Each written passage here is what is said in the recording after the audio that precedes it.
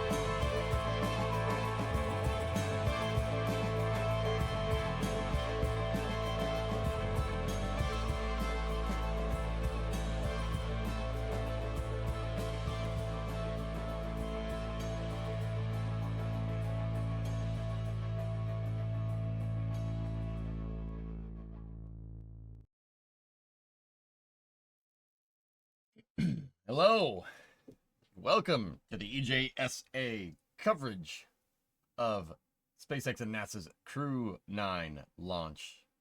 The first Falcon 9 crew mission to fly out of Complex 40 at Cape Canaveral Space Force Station. Hello everyone, I am Eric Johnson, your host. I'm just kidding. What's up? I'm just kidding. What's going on? What's going on? It's not professional. Nah, I don't do that. NASA is live. Oh.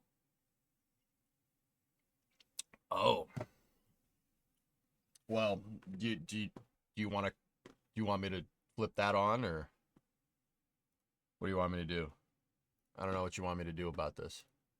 You know that EJ's live too, right, Koala fan? What about EJ, huh? Nowadays, everybody want to talk like they got something to say, but nothing comes out when they move the lips. Just a bunch of gibberish. Y'all chatters act like you forgot about Edge. Edge has got the winning plan, remember that, okay?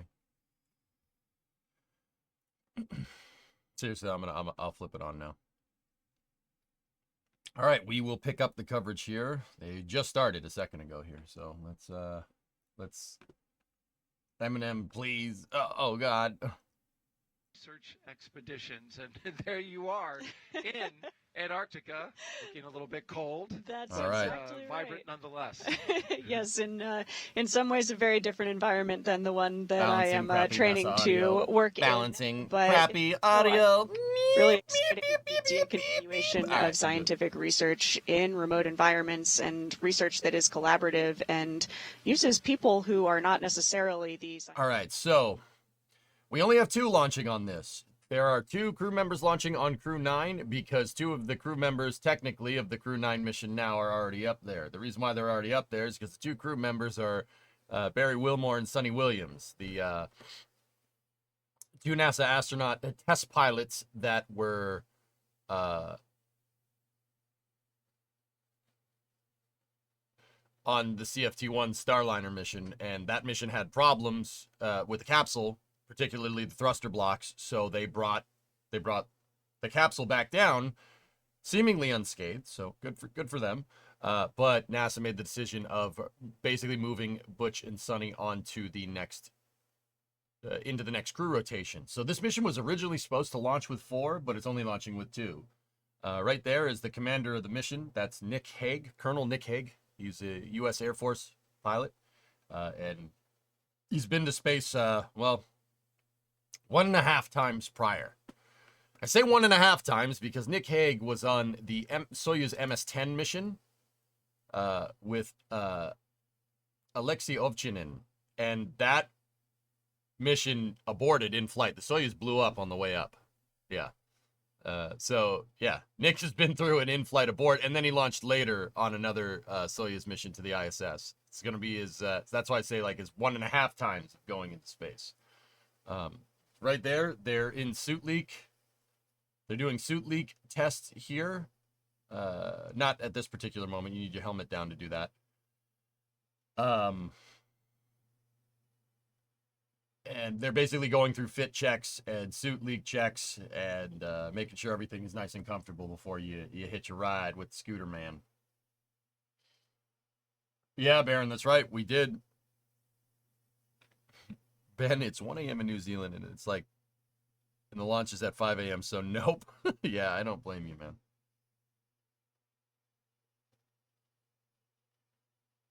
All right, so assisted here to the right is Alexander Gorbanov. Gorbanov is a Roscosmos cosmonaut. It's going to be his first time launching into space, and he's part of the crew exchange program that makes sure that there's always a Russian-speaking person and an American or English-speaking person up at the space station at all times to communicate with their respective mission controls in their native tongue. You don't, you know, a lot of people ask me nowadays, why are we flying Russians into space? Well, guys, Americans and Russians have been flying on Soyuz since basically the late 90s. And they do that because you don't want something to go wrong with the Russian side of the station, the ROS, Russian Operational Segment. You don't want something going wrong there and nobody being able to speak Russian, like as their first language. So that's why we rotate crew. That's why we exchange crew. Americans fly on Soyuz. Don Pettit just flew on MS-26. He's up at the space station right now, and Alexander is flying on Dragon to make sure that you can talk to mission control, each respective mission control from the ROS and the USOS, just to make sure everything is A-okay. About that, I've been following for 5 years now. The only thing changed is you got Balder. Amazing. Thanks for that. So yeah, this is going to be Gorbanov's first flight. Discovery. First Go flight and into throttle up. space. Not a bad time flying on Dragon for your first flight. Pretty good.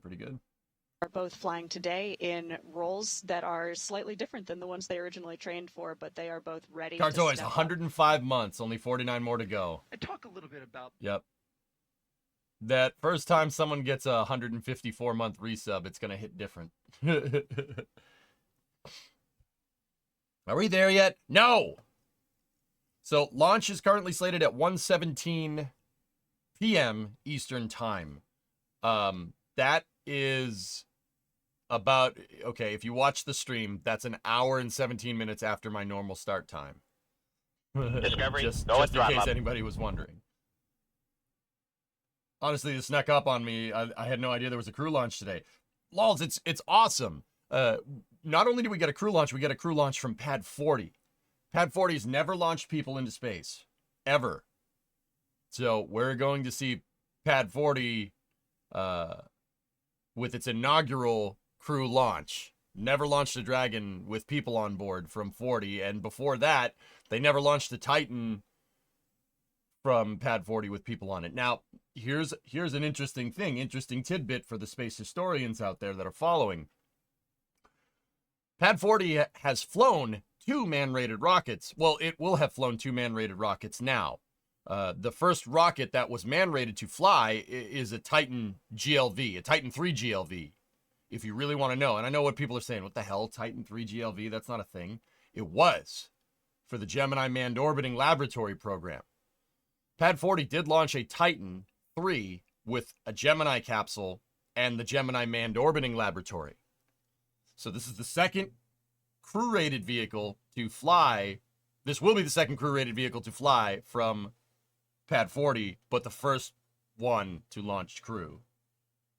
That's right. The Gemini 3 MOL never had people inside of it. They didn't get that far. They canceled it in favor of the Apollo program. The Air Force did. What do they usually eat before launching? Albert, actually, so right now where they are, Nick and Alexander have been quarantining in the Neil Armstrong Operations and Checkout Building. That's called ONC for short, down at NASA. This is at Kennedy Space Center. Note all the pad rats there. And then anybody, just on a side note, anybody that's wearing blue is a NASA astronaut. So that's Eric Bowe. That's Shannon Walker over there.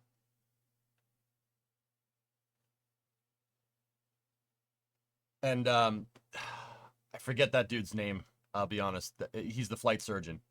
So what do they eat? They got a full 5-star kitchen in there. You eat whatever you want. Believe it or not. Yeah, full 5-star kitchen at ONC. You can eat whatever you want right before you go into space. Me, if we're waking up in the morning, steak and eggs, baby. That's what I'm about. I don't know. What would you guys eat? Steak and eggs. Give me steak and eggs, dude. Steak and eggs with a huge side of home fries. Discovery, go at throttle up. Speaking of MOL, it's ironic that the Titan 3 pad, originally built to be man-rated, is now the only pad of the 3 to now not launch people into Discovery, space. go at throttle up. Steak and eggs and apple cider. Pizza for you, Sesh. Good call. Good call. You can eat pizza anytime, right? Isn't it a tradition to have steak and eggs? That's right, Sintesi. Yeah, old school. Right there in the beige jacket, he was supporting the Soyuz launch just a few weeks ago, but made it back in time to be with the crew. All right. It's really amazing to have his support as the head of the Flight Operations Directorate.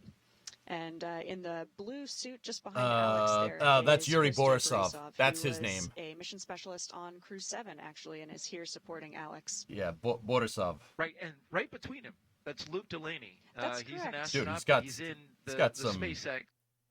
Borisov has some sweet flat top action going. I kind of appreciate that. I'm not going to lie. The class just younger than the Turtles, and so it's been great to see him taking over this role. He is the astronaut support person, or ASP, so he will actually be riding in the Teslas with Nick and Alex and helping them get to the pad and get to their capsule safely. So I said a little bit earlier, and actually the NASA PAO actually clarified this, interestingly enough. If they're watching the stream, hi, love your work.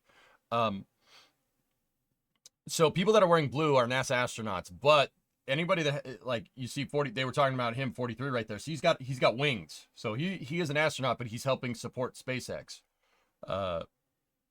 Like, he's on the pad rat team. He's on the ground closeout team. Anybody that has that patch right there is an astronaut, but usually NASA astronauts are wearing dress blues. They're blue flight suits, not necessarily dress blues, but you get the idea. The large majority of our time is spent training for the International Space Station as opposed to our launch vehicle. See, Bob, you noticed the different insignias. There are different versions of NASA astronaut wings. So, for instance, 43 right there he has an anchor, right? He has basically the Marine Corps logos on it because the Marines. There's a Navy one, there's an Air Force one, there's a civilian one, which is pretty cool. Weren't immediately available to help them out of the capsule. So something that we practice for, but hope to never use. Right. But of course, as we know, it's always good to practice Astro for levels, unexpected situations. And the red stuff, those are the life-preserving items. That's right. How's the weather down there? A raft. And there's a some life flotation. raft on board. Last time I checked, it was 55% go. Now you see And these, so- you see these folks with the patches here that have just the X. They're the ground closeout team. Now I know what people are wondering. Why has everybody got numbers on? Well, when they get out to the pad, they're all going to be wearing basically hairnets and masks because they don't want to contaminate the capsule with anything. You don't want any foreign object debris in there. So they have numbers like a football team or a football team, depending on where you are in the world. They got numbers so you can tell who's who, because it's hard to make it out when everybody's got their face and a mask on and stuff. Ask NASA. Use that. So you notice they're carrying like a briefcase around with them. That's HVAC for the suit right there. The suits are, if you notice on their right thigh, they have a little tube going in. See it right there on Nick? They have a little tube right there. And this is basically an HVAC system that's keeping them nice and cool because it gets hot in the suit when you're not in space, to say the least. Now, there you go. That's what we like to see right there.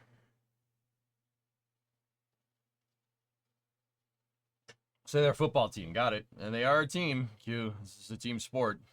Don't make any mistake. He has flown on 3 missions, performed 4 spacewalks, and flown in 3 spacecraft, Shuttle, Soyuz, and Starliner.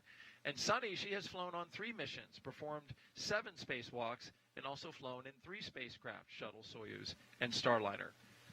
Starliner arrived to the International Space Station on its test flight. This happened back in June, and we have video of it. There it is.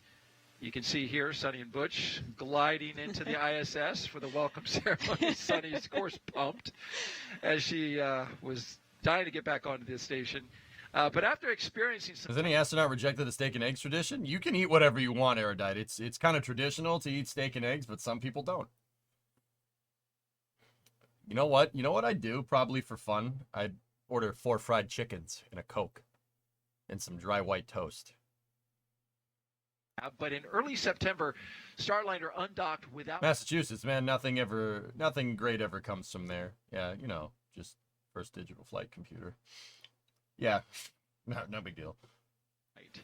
And then roughly 6 hours after it pulled away from the International Space Station, as you can see here, just after midnight on September 7th. Told you she would come down just fine. In this infrared video, you can see Starliner landing under parachutes at the White Sands It's got some kinks Space in Harbor it, but in New Mexico. Guys, once again, people are going to say, it's a piece of junk. Dude, now is the time to find these problems. You don't want to have these problems during an operational mission. You imagine how much this would have sucked during an operational mission? If this was during an ops mission, Dragon right now would be launching with nobody on board, right? You don't want that. You want to find these problems during the test flight, and credit where credit is due. They absolutely did. They'll work the kinks out, and we'll have 2 real good capsules to, over the next couple of years, 2 real good human-rated spacecraft, and hopefully 3 when Orion starts flying. It's going to be good stuff. Good stuff. Did you talk about the Dragon Emergency Super Draco landing system? I'll save that for a little bit later, but might be a dumb question, but didn't a hurricane just go over the pad a few days ago? It didn't go over it, Balxy. It kind of went around it. To be honest with you, the hurricane really didn't hit that part of Florida. They were in the bands, no doubt. So, like, a hurricane kind of looks like a galaxy, right? There are bands of it, right? And obviously the bands that are closer to the eye of the storm are way worse because, you know, it's spinning around in a circle and you're closer to the center. It's going to spin a lot faster, right? Hurricane Helene, and honestly, I was looking at some of the pictures this morning. It's not good. I really hope everybody down there is all right. That hurricane came up here. It kind of went around the Space Center and went this way. It hit what's called the panhandle of Florida. So right around Panama City, Tallahassee, like right in here. It's not good. It's not great.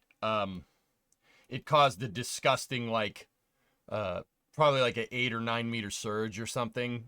I don't know if that's exactly right. It was like 30 foot surges, which basically just, it's like a tidal wave.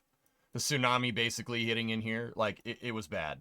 But it went around the Space Center, so they should be okay. I mean, my thoughts are with everybody down there. That, Ernock and I drove through that, guys. You saw it. You saw that part of the country. If you watched EJ and Ernock's Excellent Adventure, we drove right through here. Yeah, it just kind of sucks to see it like that. Yeah, actually, that's right. It didn't come this way. It kind of went over here and then up, like that way. That's right. That it didn't. Yeah, you get the idea. Yeah, and then like the thing went this way, and it's just all the rain from that. It's gigantic, dude. Like, so. Here, you want to see how big this thing is? When the hurricane was coming down here, one of the bands went all the way up the East Coast, and I got rain. We got rained on up here. The ground is like it smells like a swamp outside, to be honest with you, and that's all the way up here. I don't live close to Florida. Like, just anybody that's wondering, I don't live close to Florida, and we still got one of the bands up here. So it was a pretty gnarly storm. Yeah, Mutter. We didn't get 4 inches in Tennessee. You got 4 inches in Tennessee. We didn't get that. We got, I don't know, 2 inches, but still, that's a lot. That's a lot, dude. It is soggy outside. My backyard's just when you walk through it. Yes, that noise. So yeah, we got hit pretty hard. That was a pretty bad storm. Yeah. Yeah. Thoughts are with the people out there. But anyway, here we go. Play some games. Deal some cards for good luck. Oh, you did? That's right. Oh, yeah. Tell me about that. It's well, you know, I guess my last name is Cardman, and so it's, trying to live up to the name. The woman that's commentating with NASA PAO Darrow Nails, Zena Cardman, she was supposed to be on this mission, which kind of sucks. Shannon Walker right there. I think Shannon was on Crew 2, I think. Or Crew 1 or Crew 2. She's flown on Dragon before. Shannon's cool. She is going to be dealing the cards right now. What they do is they play games. They play games here to get all the bad luck. It's kind of a tradition. Get all the bad luck out of the commander's system here, and they do that by dealing cards, which is pretty rad. This is a pretty cool tradition. Ouija, Josh, and it was Crew then 1. I made Thank you. Nicole King, the queen. Yeah, that's right. So their initials kind of lined up nicely with the face cards. So do you happen to know? It looks like they're getting ready to start the game. Do you know what game they're going to play? I don't no know way, don't you? exactly the rules of today's game. Well, Only Shannon Walker knows does. right now, Yeah. and perhaps, hopefully, Nick and Alex as they're about to start playing. She's been laying out the rules. Yeah, it's fun to Did see they get them something? Get to get a laughing with royal each flush? other. I don't know. Must have been pretty funny. Yeah, this is something to me that just is really the human side of spaceflight. Absolutely. And it's fun to get this insight. This isn't something that we saw in the past, although it was happening, all the way back to the shuttle missions. Imagine if they did the propulsive Now, landing. I don't think they would, but I think the propulsive landing, guys, is there as a contingency. The Crew-9 press conference, which I didn't get to watch. I usually watch all the press conferences with you guys, but I was doing the flame trench last night for NASA spaceflight. I didn't get to watch it, but yeah, so 2 things. Steve Stitch, the guy that runs the commercial crew program for NASA, he's a famous shuttle engineer, like one of the foremost experts on like crew space flight in the country by a long shot. he was there, and Steve basically said that the Dragon is enabled for propulsive landings. It could do it. SpaceX, and then Bill Gerstenmaier, who's the VP of flight reliability for SpaceX, basically he's in charge of like reusability. So first of all, he won. Not good. So first of all, Bill Gerstenmaier ran the shuttle program for like 30 years, give or take. Like ran the thing. He's probably a good guy he's probably a guy that you want to talk to about flight reliability, right? He basically said that not only can they do propulsive landing. Now, Bill works for SpaceX now. He worked for NASA before. Steve still works for NASA, right? Not only did Gerst say that Dragon can do a propulsive landing as an abort contingency if the parachutes fail, but it has flown. Okay, come here. Come listen to this. Hang on. If you're like making a coffee or something, I get it. Listen to this. Dragon has flown in this flight configuration before on a private mission. Meaning SpaceX, we talked about this on the Flame Trench last night. Oh man, I really hope they'd test it. They already tested the configuration. Yeah, SpaceX already did it on a private mission. If I had to guess, it was Polaris Dawn. That's just a guess. It's just a guess. I don't know. They've already flown Dragon with the abort motors. Discovery, go at throttle. Live. Up there are the doors. Nobody's coming out just yet. They've flown with the abort motors live on a commercial mission prior. Not on a NASA mission, though. But they will fly it on NASA missions from now on. Now, keep in mind, Dragon is not going to do a crazy propulsive landing. I don't think it is. I could be wrong. I kind of hope I'm wrong. I kind of want to see the thing land. That would be super cool. I don't think they're going to do it, but, who knows? Seems pretty ballsy.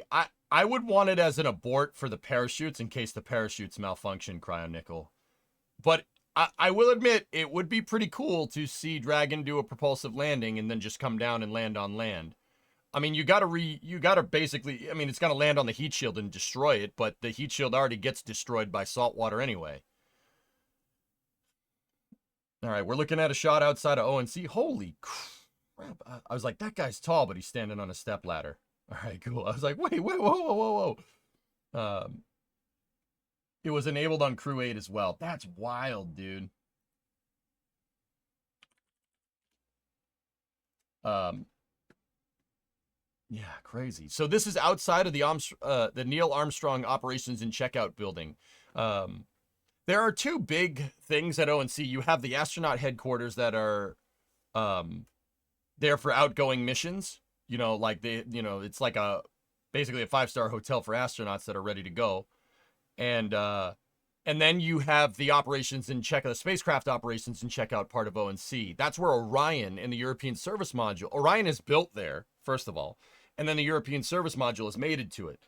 But we're not getting into that today. This is just the astronaut part. We're flying on Dragon today. Ready for it. SpaceX has their Teslas. Because why wouldn't, obviously, it's just the obvious answer. These Model X's are sweet, dude. I'm not the biggest Tesla guy around. But blacked out Model X's look pretty cool. But and you guys know me. I'm not the biggest fan of an egg with wheels. But if astronauts fly in it, then it's good, Is that an MRAP or a Bearcat on the left? I think it's a Bearcat tiny tank. That is the Kennedy Space Center SWAT team. And I know what people are going to ask. Why the heck does KSC have a SWAT team? Well, in the words of the immortal Burt Gummer, it's better to have it and not need it than need it and not have it. Also, we have astronauts. Rajachari is right there. He commanded a prior Dragon mission before. And I didn't get to see who the other astronaut was out there. I also saw NASA Deputy Administrator, number 2 at NASA, Pam Melroy, ex-shuttle pilot, and shuttle commander. See this? This is art. Observe. Anyway. It's to keep Florida Man out. You know what the funny thing is, 415? I've been down to the Cape many times. I've talked to not just like the NASA people that work there, but I talked to all the other people that work there, like the techs and Camera Swing, Rajachari, Bill Nelson, and Pam Melroy right there. Good job, director. Snoopy. It's the coolest thing, dude, because down there you get Florida Man, but super pro space Florida Man. It's awesome. It's pretty funny. Like Florida Man's like, yeah, we don't go near the Space Center. They're gonna shoot you. Don't go near there. What are you, crazy? Are you crazy? Don't go there. All the good old boys down there are all spaceflight nutcases, which is pretty cool. It's a pretty good time, man. They're all like, hell yeah, we gotta send people to Mars. We gotta send people to Mars. We gotta send people back to the moon. We send people everywhere. I'm like, I like you. You're all right, you know. Hey, Panta. They're all spaceflight nutcases. It's the best because everybody down there in Titusville and Port St. John and Cocoa Beach, they all work for the space program. They're all spaceflight nutcases, which is the best, dude. Hey, Lowe's, what's going on? But they also like race cars too, so yeah, they're all like, hell yeah, I'm gonna go to drag strip after I finish working on the spaceship. I'm gonna get in my Mustang or Camaro, and we're gonna go to the drag strip and we're gonna run nines. I'm like, I like you. You're all right. You all right. Dude, in my travels down there, I got introduced to a guy that built dragsters, like pro stock dragsters at his house. I'm not going to say who or where, but the guy was building pro stock dragsters, and you know what his day job was? Building launch pads. Not a joke. I'm like, so you go to work, you build launch pads for rockets, and then when you're done, you go home and you build race cars and race them. The guy's like, yep. I'm like, we're friends now. He's like, no, we're not. I'm like, all right, cool. Stay classy. Way. Oh my goodness. Oh yeah, it's pretty rad, dude. The guy had a full tube chassis fabrication shop in his backyard. I'm like, anyway, Nick and Alexander are walking out here. They're making their way to the elevator to get the show on the road towards the launch pad. Well, on their journey. Oh yeah, Cryo, it's fantastic. Yeah, Miller, it's a dream job, dude. I'm like, you're awesome. And they seem to like me for whatever reason, so I'm like, all right, sweet. Cool. Here we go. In the elevator. Give the thumbs. Come on. Yeah! All right. As you step into those elevators. A very nice touch and a thumbs up as the elevator doors close. Now they're headed down to the first floor.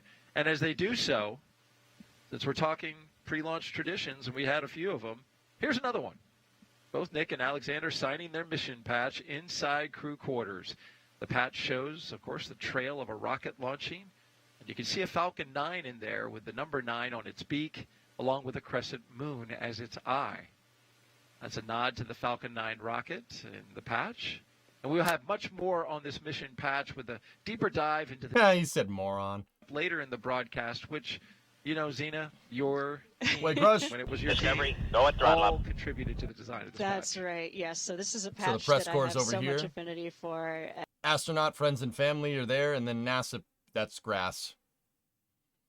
NASA people are down at the bottom. That was grass, though. I don't know if you guys knew that.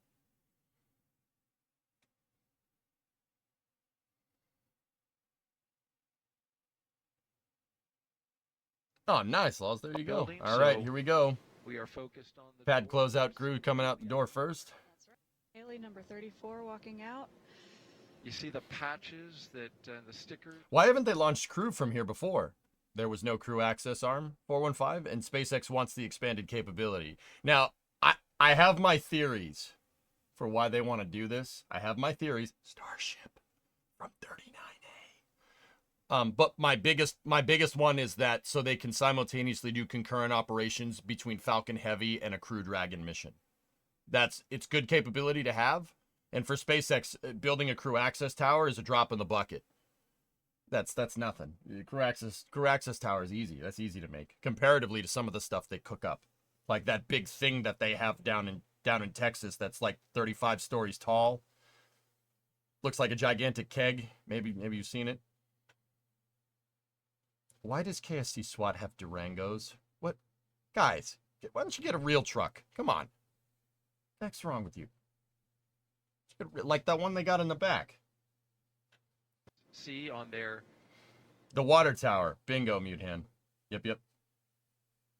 Is that Tesla in the front has a Starlink on its back? I don't know. I'll take a look. If they're Durango, if they're like an SRT Durango, then I'm kind of about that life, Bob. I'm not going to lie to you. If it's like if it's the one with the Hemi in it, is that thing got a Hemi? Then I'm good with it. But yeah, see, NASA officials down here, friends and family are there, the press corps over there. I believe Max from NSF is down there. I think he did a lot. He live streamed from there. He's live streaming from there, which is actually super cool. NSF, nothing is beyond our reach. They're probably free. Why no Explorer? I think I saw an Explorer police car, but here we go. And I believe This is the tradition, guys. Walk out the doors, down into your ride to get to your ride. Guys, so there is only stickers. They only started putting stickers on here. There we go. Nick and Alexander walking out down the ramp.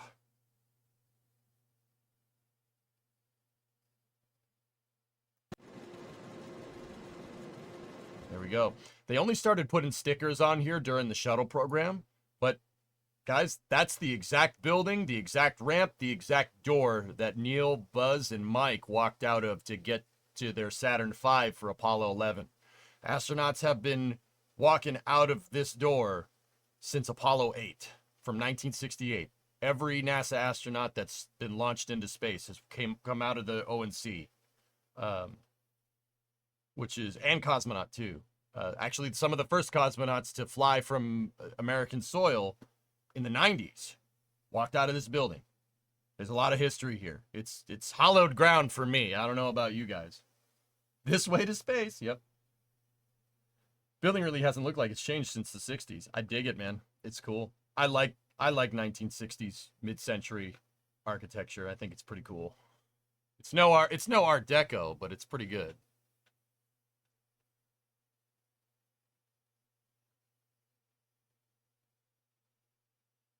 So Borisov is there. Rajachari is there. Not only all of the normal training for a mission like this, but additionally working really hard to Pretty sure there make absolutely that is a final Starlink transition antenna into there. these roles that they weren't originally planned for. I know that they're ready. Guy looks like Odd and, Job. Gosh, it's amazing. Sorry. I know. Sorry. Is Is he not? Really? Who throws a shoe?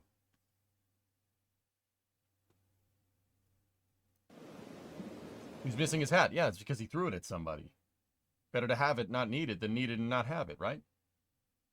You were merely adopted into the space flight. I was born into it, molded by it. Gorbanov is talking to hopefully Borisov have there.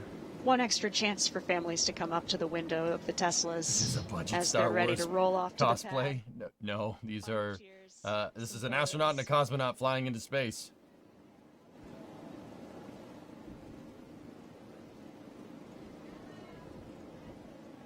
and now they are getting into the Tesla. Tesla. As Zena said, the doors will close, the windows will open, and they'll have a few more moments with their That's family right. and loved ones. You can see them hooking back up to that cooling umbilical connected to their little personal briefcases. Get them some air on their way to the launch pad. Switching from the handheld to the Doors in-car would open up like this. system, right? Or The like handheld this, system not like is this. actually in the back behind. Actually, they use Model X's because of those doors, Bree, which is actually super cool. It's easier to get into that with a spacesuit. That's why in the past the astronauts have basically drove out to their ride in basically a milk van or an RV or something. Because yeah, you don't have a lot of mobility with the spacesuits. Now, SpaceX suits are pretty good. They're pretty. They have pretty good dexterity for a spacesuit. But Yeah, it's enough to fit in a car. You couldn't do that with a shuttle flight suit. That would not be preferable. The suits are bulky. Now, why do they wear suits? Well, they wear, just in case anybody's wondering, they wear suits because, I don't know if you guys have ever flown on an airliner or something. Like, you know, they talk about the oxygen mask deploying and in case of cabin depressurization. Well, they wear suits for that exact reason. But in space, if the cabin depressurizes, you're going to lose air real fast. It's probably a good idea to wear a spacesuit. So you notice the spacesuit has the HVAC umbilical on their right thigh, the right-hand thigh, for, you know, to provide life support. Like, these spacesuits are not something that you'd go outside with, unless you're Jared Isaacman or Sarah Gillis. Sorry. These suits are not something you go outside. They're basically there in case you have like a hull leak on the way up. It's just better to have it not needed than needed and not have it. That's the theme for the day. There's Bill Nelson right there, the guy in the blue shirt. That is the #1 at NASA. He's the guy that loves pudding. It's an awesome sign. I want that. All right, here we go. We're rolling out. That goes into something like this. And they are off on their way to Space Launch Complex 40 at Cape Canaveral Space Force Station. You can see the crew driving away from the Neil A. Armstrong Operations and Checkout Building, and this will begin a roughly 20-minute drive with a full security escort across NASA's Kennedy Space Center, Thanks, Bob. including the vehicle assembly. Just remember, the proof is in the pudding. Follow up on a note that you said. You've seen this from so many sides that by the time you get to space... These are not the EVA suits, Sig. The EVA suits do look like the flight suits, but they're different. NASA's still using the kind of Mark I design right now. Sure. But... All right. Well, while we've got the astronaut and cosmonaut in their vehicles headed yeah, to there's the definitely pad, let's Starlinks hear on the from back of them those. now, and let's start with Commander Nick Hague, who spent 5 months in Iraq in 2004 in support of Operation Iraqi Freedom. Let's listen more from the test pilot from Kansas.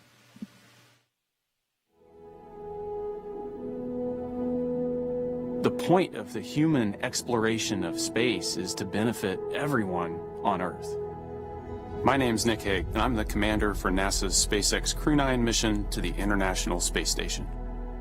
Space is really hard.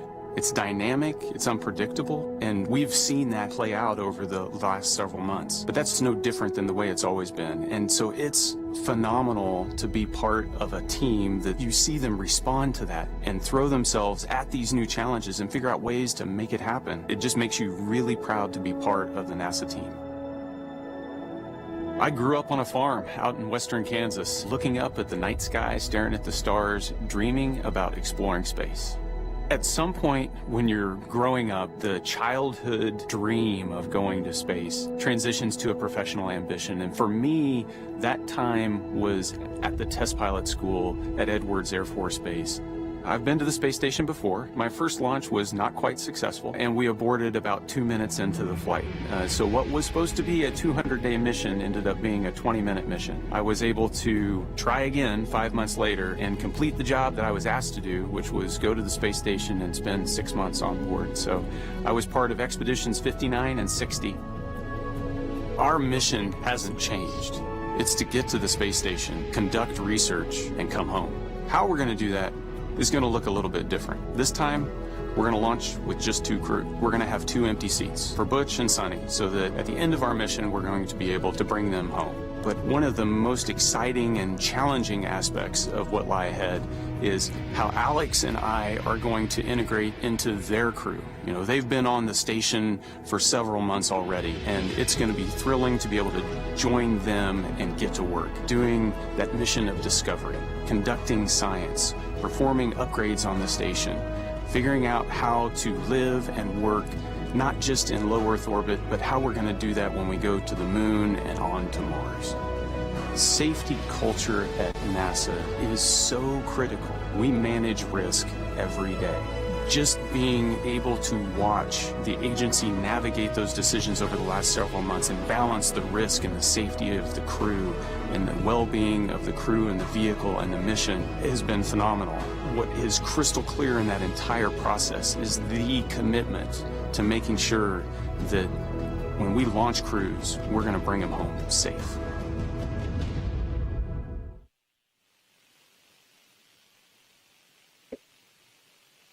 Right now, the astronaut and cosmonauts, so Nick and Alex can listen to, you listen to music. You have the stereo on here. You're blasting tunes while you go to the pad. I like the part. Also, I like Nick. Be like Nick. Nick is cool. And translating that to a professional ambition, and here he goes. We also want to invite you. What's the heavy backup at the rear of the Jump convoy? in. Insurance. Conversation we're having right here on air.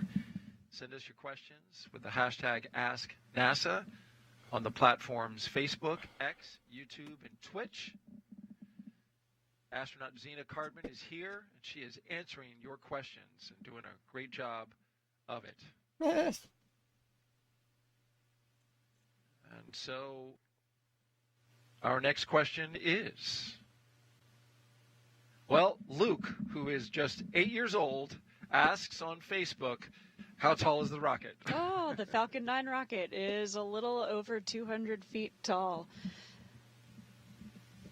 So that's roughly 20 stories. If you think of a 20-story building, a hotel or a condominium. Right. That's right. I mean, it is a really tall rocket.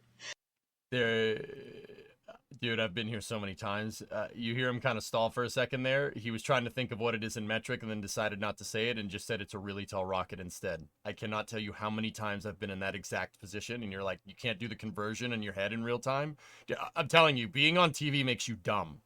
Okay? Being on TV, being like streaming, you have like a debuff because you got so much stuff going on up here. Like, I'm on camera, you're listening to the producer talk in your ear, etc. Like there's a lot going on, and if you try to do math, you're gonna screw it up. Like, I've been in that position so many freaking times, dude. That's why I always, when I'm estimating, I always make sure to tell you, like, I think that's about this much. I don't know. You tell me, and then it's the internet, so someone's gonna tell you.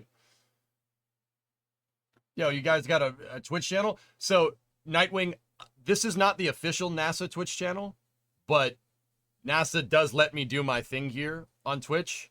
I've got about as close as you want to call to an endorsement from them. But NASA can't endorse stuff, obviously. But yeah, now there's an official NASA Twitch channel too that is restreaming this without my crappy commentary. So if you want to go over there, go check them out too. I know the people that run that channel. Discovery, go and throttle up. Not able to launch nearby. I'm a follow anyways. What I do here, Nightwing, is I teach people about space and science. I play nerd video games and teach people about engineering, science, stuff like that. So once upon a time, played a lot of KSP. Got about like 15,000 hours in Kerbal. Right now we're playing through Satisfactory and building out a really big factory. But yeah, I like to show people different facets of engineering that, hopefully someone sees it's like, oh man, I want to make that into my career.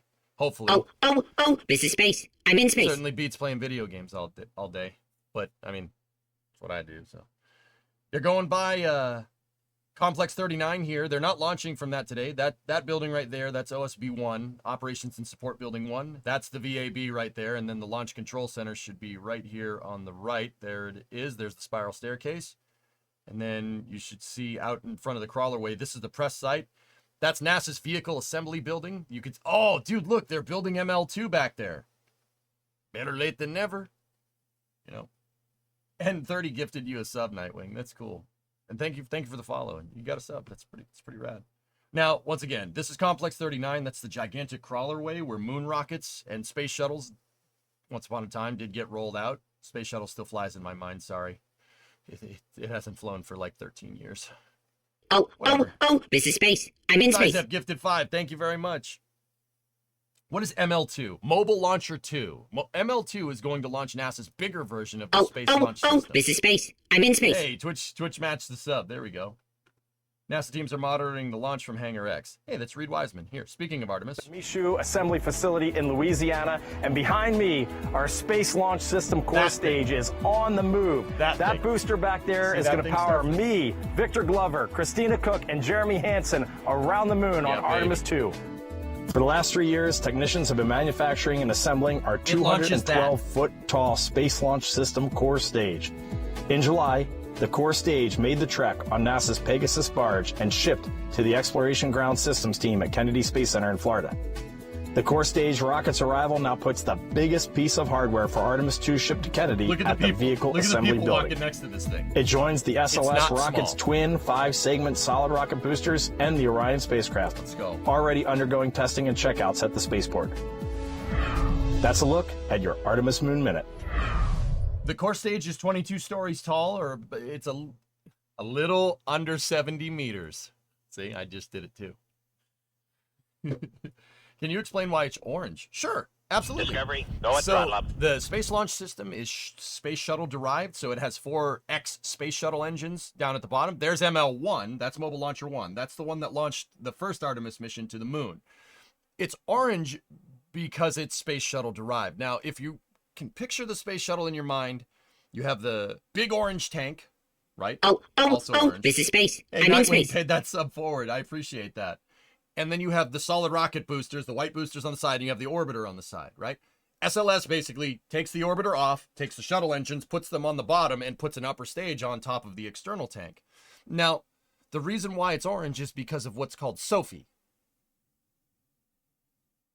No, it's not a person. It's spray-on foam insulation because NASA likes to acronymize. That's your word of the day. It's not a word.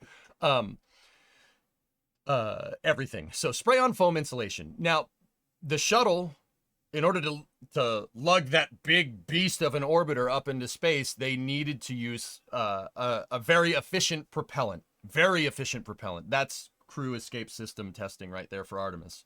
They needed to use a very, very efficient propellant, so they chose hydrogen. So hydrogen, they were using hydrogen as their fuel and liquid oxygen. So for all intents and purposes, I will call that hydrolox from now on. That's what that means.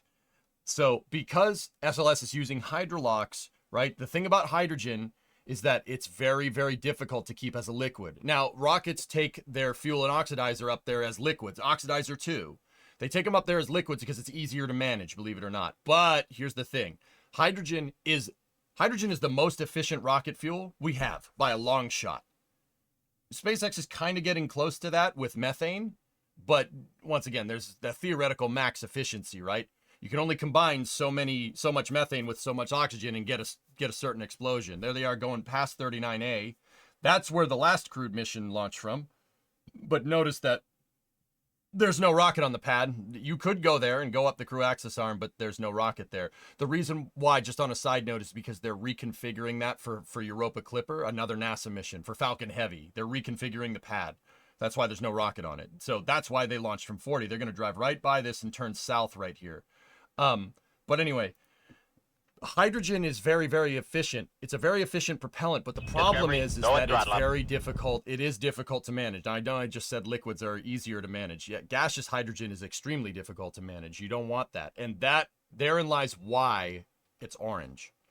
That spray-on foam insulation is designed to keep the hydrogen at like a certain temperature range, because hydrogen. So okay, think about water for a second here.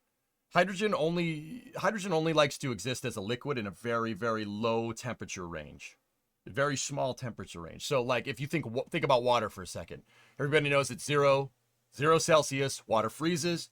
At 100 Celsius, water boils. You have about 100-degree temperature delta there, where water exists as a liquid. Hydrogen's temperature changes for the window for hydrogen to exist as a liquid is maybe 2 to 3 degrees Celsius at minus 293 Celsius.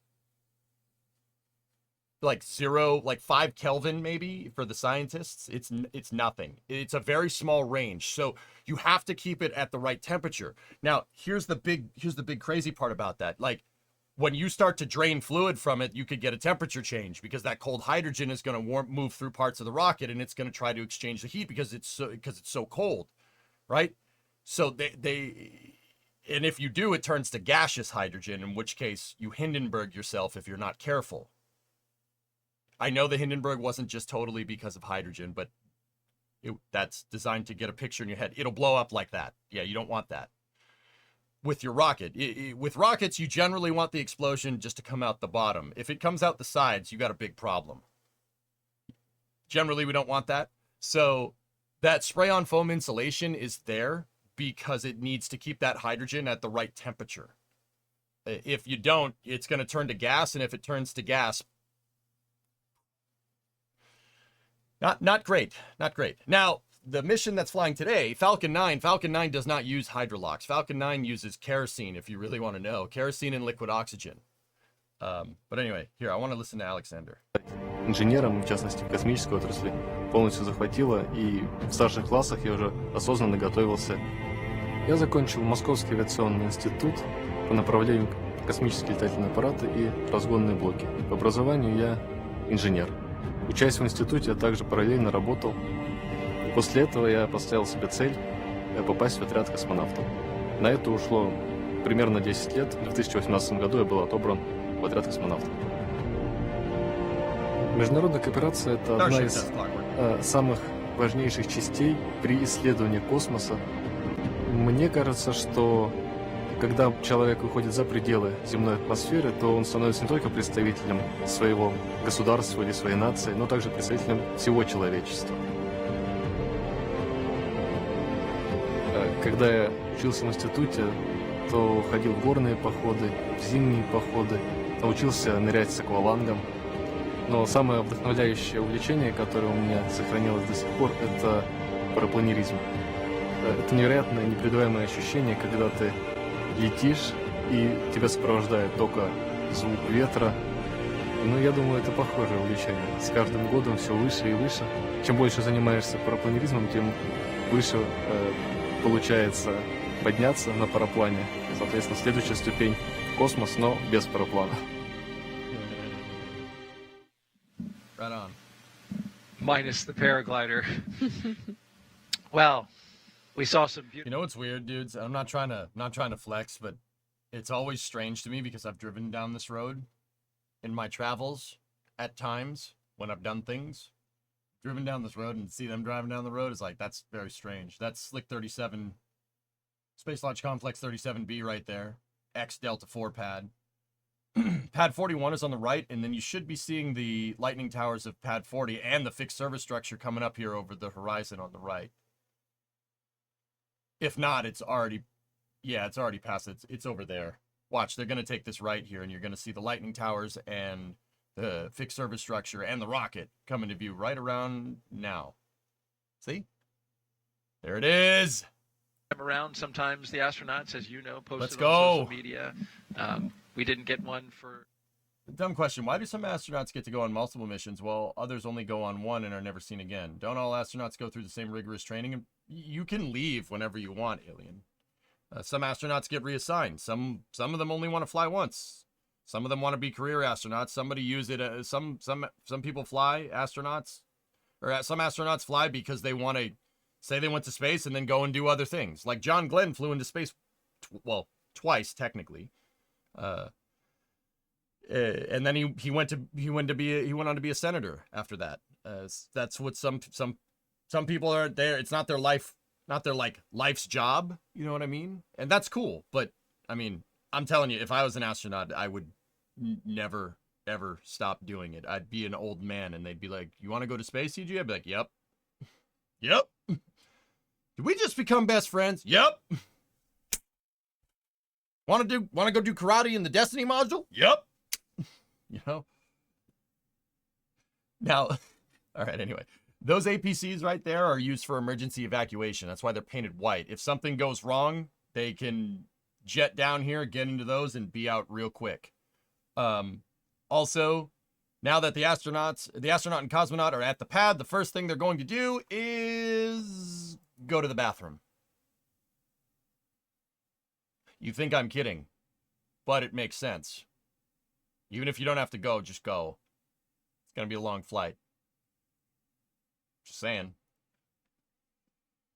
Now, with that being said, Dragon does have a toilet on board. Everybody asks this question. There is a head on board, and there's also a toilet on the ISS. How does that work? Vacuum cleaner. Very, very small. That's the idea. Yeah. How else are you going to do that? What are you looking at me for?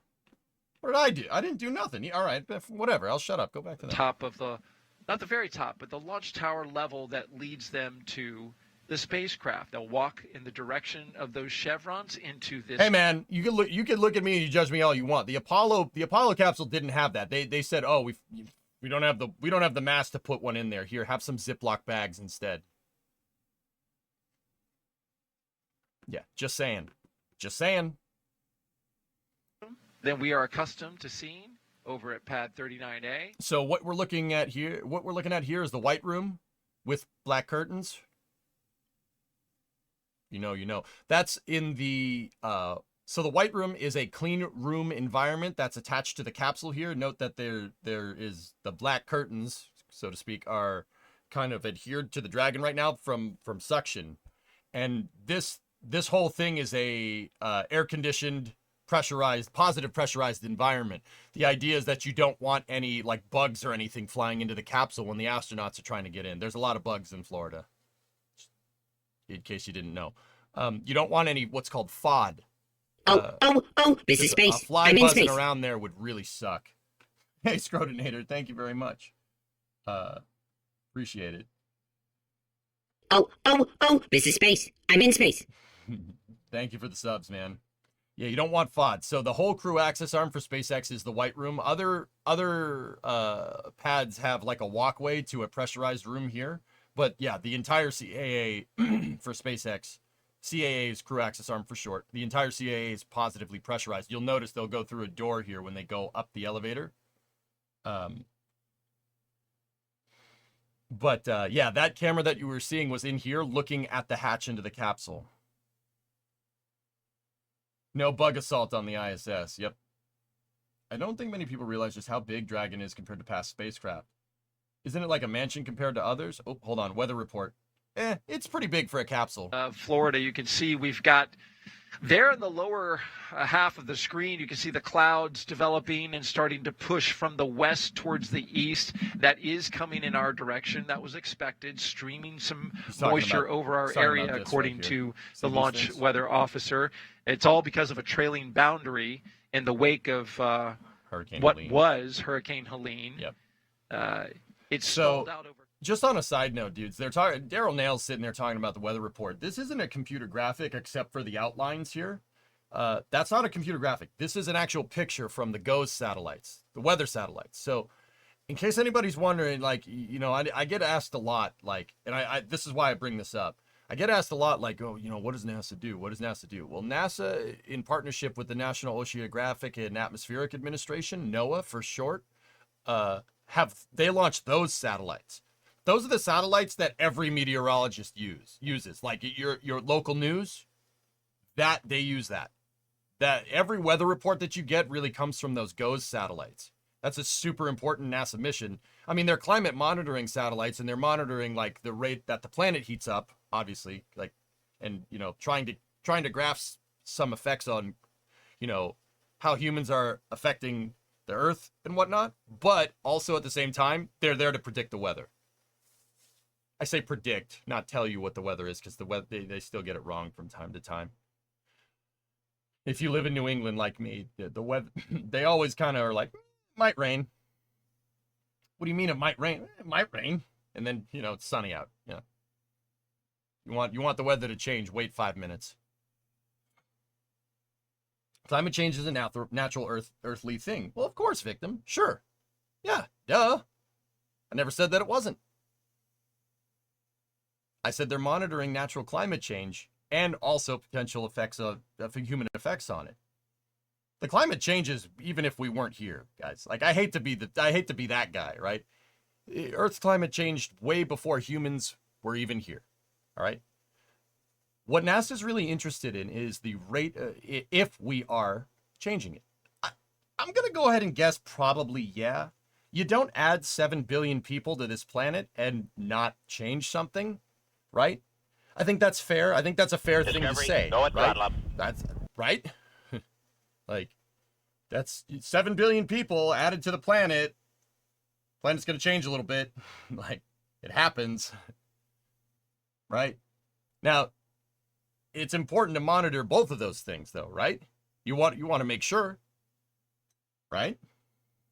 Also, I want my local weather report, even if it is mostly wrong. I don't know about you, dude.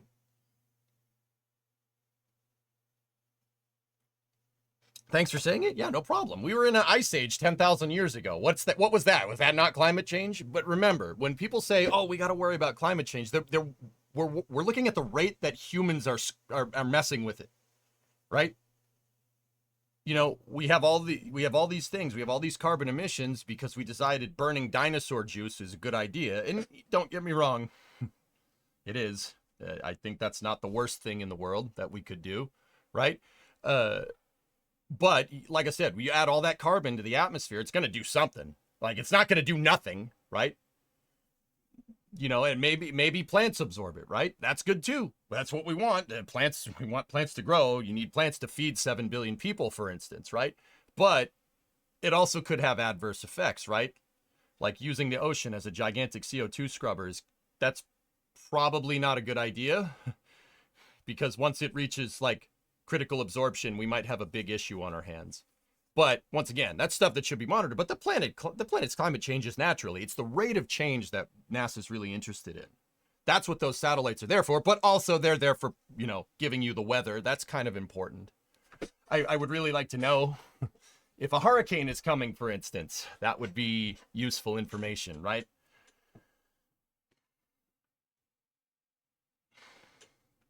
All right. Nick and Alex went to the head here, and now what they're going to do is going to do the lean back, look at the rocket here. You can see them doing the quintessential SpaceX flight suit lean back. Yeah, baby. The suit is designed to be most comfortable when you're in the seated position, so that... Is this the first crew launch from Pad 40? Yep, absolutely. First crew launch from 40, guys. I keep hearing about chemtrails and spraying stuff on planes. Have you heard anything about that? People spray stuff from planes all the time. It's called crop dusting. Farmers use that to fertilize farms. Now, up there, I don't know, dude. I don't know nothing about that. I know the stuff that flies into space, all right? Like, I don't know, maybe. But most likely it's just contrails. What happens is up there at like 30,000 feet, it's really freaking cold. Why is it cold? The pressure drops. So, per the ideal gas law, this is not some crazy super scientific theory. You know, if you've ever fired a paintball gun, right? Like, you notice that the tank gets really cold. When you depressurize gas, temperature goes down. Pressure, PV equals nRT. It's something that you can see in everyday life, right? You know, if gas pressurizes, it gets hot. When it depressurizes, it gets cold. Pretty straightforward stuff. The pressure is lower up there, so it's colder. You have a very hot jet engine that's keeping the plane flying, right? That's shooting out exhaust at like 500 degrees Fahrenheit. That 500 degree Fahrenheit gas is instantly depressurizing into an extremely cold environment, right? So you get a temperature drop. You get that condensation because of that. It's not rocket science, man. Right? Also, you crop dust the office, you pieces. I'm trying to be professional over here. What the hell? You guys talk about farting. But then again, I was talking about the toilets, so whatever. It takes one to know one, I guess. If only people could understand it. It's not like, dude, it's not rocket science. Like, this isn't something like crazy scientific theory, guys. It's like, if you've ever fired a CO2 airsoft gun or a paintball gun or ever used compressed air on your keyboard, the can gets really freaking cold. It's the same thing. It's condensing. It's the same thing. I'm sorry. It's condensing. Why does that can condense? It condenses because, well, the gas inside is getting extremely cold because it's depressurizing. And it's getting cold enough to actually take the humidity in the atmosphere and actually condense it. That's why when you take a cold snack out of the fridge, water goes all over it. That's why. It's cold. It's pulling the vapor out of the air. Simultaneously, when they go to fuel the rocket up in about 2 hours, you'll see the same thing on Falcon 9. It's going to sweat because it's cold.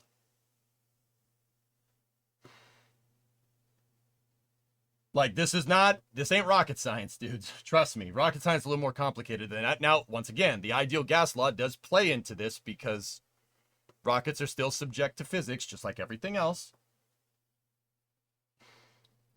Here we go. Alex is going to sign the White Room wall here. This is a tradition that was started with DM2, Demo Mission 2 at 39A, but this is a new pad. You got to christen it. And these will be the first signatures on the wall, unlike 39A, Yeah, which is here actually we go. full They of get to be signatures. the first. Hey, I just said that. Choose a good spot, Alex. Yeah. No pressure. Oh, yeah. Good signature. Very nice. Good. Boy, yeah. He went big, too. Heck yeah, man. Dude, it must be... There's only 2 of them. They can take Wait, up Nick's twice a as much lefty? space as they would. That's right. Nick is a lefty, apparently. That's Stop true. copying me, Strangely, the Daryl. astronaut office has, I think, a higher percentage of lefties than most of the U.S. population. How about that? Wonder why Random that is. fact. I don't know. Who knows? Okay, it's official. People from Kansas can't be trusted. Told you, dude. Tunic. Never trust a guy in a tunic. You. Yeah, absolutely. Not NASA logo? Yeah, I noticed that, Brendan. At 39A, guys, there's a SpaceX logo and then there's a NASA logo. If you're flying on a NASA contracted mission for SpaceX, you sign the NASA logo. And if you're flying on a private mission for SpaceX, you sign the X logo. I noticed there's not 2 there. There's just an X logo and they signed it. No NASA logo. Interestingly enough, Brendan, that's a good call. Nah, Kansas is all right. Deb's just kidding. Absolutely. But night is fun for people who watch launches. Yes, And it yes. lights up the sky. Yep. I'm not going to sit here and pretend like SpaceX isn't trying to go for that future aesthetic with their crew access arm. They absolutely are. This looks like something out of 2001. I just want to point that out. Does that not look like something you would have seen in 2001: A Space Odyssey? SpaceX is absolutely doing that on purpose. That's absolutely doing that on purpose. Is the crew access arm longer than the one at 39A? I think it might slightly be, Jim. Yeah. Mm-hmm. So where's Hal? I don't want to know.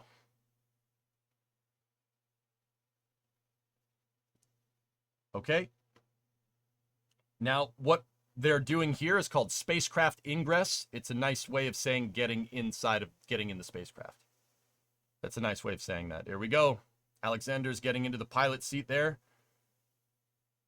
What they'll do is he'll attach his suit umbilical right there, and yep, see, and then he'll start buckling up, and make sure your tray and seat back is in the upright and locked position, and Nick's jumping in there. Now, once again, see the pad closeout crew has masks and baklavas on. Now, why would they do that? You don't want FOD getting in, foreign object debris, like hairs and stuff. It's like beyond a food grade environment here. It's like a surgical environment almost. Now that's the reason why the closeout crew has those numbers on their back, so you could see who the heck is who, because you're not going to be able to make out who's who here. Now, like I said, they're not ninjas. This is the pad closeout crew. The White Room here is basically a surgically sterile environment. You don't want like a bug flying in there. Can you imagine how much it would suck having bees in the spacecraft on the way up? That would be awful. We don't want that. We really don't want that. So the White Room has a positive pressure environment. They're pumping a lot of air in there. And everybody's basically surgically sterile there.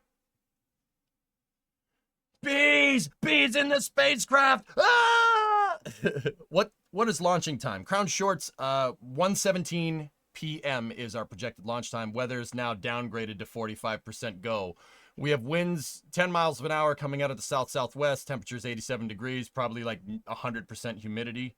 Let me just see. I just got to back it up there. So the concerns are cumulus cloud rule. Flight through precipitation and surface electric. Okay, so what do these mean? What do those things mean right there? Cumulus cloud rule means there's too many clouds in the way. Like you can have clouds at varying levels in meteorology here, and well, aerospace meteorology. You generally don't want to fly through a cloud, right? Because you don't know. Like, it's hard to. Once again, the weathermen are pretty good, especially in aerospace. Aerospace meteorology is way better than the weathermen, like, on your local TV, right? But if there's a lot of clouds in the way, sometimes you really don't want to fly through it. But it also depends on if those clouds are charged or if there's a lot of moisture in them. That's what these other two rules are about. Flight through precipitation. Don't fly through a rain cloud. If you fly through the rain cloud at like 5,000 miles an hour, your spacecraft's going to get pelted with that moisture, and it'd be like a shotgun blast to the front of the spaceship. You definitely don't want that. That would be bad. Debris strikes on spacecraft generally don't end well. Yeah, like at all, right? And then the surface electric fields rule. This is one of my favorite ones. You want to know how the surface electric fields rule came to be a thing? Surface electric field rule basically states don't put the rocket into a launch configuration or position where it basically will become a lightning rod. Don't fly through charged clouds. That's a bad idea. NASA figured out why that was a bad idea in late 1969. Everybody knows that, in July 1969, Apollo 11 went. The follow-up mission that came right after that, a couple of months later, was the Apollo 12 mission. They launched when there was a lot of lightning in charged clouds. And guess what? Lightning struck the Saturn V on the way up and almost fried its computer on the way up. Yeah, lightning hit Saturn V right after it launched, arced down the vehicle, down the plume, and into the launch pad, and created a momentary circuit that basically shorted out some of the batteries for the antennas. Yeah. Prompting the famous NASA phrase, ECOM, try SCE, to auxiliary. They basically had to switch to an auxiliary power source because they fried the batteries. Yep. Apollo 11 almost, blew up on the, or Apollo 12 almost blew up on the way up. Not 11. 11 was fine. 12 almost exploded. If you listen to the communications loop, it's really funny because that's about as close as you're going to hear to an astronaut going, "Oh my God, we're going to die." It's pretty funny. They fixed it, right? This is like mid-ascent. They fixed the thing, right? And then the astronauts on the way up were just laughing. They were just like, "We almost just got killed. Oh, we got to do that whole moon thing now. Oh, great." It's an awesome story. Read about it. But that's why the surface electric field rule exists. Don't get the rocket struck by lightning. Don't put it into a position where it's going to become a lightning rod. That's a very, very important rule. Yeah, Apollo 12 was nuts. The thing almost blew up because they fried the computer. The batteries for the computer, if you really want to be technical. But yeah, also, the computer needs the battery to fly. Spacecraft have batteries. That's important. But planes get hit and they don't care. Why is that?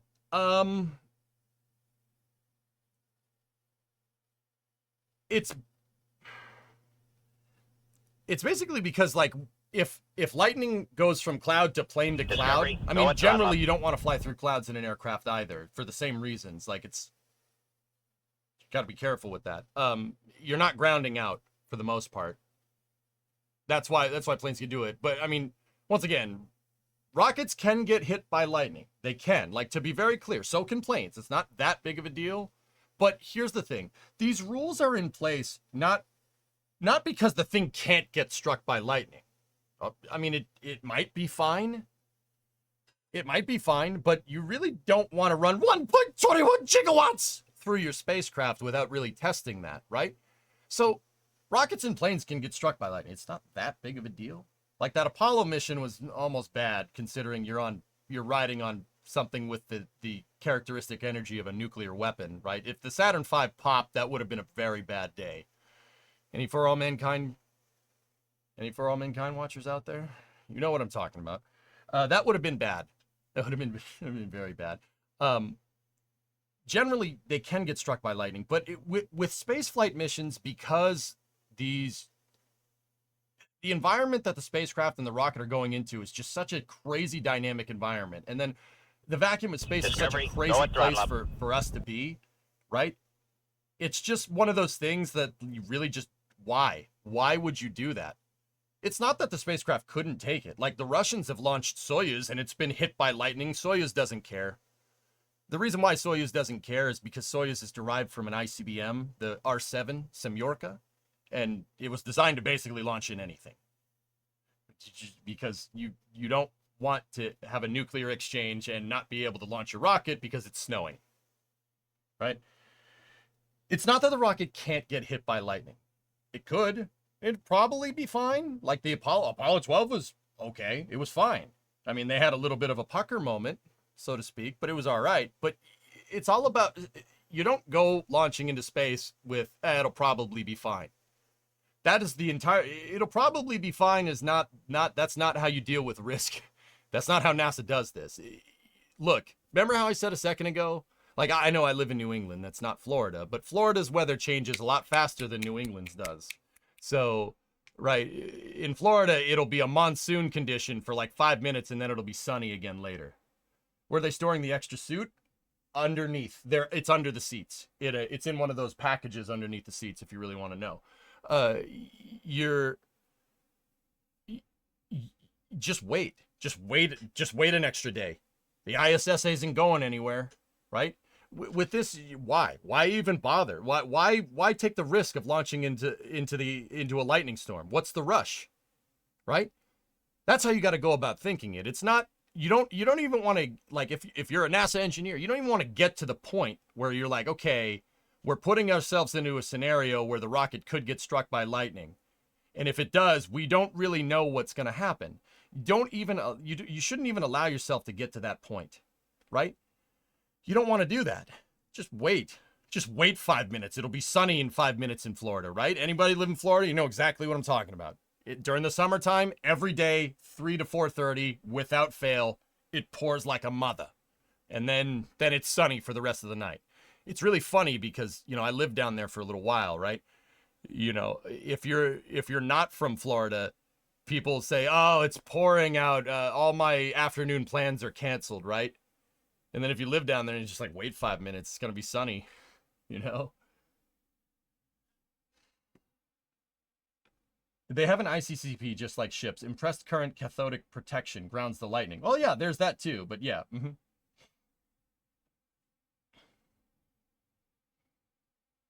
Oh, geez, Martin.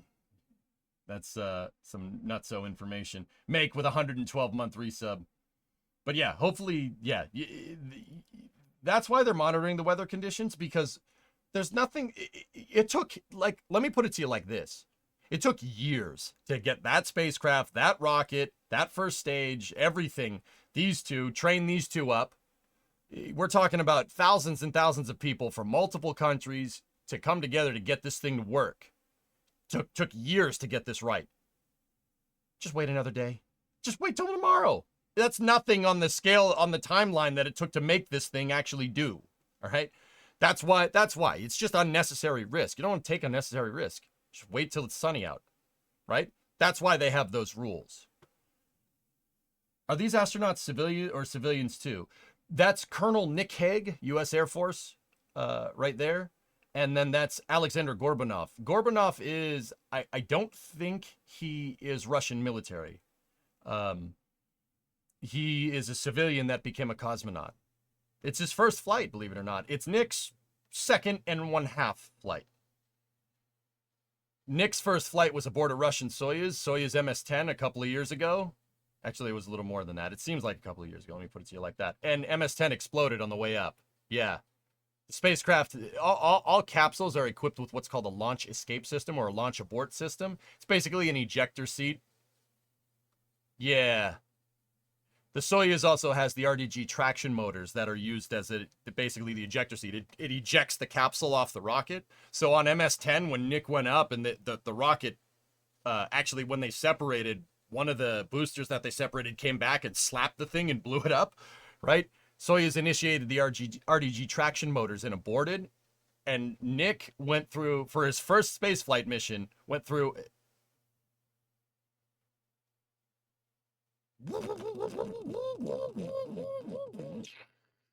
Anyway, Nick went through a 9G ballistic abort.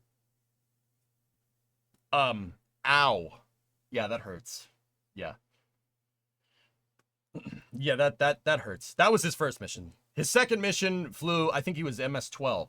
He flew on a Soyuz again 5 months later, and then went to the ISS and did a long duration stay there. And now that's why I say it's his 2.5 flight, but it's Alexander's first flight. Yeah. Nick Hague launched with Russian cosmonaut Alexei Ovchinin, and now word on the street is that after they aborted and the Soyuz came down and the locator beacon came on, right? They got out of the capsule, and Alexei looked at Nick and said, that was short flight, and then walked away to the recovery helicopter. Yep. All right. Yep. That makes sense. Fun fact, Alexei Ovchinin, the guy that flew with Nick on MS-10, is up at the space station right now. He launched on the MS-26 mission, so they're gonna be together again up there in space, which is pretty cool. Yeah, that was short flight. Okay, we launch again later. It's like, all right, all right, all right. I read that this is the first actual Space Force dude to go to space. Any more expertise on that? So Nick is an Air Force pilot, probably transferred to the Space Force. So, all right, there they are. They're all strapped in and ready to go. What they're going to do is they're going to seal up the hatch here in a moment, and then they're going to do suit leak checks. I don't know anything about the Space Force. So, Knight, the Space Force is basically a department of the Air Force, like the Marine Corps is a department of the Navy. The men's department. What can I say, man? Crayons are appetizing. Just saying. Sorry. So the Space Force is a department of the Air Force. So it's kind of like an offshoot. So when the Space Force was established in 2017 is when they really started to do it. Like, it didn't come around until 2019, I think. I have to go check. A lot of people that... So they basically spun off a section of the Air Force into its own department, and a lot of people that were in that section of the Air Force just transferred to the Space Force. Now, what does the Space Force actually do? The Space Force, they control the ranges. So at the Cape here, at Cape Canaveral Space Force Station, Kennedy Space Center, and basically all up the East Coast, you have what's called the ETR, the Eastern Testing Range. It was originally there as a missile testing range during the Cold War. That's why all those launch pads are in Florida, because we were testing Atlas, Titan, Vanguard missiles. I mean, the Navy was doing something with the Vanguard missile. I wouldn't call it testing, if you catch my drift. Sorry, I'm just dumping on the Navy today. I like the Navy for what it's worth. They have the best toys, obviously. They have the Eastern Testing Range. The Eastern Testing Range is controlled by what's called Space Force Delta 45. It's the former Air Force 45th Space Wing. There's seat rotation, moving the seats into the upright position. Now on a plane, you have your tray into the upright position. On this, they have their seats in the upright position. The reason why is it's when you're being launched into space, NASA figured out it's better to be launched on your back, like that. It's better to be facing the direction that the spacecraft is going. Your body takes the G load better. So the Space Force has Space Force Delta 45. They basically control the Eastern Testing Range. And what Delta 45 does for the Cape is basically it's something analogous to the air traffic control at an airport. They give you permission to launch. The range tells you about the weather. Right, those weather views, they work with NOAA and NASA to get you the weather and meteorological information, and they also put up weather balloons every hour leading up until the flight. These weather balloons will give them localized information about the meteorology, something that a satellite, like the way up in space, isn't necessarily going to get you. So basically, they're the range. They're the air traffic control. That's what Space Force Delta 45 does. Now, over on the West Coast, you have the Western Testing Range. There's the Eastern Testing Range and the Western Testing Range. I know, very, very clever names. Jolly Green Giants, the Crappy Beetles. The Crappy Beetles, are they any good? Oh, they suck. So it's not just a clever name. All right. No, you have the Western Testing Range. The Western Testing Range is controlled by Space Force Delta 30. which is the former 30th Space Wing at the Air Force. Like I said, when the Space Force was developed, they just took a section of the Air Force, moved it over here, and made it a little bigger and gave them a little more cash. Now, why did they do that? Long story short, more people are launching things into space. We see a Falcon 9 launch pretty much every 2 days nowadays. More people launching stuff into space. The range needs more bandwidth. So that's why Space Force was developed. It's a good idea. I still think it's a good idea. It was a great idea at the time. Just saying. The other things that the Space Force does, you have Space Force Delta 6 and Space Force Delta 4. What those, I think it's Delta 4. Oh, forgive me, Space Force guys. You're going to kill me. Sorry. They have the Space Control Squadrons, which are Space Force Deltas. Deltas are the name of their squadrons, right? That are basically looking at telescopes. This is Earth observation and stuff, and well, space observation. Those are basically categorizing and recording space debris. They're monitoring where satellites are, where debris is potentially, where our satellites are, where everybody else's satellites are. They're called control squadrons. Those squadrons are, like I said, they have telescopes and observation sats, like signals intelligence stuff up there. Like they're looking to where stuff is in space, because part of the Space Force's founding doctrine is space situational awareness. Basically, know where everything is. You got to know where everything is. For like, how if the space control squadrons don't know where the satellites are, how can Space Force Delta 4-5 tell them that it's good to launch? Part of the launch corridor, part of getting permission to launch a rocket into space, is making sure it doesn't get hit by a satellite on the way up. And that's what those control squadrons do. It's space situational awareness. And through that space situational awareness, the Space Force is able to do the second big founding goal of what Space Force does. It's called space debris management. You don't want to make a mess up there. There is an environment in space, and we can pollute it. If we pollute it, there's too much debris. You go to launch something into space, it'll get hit by a satellite if you don't know where it is, and that causes basically a scattering effect. That can cause a cascading effect called the Kessler syndrome. You don't want that. That kills everyone's satellites, even including your own. It's the Kessler syndrome is like the nuclear option. That's you don't want that. You don't want to do that. Trust me. Everybody dies. So, yeah, if you want a little bit more about what the Space Force does, space situational awareness and space debris management. That's really what they're all about.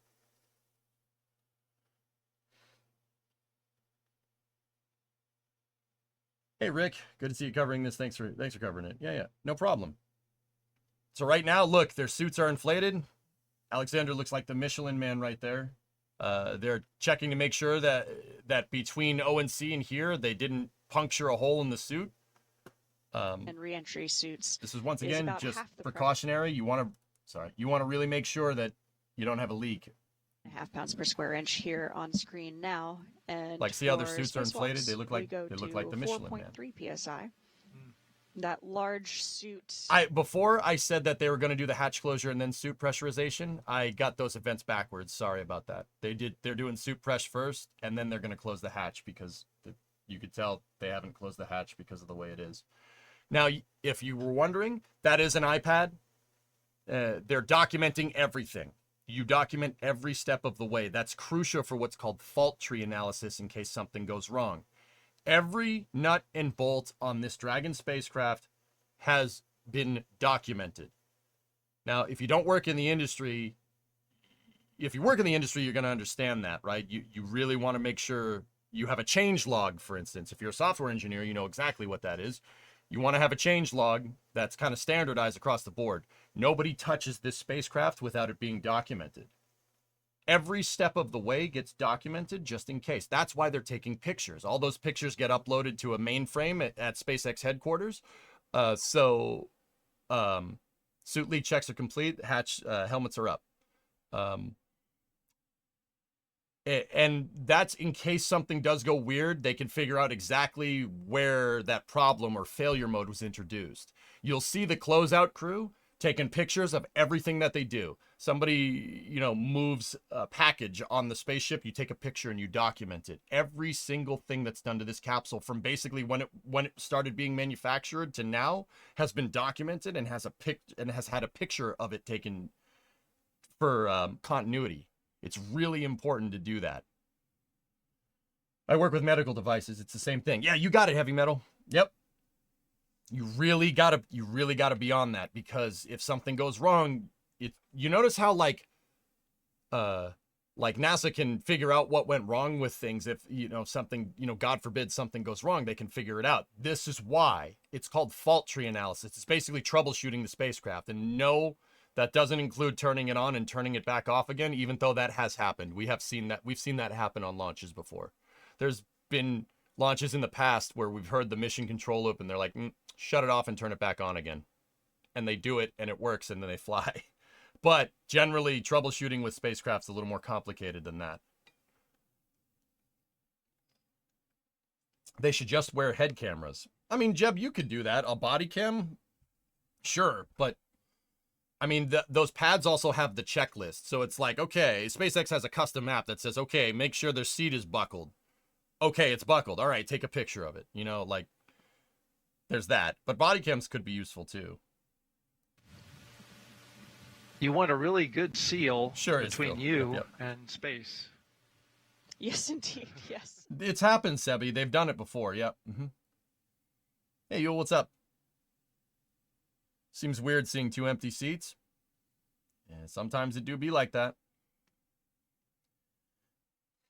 Was Apollo 12 one of those turn it off and turn it back on again missions? Yeah, sure, that's fair. Sure, why not? Or potentially VR could be used for that kind of documentation, allegedly. Yeah, allegedly. Yep. SpaceX is using iPads, though. Now, if you look below Alexander down there, you can see that box right there. That's called an ISS rack. The ISS basically has modular lockers on board, and you can basically swap them. Like, think like a server rack, but a really, really space age server rack. But it's not just for electronics. You could put scientific experiments in there. You could put an actual locker in there, storage cubby, whatever. Usually, that's one of the racks right there. If you look, that milled aluminum right there, it needs to be aluminum because the lockers need to be lighter mass. Weight has nothing to do with it in space. Weight has nothing to do with it, Marty. That's probably a scientific experiment. They'll probably say what it is. Yeah, that's definitely an ISS rack back there, and no doubt that they have the other spacesuit for Butch or Sonny down here packed in one of these space duffel bags. Down 1, comm check. Okay. DC Freedom, I've got you loud and clear. DC loud and clear. Stand by for comm checks with MD. MD is mission director. Dragon, MD on countdown 1, comm check. MD Freedom, I've got you loud and clear. MD, loud and clear. Stand by for comm check over Dragon to ground. Freedom is the name of that Dragon capsule. Right now, the pad closeout crew. Dragon, MD on Dragon to ground. Comm check. They're shutting the door. MD Freedom, I've got you loud and clear, Dragon ground. MD, loud and clear. Stand by for comm checks with LD. And Freedom's LD on countdown 1 with a comm check. LD Freedom, loud and clear. LD is launch director. And LD, I have you loud and clear. Stand by for comm check over Dragon to ground. Freedom LD on Dragon to ground with a comm check. LD Freedom, loud and clear on Dragon to ground. I have you the same, Freedom. Let's keep that storm salsa coming. Nice. I'm with you. And Freedom, launch configuration comm checks are complete.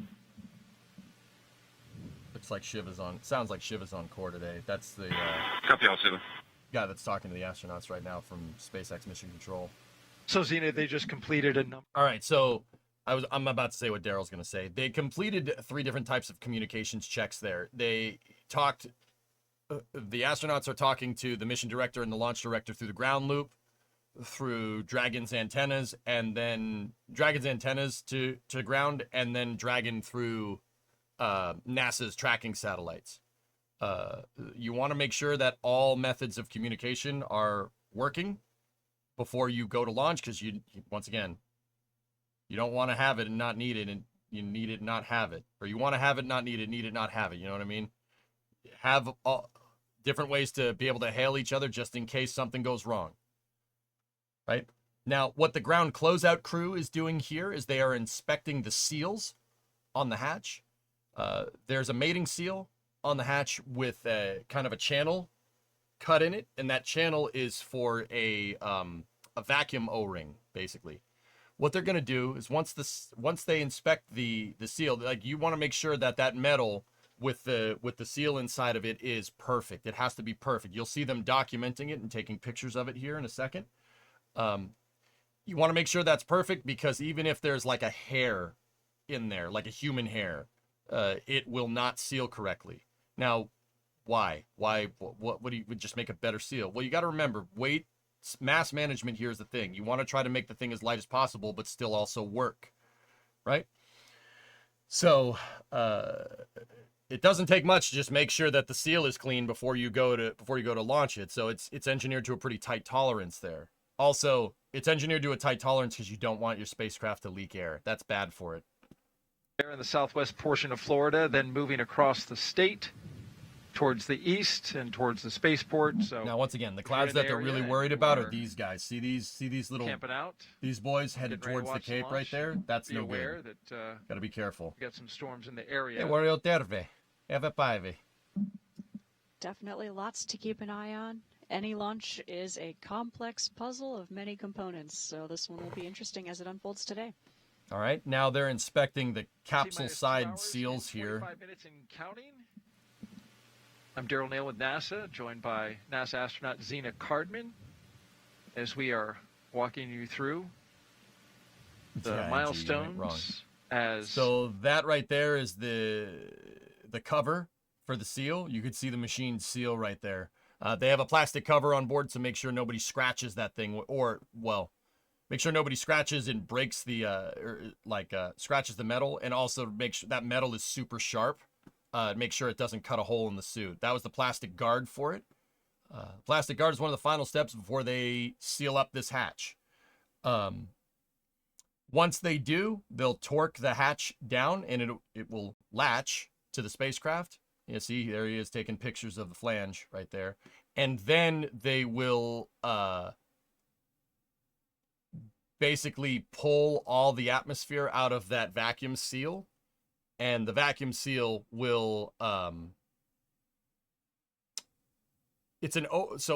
a vacuum O-ring is it's a piece of rubber all the way around. But what SpaceX does is, and this is what I mean about this thing being finely machined, what they'll do is they'll pull all the air out of the area between the metal and the O-ring, and the O-ring will expand into the machined area and create a really nice seal. So what they're going to do is they'll close the hatch, they'll torque it down, they'll torque down the bolt here. There's a bolt that you torque down with a torque wrench, and you got to make sure it's at the right tolerances so the flanges meet up on the door, right? And then you'll see them with a vacuum gun pull all the vacuum out of the channels in the seal to get the seal to inflate. Why is that metal super sharp? Why not dull it to make sure that doesn't happen? You need to have a precision surface, Dr. Gnome, so the seal inflates up against it and it doesn't leak. Yeah, it has to be very precise. Getting a door to seal on a spacecraft is not as easy as you might think. And photo documenting as we go. And you're not being that guy, Dr. Gnome. That was a good question. Man, I thought commercial aviation was highly regulated. This is a whole nother level. You got to be very careful, Amar. So, like, why don't they want hairs and stuff inside of here? Well, hairs, dust, all that stuff can jam up filters in your life support systems. I don't think I need to say why that's not a good thing. Now, with that being said, the astronauts are going to be up there and they're going to be shedding hairs and that's going to get caught and stuff. It does happen. You want to minimize it, right? You don't want to jam up your CO2 scrubbers, for instance, with dust. That would be bad. Now, on the ISS, there's filtration systems, right? And Dragon does have filtration systems too, but it's only a finite amount. Because Dragon's only designed to free fly for not that long. I mean, it can free fly for longer. We saw it with Polaris Dawn, right? But you really want to try to minimize that to make sure that you're giving your A game for the space mission. Once again, it's about minimizing risk. You don't want curveballs here.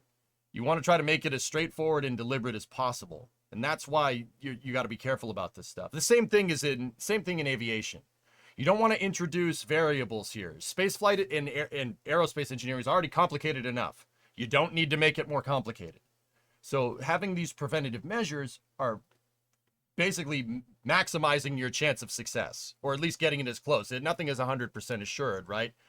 Because whenever you're strapping yourself onto a rocket that accelerates to 27,500 kilometers an hour, you know that nothing is assured there. You can't be guaranteed that it's going to work. But this is at least maximizing your chances of success.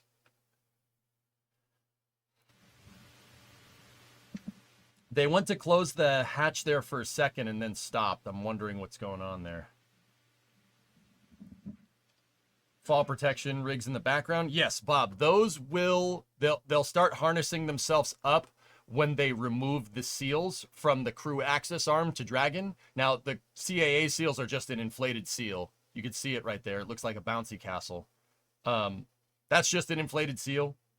The reason why the capsule one is a vacuum seal, once again, like I said, is mass. If you have a vacuum seal, it's less mass because the vacuum is nothing, right? If you vacuum seal it, it's a lot lighter. It's not lighter, it's nothing. But the CAA has just an inflatable seal. When they go, after they shut the hatch and they confirm that the hatch is good, and they do the leak checks and the leak check passes, they'll start deflating that seal on the crew access arm, this thing right here, and that will expose them to the outside air. When that happens, you want to put the harness on because it's about a 220-foot drop straight down to the launch pad. Remember, this is up at the top of the rocket. That's 22 stories that way, or about 70 meters up. Harness, you want that. Falling from that is not good for humans. It looks like they are doing some hatch inspection. There is built-in time into the countdown procedure here to take into account any curveballs that you might get here. That's why Nick and Alexander are just chilling. Honestly, see, sometimes astronauts sleep during this time period. You sit in the capsule. They got it. The team, the rest of the pad closeout team has to do other things. Just take a nap. Does anybody think the new spacesuits are horrible in terms of design, like visually with the rain boots? Hey, they got the Han Solo thing going on, Dredd. I don't mind them, to be honest with you. I'll be honest. I grew up in the heyday of the space shuttle, so the orange suits are kind of my jam. I love those things. The pumpkin suits. I really like those. But I also understand, SpaceX is a commercial company. They're trying to sell it, dude. They're trying to make it look like an Iron Man suit, which I totally get. They're a commercial company. They got to sell the idea of space. They want this to look like the future, right? Like, I get it. That's really, I understand it, and I'm totally here for it, dude. But yeah, they got the Han Solo boots going on here. Kind of, I don't know. It ain't your pappy's spaceship, But I still think it's cool. I respect it. I understand what they're trying to do. To stay closed throughout the space flight for the 6-month increment. It sure does. But, it's just okay, real quick. Another thing to take into account, guys, is that, in the past, we've seen very Spartan-looking spaceship. It's very utilitarian, all right? There's no reason why you can't marry form and function in design. It just takes a little bit longer. Now, I think it's cool that we live in a world where SpaceX can do that. They can make their spacecraft look like the future, look like what a spacecraft in the 2020s should look like, right? Like our idea of one, at least. with that being said, the Spartan look, that was my alarm going off. With that being said, the Spartan look does have its own place, I think. You know, that NASA, you know, knobs and switches, you know, old school, like space helmet, you know, stuff. I think there is a time and a place for that. We'll see that during the Artemis missions, because that's a time where, you know, when you're going to the moon, once again, minimizing risk. The spacesuit doesn't need to look nice. It just needs to work. And it needs to work really well. So, you know, you're trading more function for form there. But once again, I think it's cool that we're in a timeline here where we can have companies that, you know, don't have to have that utilitarian look. It can look super cool and futuristic, man. I'm in. That's cool. I dig it. That's my, if you guys want to know, that's my usual alarm for it's time to start streaming. I enabled it today just in case. I usually don't have it on Saturdays. That's my, okay, you have about an hour till you have to get to work, start to get up there and start to get the shop open and ready to go, you know. But yeah, I can see how people could look at this and be like, it doesn't look like NASA suits. It's a little weird, but I get what they're trying to do. They're trying to sell space. They're a commercial company. That's their business. I'm here for it. That's awesome. And we also have a first-time flyer on this mission specialist Alexander Gorbanov. So far, they have completed their comm checks and making sure. The seal does inflate. Oh, this is space. Hey, I'm in space. Apodoxin gifted 10 subs. Thank you. Space. I'm in space. Thanks, Apodoxin. I appreciate it. Thank you for all the support over the last couple of days, guys. Oh, this is space. Seriously, I'm in space. I really appreciate it. It's really helping me out. So Andrew, the seal on the hatch does inflate, right? But it inflates because once again, the hatch seals come together and there's an O-ring inside, and they take the area between that little cavity between the O-ring and the flanges on the hatch. They bring that down to vacuum, and what that does is expand the seal. I'm pretty sure that's how that one works. So they say inflate the seal, but that's not necessarily the right way to say it, but it does inflate it inadvertently. Because bringing it down to vacuum and using that to inflate it would be less mass than filling it up with air, right? And then trying to seal that way. We came on the air at 9:10 a.m. Eastern Time. I'm NASA's Daryl Nail with NASA astronaut Zena Cardman. Sim, what's up? EJ, silly question, but did the spacesuits seem very rigid when the astronauts were doing the spacewalk during the Polaris Dawn mission? They did, Sim. That's not because they are. We saw them waving and stuff. We saw the Polaris Dawn crew waving around when they were down on Earth, before they got into the spacecraft and after. What Jared Isaacman and Sarah Gillis were doing when they did that EVA was testing dexterity with the spacesuit, right? Now, you got to be very careful. Anytime you're doing an EVA, every movement should be very deliberate. There's a reason why NASA astronauts practice the EVA for thousands of hours before they launch up into space to do work on the ISS. There's a reason why. The reason why is because every move has to be super right. It's very easy to poke a hole in a suit. Very easy. It's a lot easier than you guys might think, right? You have to be super careful. The reason why Isaacman's arm was like this is because you're testing a brand new suit. It's an EVA. There's no place to go if something goes wrong. The capsule's depressurized. It's not like you can run back to the airlock if something does happen, which NASA's had to do in the past. They've had their EMUs. One of them leaked water one time, and Luca Parmentano, an Italian astronaut, had to get back to the airlock quick because you could basically drown in space if your spacesuit starts leaking water internally. That is extremely dangerous, right? Because what if the water starts pooling up here? You're screwed. Screwed. So you got to think about it in context. Isaacman and Sarah Gillis and Scott and Anna were that's a very dangerous situation. Do not tread lightly. Do not go crazy. Don't go around going, because if you pop your suit, you're screwed. You are screwed. Maybe some duct tape will fix it. Any Martian fans out there? But this is a new suit, new environment. They tested one hand, test one thing at a time. And that's what we heard Rook that's what we heard Jared Isaacman and Sarah doing. That's what they were doing. They were testing one thing at a time. Test the fingers first, and then test the arm, and then test the shoulder. Just move in very slow increments. That's why they looked like they were like, up in space. There was a reason for that, because you're testing one thing at a time. It's super dangerous, dude. Like, dude, imagine if you'd popped the hole in the suit. You'd be screwed. There's no place to go. So be careful, right? That's why they looked like, like a cadaver floating around in space. Like, that was the reason. You got to be very, very careful there. Okay, there we go. Looking to close the hatch here. During the launch countdown. Freedom copies. And that state machine transition that they mention is the flight state.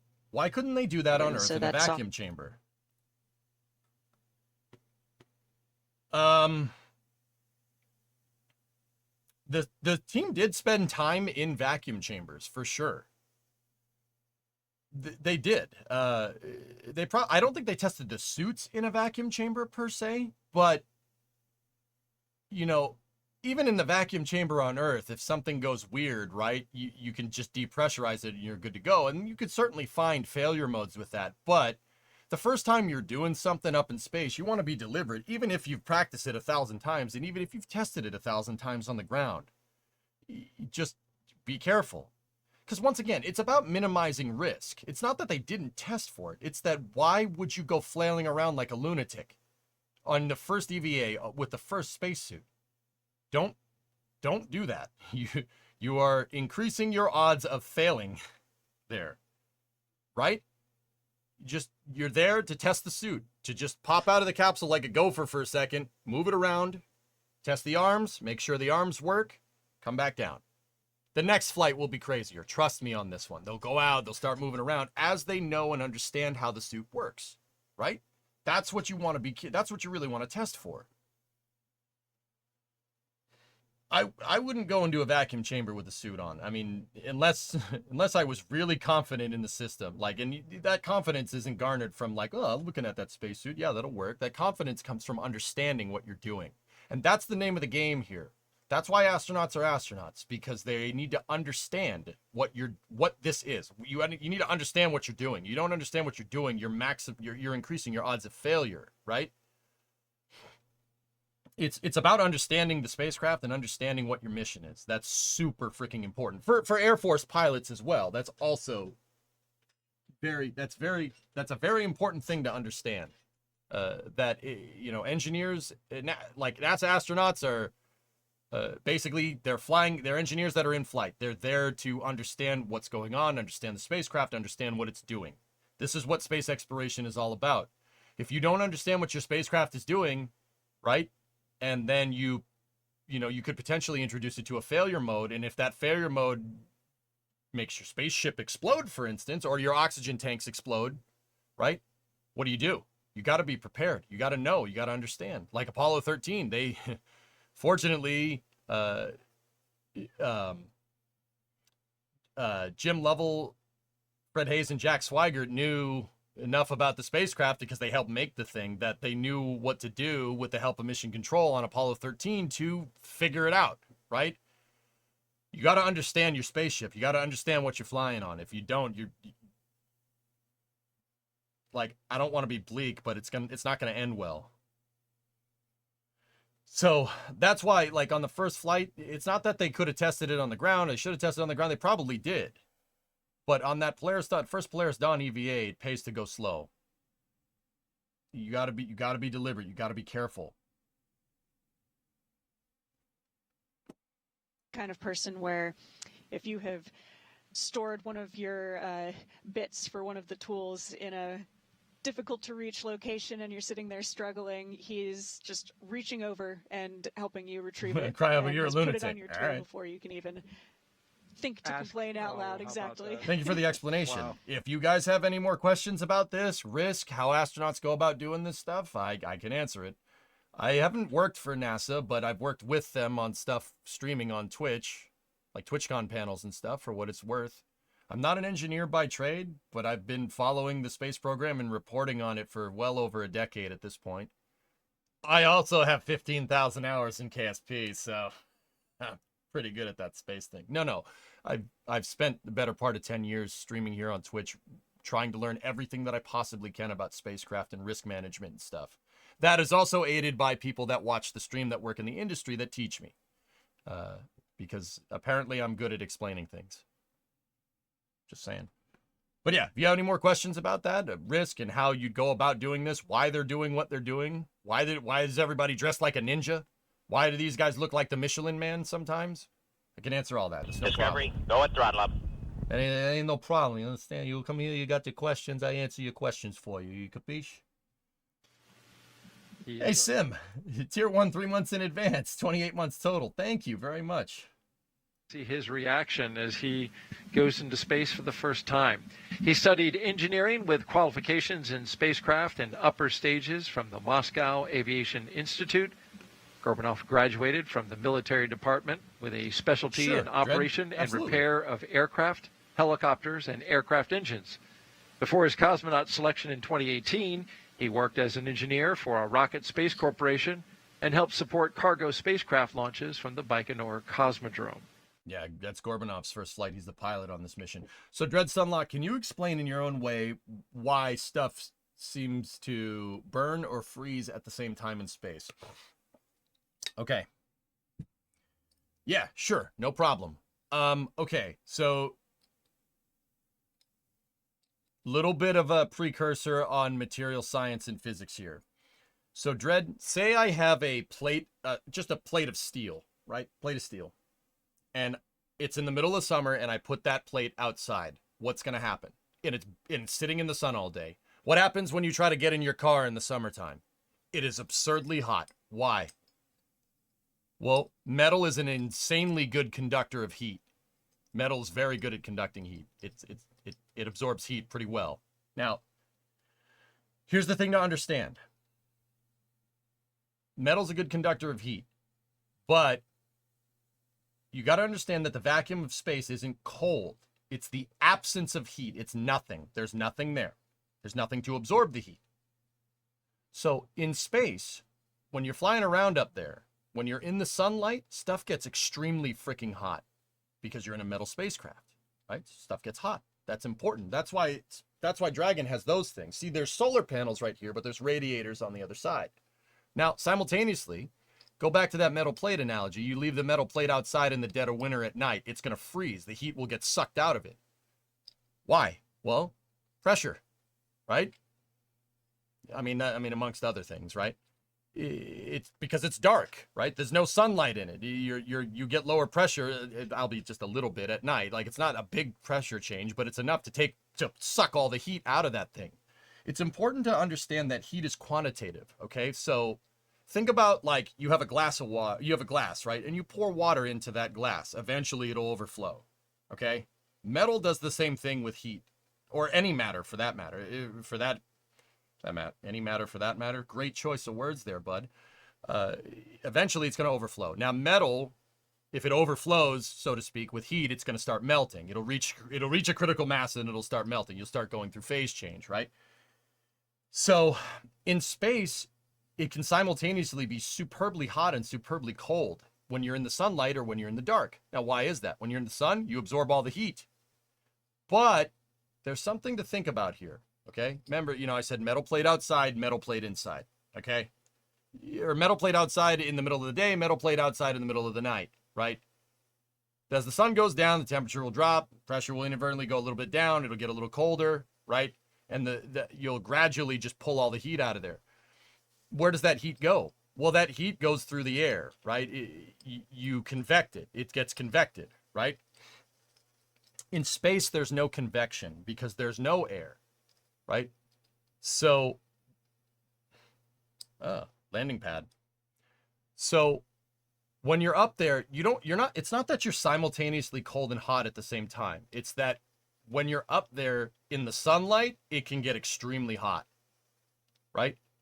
And when you're up there in the darkness, like if you're in a low Earth orbit and the sun goes down, you're on the, Earth is eclipsing the sun, right? It can get super freaking cold too at the same time. But that's we're talking about, in that regard, we're talking about skin temperature. You got to remember, the vacuum is nothing. It's nothing. There's nothing there. So it's not that you get cold. It's that there's nothing. Okay? So like you see ice forming in space because what happens is when the pressure drops, it goes through phase change, right? And for a split second, it freezes and then it becomes nothing until it melts again when it gets in the sun. The skin temperatures on a spacecraft or on a spacesuit can be really hot in the sun and really cold on the backside. But here's the thing, that's skin temperature too. There's heat inside as well. Like there's you know, like I said, something can absorb a good amount of heat, right? So it can simultaneously be hot and cold, but because you can't convect anything, stuff overheats in space. So like, don't think stuff gets cold in space. I guess that's what I'm trying to say. I'm kind of all over the place with this analogy. Sorry about that. I wasn't expecting that particular question, but yeah, you gotta. On a spacecraft, it's all about heat management. Because the outside of the spacecraft can be super cold. The skin temperature is cold because it's not in the sun. But the side of the spacecraft that is in the sun is really, really freaking hot. And that is heating up the spacecraft, right? But there's no way to convect air off of it, so you have radiators, right?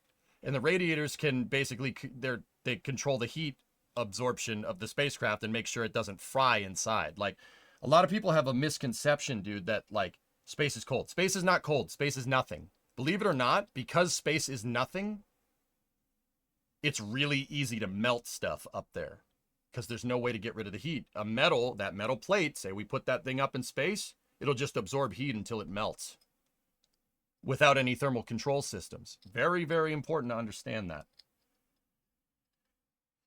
Yeah. So like the plate down here is going to go through the day-night cycle and it's going to change temperature. In space, that temperature doesn't change because there's no air, there's no pressure, there's no change. Like it'll just get really, really hot if you're in the sunlight, and it'll just stay that way when you're cold. Now, just because the skin temperature on something when you're in the darkness is cold, that doesn't mean you took that heat and you put it somewhere. Remember, quantitative. Heat is quantitative. Something can absorb heat, and then you can pour water out of your proverbial heat glass, so to speak, right? Through convection. But that doesn't happen in space. There's no way to convect heat up there. There's no air. A car's, an internal combustion engine's radiator won't work in space because it's not a radiator. It uses convection, right? It uses air going through it. You can't do that in space because there's no air, right? So it's not that it's simultaneously hot and cold. It's that stuff oh, it's raining. It's that stuff gets too hot and you have to shed the heat, right? Space appears to be cold, but it's not cold. It's nothing. The only reason why it looks cold and why like stuff freezes in space, so to speak, is because the temperature drops in things if you put them outside, right? It drops to nothing, and it'll stay nothing until the sun comes and melts it. Does that make sense? It's kind of, that wasn't the best analogy, dude, but long story short, stuff isn't hot or cold in space. It's just mostly hot because space is nothing. That would be a quicker way of saying it. Sorry, that was off the cuff.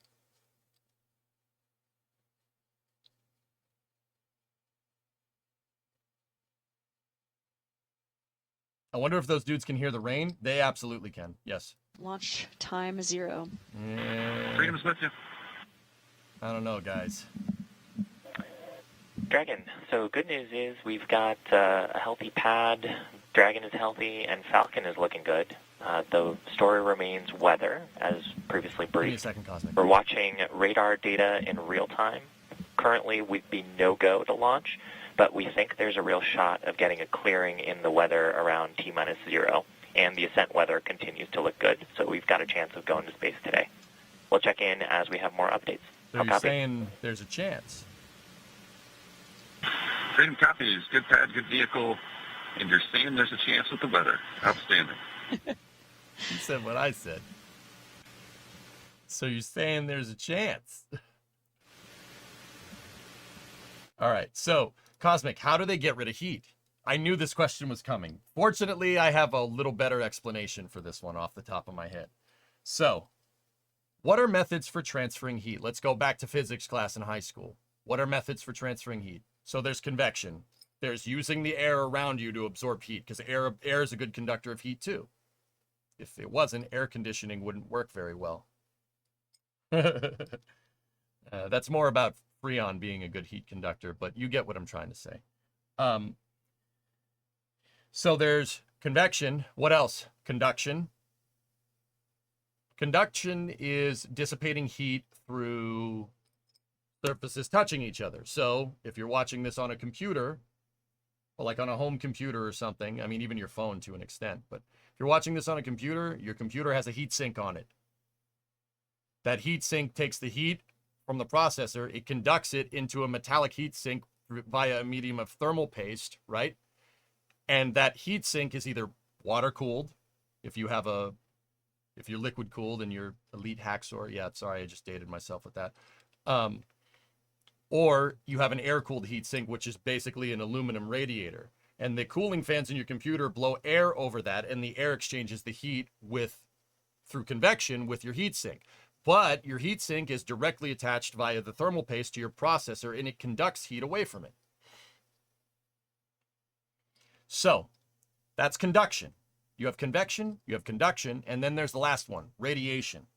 If you can't use air, like you can't use air up there because there is no air. You can't conduct something because you're flying through space. There's nothing to touch to dissipate the heat. And even if you did find something to touch, it's just going to be hot too because it's also sitting in the sun, right? So what does that leave for your last method of heat transfer? Radiation. What's radiation? We're not crawling out through the fallout here, even though you fly through that stuff in space. It's a little more spicy than the nuclear blast stuff down here up there. Without the atmosphere and the magnetic field, it gets a little spicy. We'll call it spicy waves. Anyway, radiation. So how do you radiate something in space? Well, if there's no air, what is up there? What is there to be used as a thermal avenue, right? What is? There's no air. Can't use that. Can't use conduction. There's light. Light. Right?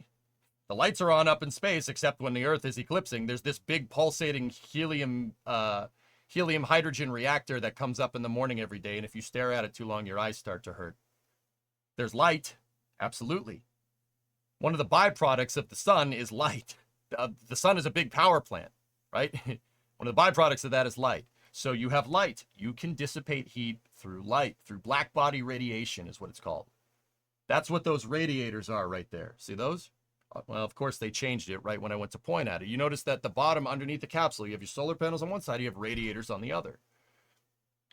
Basically, they have heat exchangers on Dragon.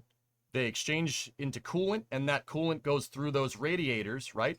And the radiators have metallic, the radiators are made out of a metallic alloy that glows. It glows really, really, really, really bright when you need to dissipate a lot of heat.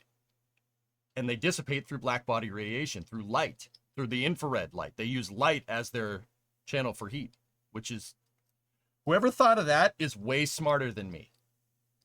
Yeah, whoever thought that is way smarter. Yeah, that's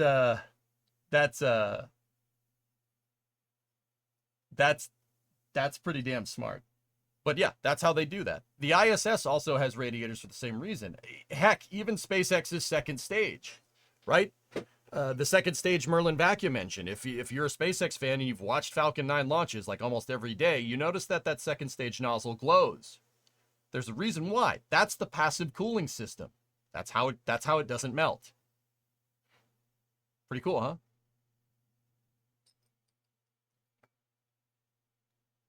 I think the rocket is not pointy enough. Dredd, how can it be? It's not supposed to instill fear into your enemies. It is not a missile. Dragon 1 didn't have that trunk set up that way, right? No, it didn't. Dragon 1 had solar panels on its trunk, deployable ones, and I'm not sure where the radiators were. I'd have to go look. The weather does look a little bit sus, yeah, for sure. So if you're a severe foodie, oh, jeez. Okay. Well, let's keep talking about methods of heat transfer, please, rather than foodies. Space can be cold in the dark because if you imagine you are not in the sun, such as the night side of the moon, the thermal energy will radiate away into deep space. On Earth, you have the thermal mass of the atmosphere to act as a damper to massive temperature swings. That's a better way to explain it, Pi, than what I said. But I mean, my way still works. But yeah, there's a better way to do it. What I try to do is not go on too long-winded explanations, guys. I try to make my explanations as short and as concise as possible. But you know, it is off the cuff. And it is in front of a live audience sometimes that, and I firmly believe this, that being on camera and being in front of the camera makes you dumber. Like, try to do addition when a lot of people are watching you. Like, trying to do math in public is like, but yeah, I'm trying my best, dudes. I swear I know this. I swear I know about basic physics. I wouldn't be doing this if I didn't. EJ, short and concise. I said I try to be, old man, all right? I try to. Don't worry, I know you're a lot smarter than you sound. You didn't bring me on here so because of my good looks, right? You didn't bring me on here because of my good looks, but you could have. Where are you going? Think they're gonna come back? No? All right, cool.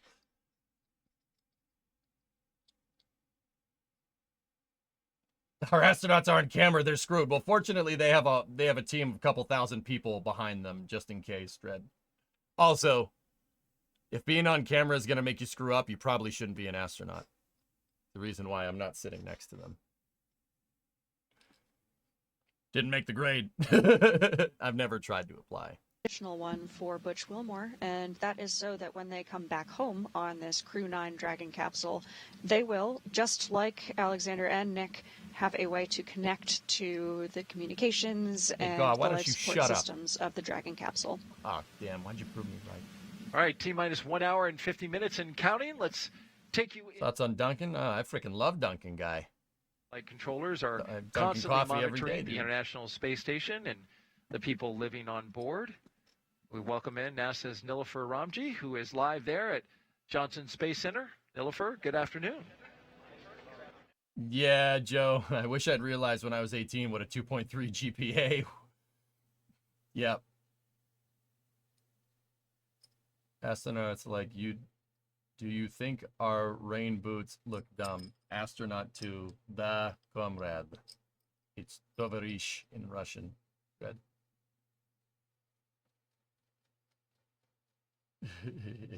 Am I mistaken? Pretty sure. Also, isn't Alexander a cosmonaut? You can read Russian? Doga. A little bit. You don't follow the Russian space program or the ISS program without picking up stuff over the course of a decade, man. You said. Right now, the Crew-8 Dragon has been reconfigured so that Butch and Sunny have 2 seats available for them in the event of an emergency aboard station.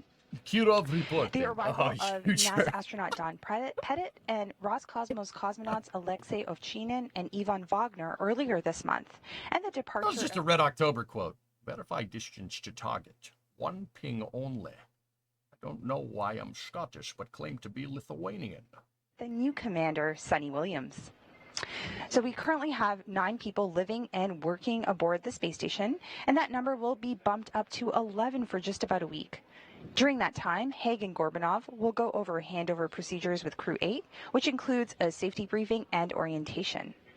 Then they're going to jump right in and help advance scientific knowledge and demonstrate new technologies, supporting our efforts preparing for human missions to the moon.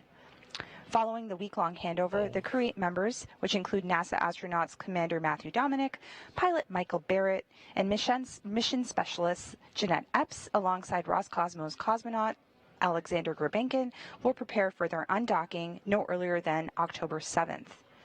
Direct handovers between crews allow for continuity of the activities and helps to ensure a continuous U.S. presence on the space station at 23 years and counting. And now, with under 2 hours before launch, we're going to send it back to you, Daryl at Kennedy. Thank you very much, Nilofer. A great look inside Mission Control in Houston. When will we break 20 people in orbit? Basia, I have a feeling that I'm not sure exactly when, but I have a feeling that moment is rapidly approaching.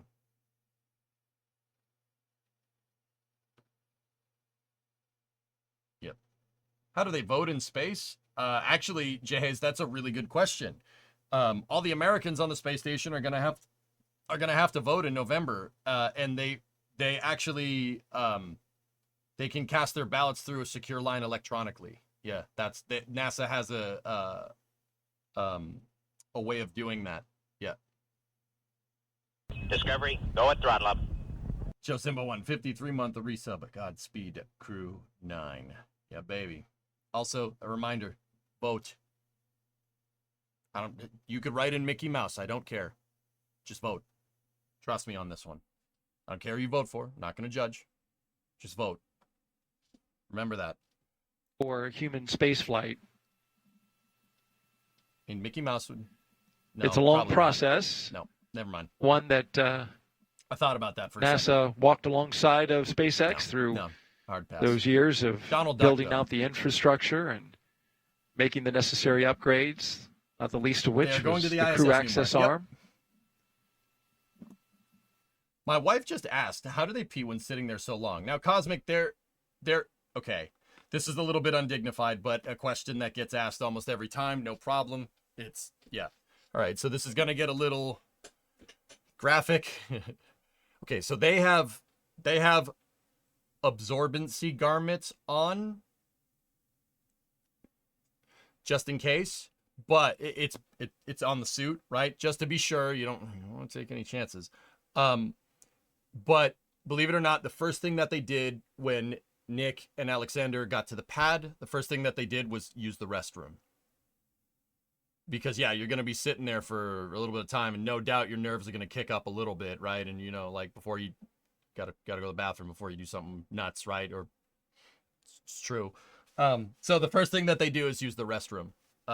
Now, with that being said, once the spacecraft is on orbit, Dragon has a toilet on board. There's a head. It's over there. It's actually underneath the hatch, believe it or not. And it kind of like folds out. And there's a privacy curtain.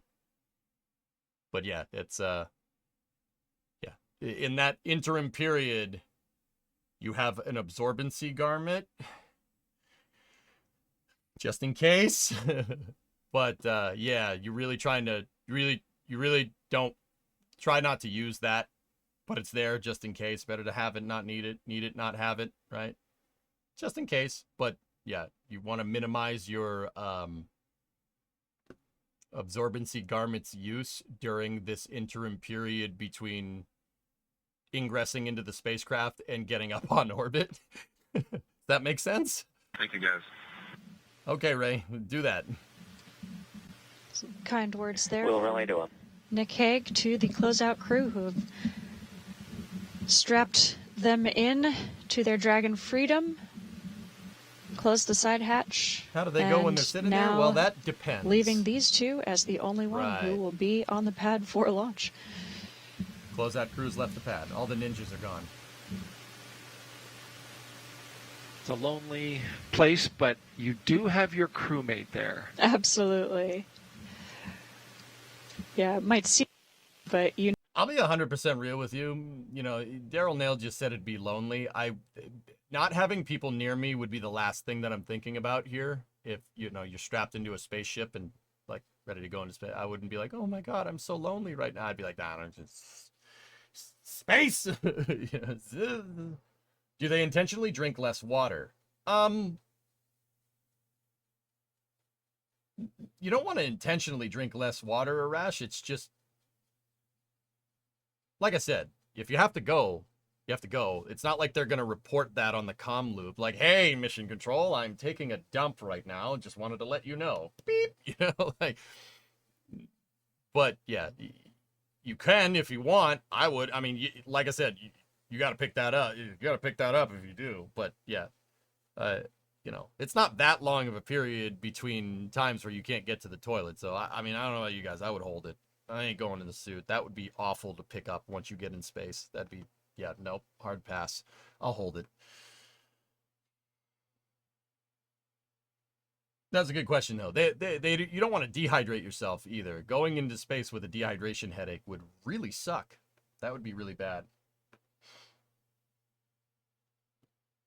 Falcon with a number 9 on its beak and a crescent moon as its eye, a nod to the Falcon 9 rocket. And pretty cool the Delta badge. symbol at the bottom there, used since 1961, signifies historic connections to the earliest days of space ventures. Going for Deuce. And you had a hand, you and your team, when you were part of this crew of designing it. Absolutely. One of the traditions I love in human space flight are these patches that represent the crew and the teams who prepare us for the mission, prepare us for flight. And so our entire crew was able to contribute to the design of this patch, able to include meaningful symbols, even some of the colors that we used for the patch, the gold. Honestly, what I'd be doing right now if I were them, I'd take a nap. Take a nap if you can.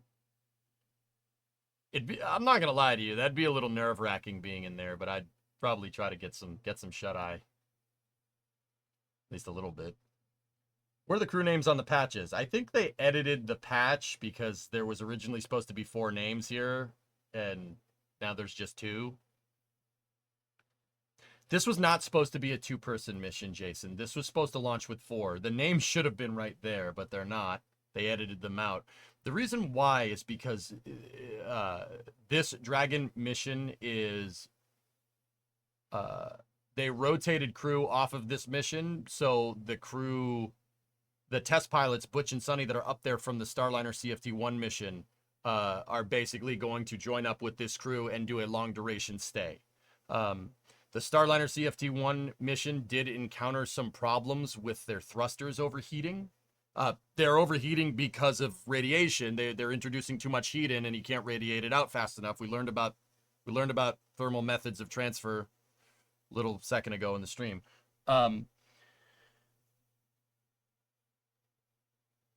So NASA made the decision to bring the capsule back down with nobody on board, and then just on the next rotation mission, the next bus that comes up, have Butch and Sonny be on that mission instead. So this was supposed to launch with 4. Xena Cardman right there, who's doing the color commentary here on the NASA cast with Daryl Nail, she was supposed to fly on this mission. She's supposed to sit in that seat right there. But they got rotated to another mission. Not the next one. I think the one after that, if I had to guess. I don't know. They haven't announced that yet. But Nick and Alexander are going to launch on this mission, and when they come down in February, they'll come down with 4. This was supposed to have 4, but, you know, when you get curveballs in space flight, you have to improvise, you have to adapt, you have to overcome. The key is to finding the way to do that minimizes and retires the most amount of risk, right? Like, if the thrusters overheated on Starliner with Butch and Sonny on board, you could have actually stranded them in space, which would have caused probably an uncontrolled re-entry, which would be extremely bad. NASA didn't want to take the chance.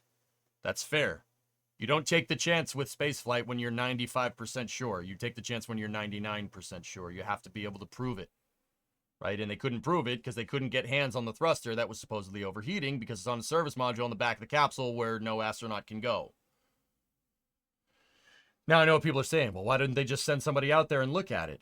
Well, you got to understand that going and trying to work on the service module, well, even when it's docked to the space station, would be like trying to change the oil on a car engine when you're going 60 miles an hour down the highway. 100 kilometers an hour. That's a little risky. It's a little risky. You don't do a Blues Brothers and stick your head out and over the hood and try to change the oil, right? Like, that's not, what the heck was that? The motor, it's throwing a rod. Is that serious? Yep. You don't want to do that. So they weren't 100% sure, at least as close to 100% sure that they could bring them back down on Starliner. So what was the next big thing? Well, a Dragon's going to launch up sooner rather than later because you got to rotate the crew. Might as well launch it with just 2 people and then just have the test pilots stay up there and then come back down on just hitch a ride on the bus that's already coming, right? So that was the easiest way to retire risk. Change the oil on the highway. I believe in you. Right there, he's reaching up interacting. Two that got rotated must be very disappointed. I'm sure they're really upset, Chesticles. You don't get to fly into space now. You get to do it in next year, and you're also an astronaut. I'd be like, all right, whatever. It kind of sucks not being able to go now, but whatever. Whatever. I'm still an astronaut. It's not like you're not gonna fly into space, you know. I'd be like, all right, cool. So they have one additional SpaceX suit on board, and there is a spare on the ISS in case of emergency, in case of something like this happens, right? So they do have another spacesuit. It's packed in the closest thing that to the back seat, I guess, that you're going to get with a spacecraft. See all this stuff down below them? That's all the supplies that they're going to need, and in there is another one of these suits. Actually, if you could do that. Absolutely, yeah. It's easy to laugh at, but I think Aren't it's they also fitted a suits, great though? indication. Yeah, Vargon, they are fitted suits, but every astronaut that's part of the commercial crew program gets their size measurements, and those size measurements clearly are sent to SpaceX and Boeing for this exact reason, because, yeah, the suits are form-fitted. It's a custom-tailored suit for right now. Maybe we'll get to the point in the future where, you know, I mean, NASA does have one-size-fits-all spacesuits. The extravehicular mobility units that they use for EVAing on the ISS are one-size-fits-all. Actually, they have 3 different sizes. It's 3 sizes fits all, but that's another story. So yeah, they have their measurements, and they basically have the emergency suit. I'm not sure about that one, but the one on here is probably tailored, if I had to guess. So the EVMUs that NASA has up there have 3 components. You have the backpack, which is the life support systems, and then you have the torso and the helmet, and then you have the suit at the waist comes apart, so you have like pants and you have a torso, and they bolt into each other, right? There's 3 different sizes of legs and 3 different sizes of torsos, one backpack. And NASA has a bunch of different sizes up on the ISS, depending on who's up there to conduct an EVA. Yeah, they have small, medium, and large. That's it. That's it. Yeah. Great tie-in. For Alex, who did the other Crew-9 patch you showed on Flame Trench yesterday? Astro Levels, I think NASA did that as well. That was the quick patch, but yeah, that's a pretty funny one. I think. Not sure. Excuse me. That represent different milestones. I think that was SpaceX's patch. Of his 2018 class, and the flag of the higher education institution where he graduated from back in 2014. And during interviews on board the ISS that we see from time to time. Hey guys, speaking of, you were talking about going to the bathroom here. I have to relieve the waste tanks. I will be back momentarily. Listen to the awesome commentary from the NASA PAO Daryl Nail and Zena Carpenter. A common theme, of course, everyone feels an allegiance to their alma mater or to their hometown. It's part of what makes us who we are, which is really a huge, important part of the reason why we make it to the International Space Station. We're bringing with us not only our professional backgrounds, but this incredible personal history.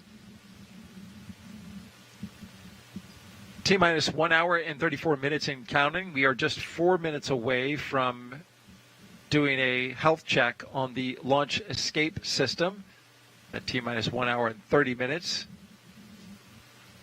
We'll hear that called out and communicated with the crew inside.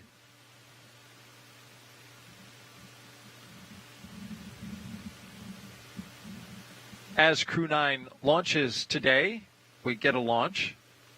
That only means that Crew-8, it will be their turn to come home. That's exactly right. I know there's a picture of Crew-8. Yeah, this is them as they walked out. NASA, many months ago. Yeah. Matt Dominic, Michael Barrett, Jeanette Epps, and Roscosmos cosmonaut Alexander Grebenkin. There you see them launching from the Space Center, and then, of course, they've been living and working on the space station now for 6 months. Once Crew-9 arrives, there will be what's called a handover for about 5 to 7 days, and then Crew-8 will undock. Yeah, absolutely. That handover period is really, really useful. I mean, you can train for months and in most cases years to live and work on the International Space Station, but it's really hard to know exactly what it's like until you get there. So for rookie flyers, first-time flyers, that handover period is a great time to get a lot of advice from the people who are the experts who have been there most recently. And even for a veteran flyer, someone like Nick Hague, this is not his first trip to the International Space Station, so in many ways he's an absolute expert. But the International Space Station is changing and evolving constantly. So it's a great time to get to know what is new on the space station, what little quirks have changed, stowage locations, how things are working now, and a great chance to get that institutional knowledge from the people who have spent the last many months there. So I know Crew 8 is anxious for Crew 9. So I have potable and non-potable water here. There's no water up at my shop here. So if you're wondering whether I washed my hands, I used the non-potable water that I have up here to do that. Yeah. So yes, I did. And hopefully I don't get fined for that potable water. You know, if I throw it in the, in the grass. If you know, you know. Configured in order to bring Butch and Sunny home in the case of an emergency. That's right, yeah. Deconfigure that, right, and then get Crew 9 configured. Absolutely. Do you know if the seats and footrests are made of aluminum or something and carbon fiber? Both. It's so the outer skin of the seat is aluminum. The footrests are carbon fiber, and the cushions on the seat are form fitted. It got to be light as possible. I think the seats actually might be carbon fiber too, but I know there is aluminum somewhere in this design. I don't know exactly. Like, that's definitely not you guys can't see that. That's definitely not carbon fiber. It might be. I don't know, but that definitely doesn't look like it. As you will notice, 6 seats. And so this required a lot of extra special engineering that a great team. Most of the stuff is form fitted. Just like the seats have an insert that you can put in. This seat doesn't have, this one over here doesn't have any insert in it. If you look, like this one seems to have a headrest and this one doesn't have that, right? But it has the bolts for it. The reason why is you really want to be form fitted and as comfortable as possible. The reason why you want to be as comfortable as possible isn't, because you're like, oh, riding in style. No. Launch is a pretty damn violent event. It's not gonna, if they go to launch today, it's not gonna look too bad. 90 minutes out. It's not gonna look too bad, but you're at certain point. Oh, that's not good. Yeah, I wouldn't be necessarily worried about this. I'm worried about that. That's gonna be there in 90 minutes. But SpaceX has been known to thread the needle. They might launch through that right there. You guys can't see it. They might launch through, see that? See this opening right there? They might launch in that. It's possible. But, yeah. Yeah, weather guy, I did. I'm just watching you. So, yeah. All cool. Thank you. Material science is so cool. Yeah, once again, it's about minimizing mass as much as you can, Just. You have to minimize mass. You can't. So rockets are, there's like kind of a defining formula, like for rocket science. It's called the ideal rocket equation, or Tsiolkovsky's rocket equation. I could get into the math if you really wanted to. It's about noting how much a spacecraft can change its velocity. So it's delta V. So delta V is specific impulse times gravitational constant, natural log initial mass over final. What that means in plain English is basically the less rocket you have on your rocket and the more fuel you have on your rocket, the further you're going to go, right? Spacecraft's range is actually not measured in distance, believe it or not. If you went to a rocket science and said, my rocket has a 250,000 mile range, they'd be like, what? What are you talking about? If you went to an engineer, a rocket scientist, and said, my rocket can accelerate to 25,000 miles an hour, they'd go, oh yeah, your rocket can get to the moon. All right, cool. It's all about speed. Hot, nasty, awesome speed. No, so, like I said, less rocket that you have on your rocket, more fuel you have on your rocket, faster you're going to go. Pretty straightforward stuff. Now, once again, there are certain components that you can't really make that much lighter. You know, like, well, I mean, maybe slim down a little bit. No, that's part of the reason why astronauts need to be in shape. You don't see any like larger people being launched into space. There's a good reason for that, because that's, yeah, spacecraft like won't go as far. Anyway, also, launching into space is pretty hard on the body, at least the ascent. The uphill and downhill rides can get pretty, they get pretty violent. If you ever rode a ride, if anybody's ever been to Disney World, ever been to Epcot, which is actually not far from this, right? And you've rode the green mission, or the more intense mission on the Mission Space ride, but for longer. It hurts. It'll hurt. It'll really hurt if you're not careful. It's really hard on the body, dude. So is there a fuel space station in space yet? Eminem, not yet. SpaceX is actually working on that, dude, because they need to do in-flight refueling for Starship, because getting that big gigantic ship out to the moon is going to take a lot of fuel, right? So SpaceX is trying to do in-flight refueling, something analogous to what like a KC-135 would do, right? And if they get that, they'll be able to go a lot further into space. Just like planes with in-flight refueling can fly a lot further, right? So, yeah, going back to what we were talking about, Chess, everything has to be as light as possible. The less rocket you have on your rocket, the better. The more fuel you have, the further you're going to go. Now, the efficiency of said fuel, or the impulse of said fuel, also is important. That's also something that comes into play. Now, different engines. So, once again, if you know the Delta V formula and you know a little bit about propulsion engineering, forgive me. I know these aren't the right ways to say this. I know about mass flow rate, combustion chamber pressure, exhaust velocity, expansion ratio. I know. I'm trying to keep this simple. All right. So, how does the efficiency play into it on a rocket? Well, basically, how effectively can the rocket take liquid fuel, whatever your liquid fuel is, and your oxidizer, combine them together, atomize them, and then explode them? How efficiently can it do that? Some rocket engines have the same propellants, depending on your fuel delivery systems, right? So what's called an injector, depending on your injector plate, can do this more efficiently than others. Just like certain engines, like car engines, can get better fuel economy. Certain car engines get better miles to the gallon than other ones. There's a lot more at play there. Once again, I'm keeping this very simple, right? But how effectively your rocket can take fuel and oxidizer, combine it together, and explode it completely and shoot it out the bottom has a lot to do with it.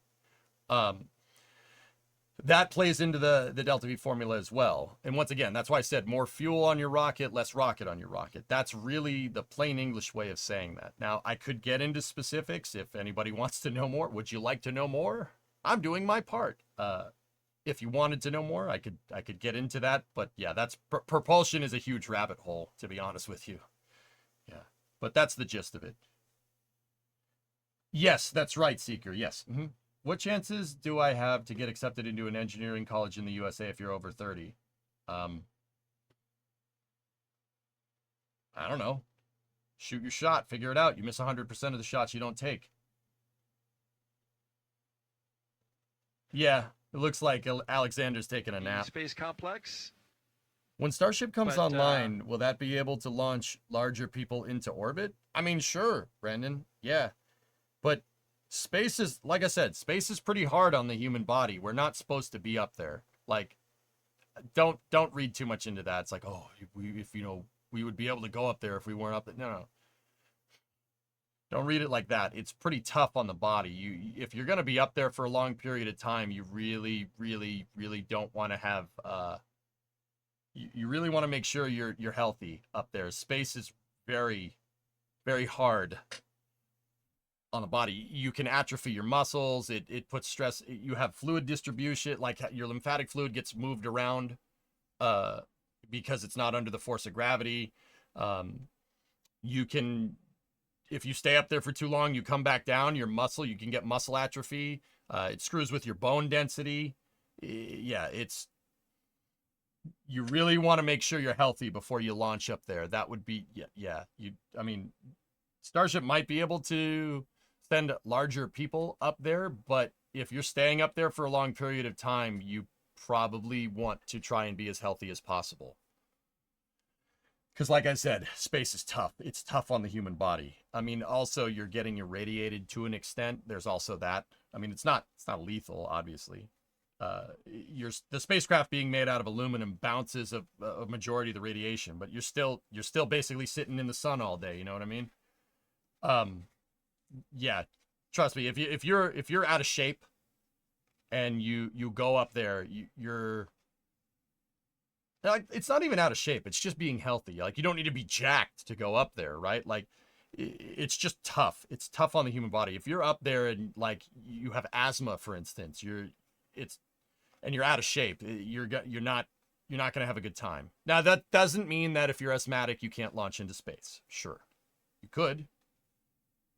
But once again, I don't think NASA would do that right now because they're trying to push the forefront, right? That doesn't mean it couldn't happen in the future. It's like nothing stopping you from bringing an inhaler, you know what I mean? But yeah, you really don't want to be out of shape to launch into space. It'll really, really mess you up if you're not careful. These guys, when they get up there, like Nick and Alexander are doing a 6-month mission. Butch and Sunny are even longer because they launched in June. They're going to be up there for 8 months, 9 months almost, right? That they got to work out every day, 2 hours every day. You have to do a full workout. You can't skip leg day in space. That's extraordinarily bad for you. Like, you got to keep your bone mass density up. You have to keep your muscles from atrophying. You have to work out a lot, or else you'll really pay for that in the long run. It is hypersonic. Yep. All right, Pi. Thank you for the insight. I'll see you in a little bit. Haley proved that you can have prosthetic implants and launch into space just fine.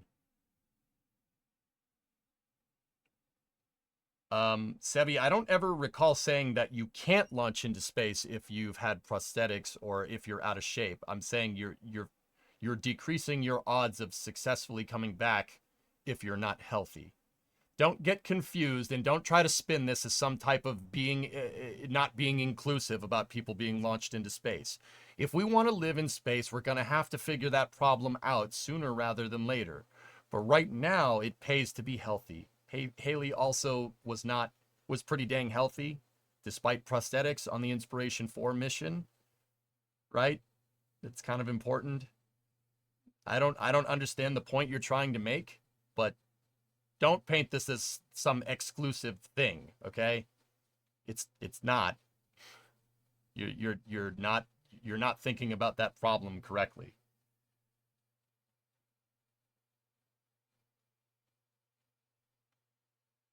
Or a vehicle assembly building. It's all part of the Artemis program. Oh, okay, I got you. NASA's program to return to the moon, put the first woman and person of color on the surface of the moon. There you go, Cheats, exactly. So we have time to slip in another. No problem, Brendan. Another comment from Xena, I was going to say.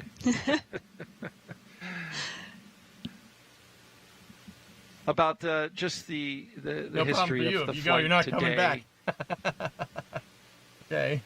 This is a crew of 2 versus a crew of 4, and that was changed in order to provide seats, which you can see there on the left and the right. They're empty.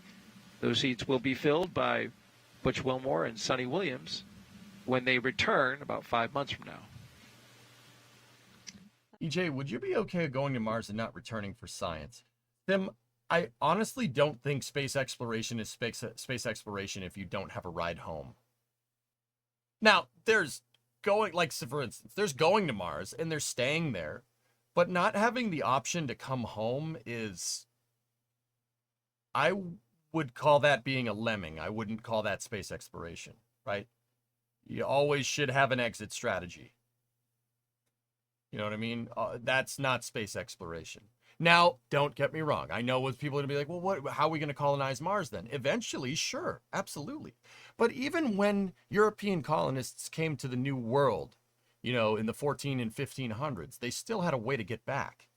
They still had the ships to go home if they really wanted to. I mean, they weren't going to, because that's a very long journey, right? But you could. You had the option to.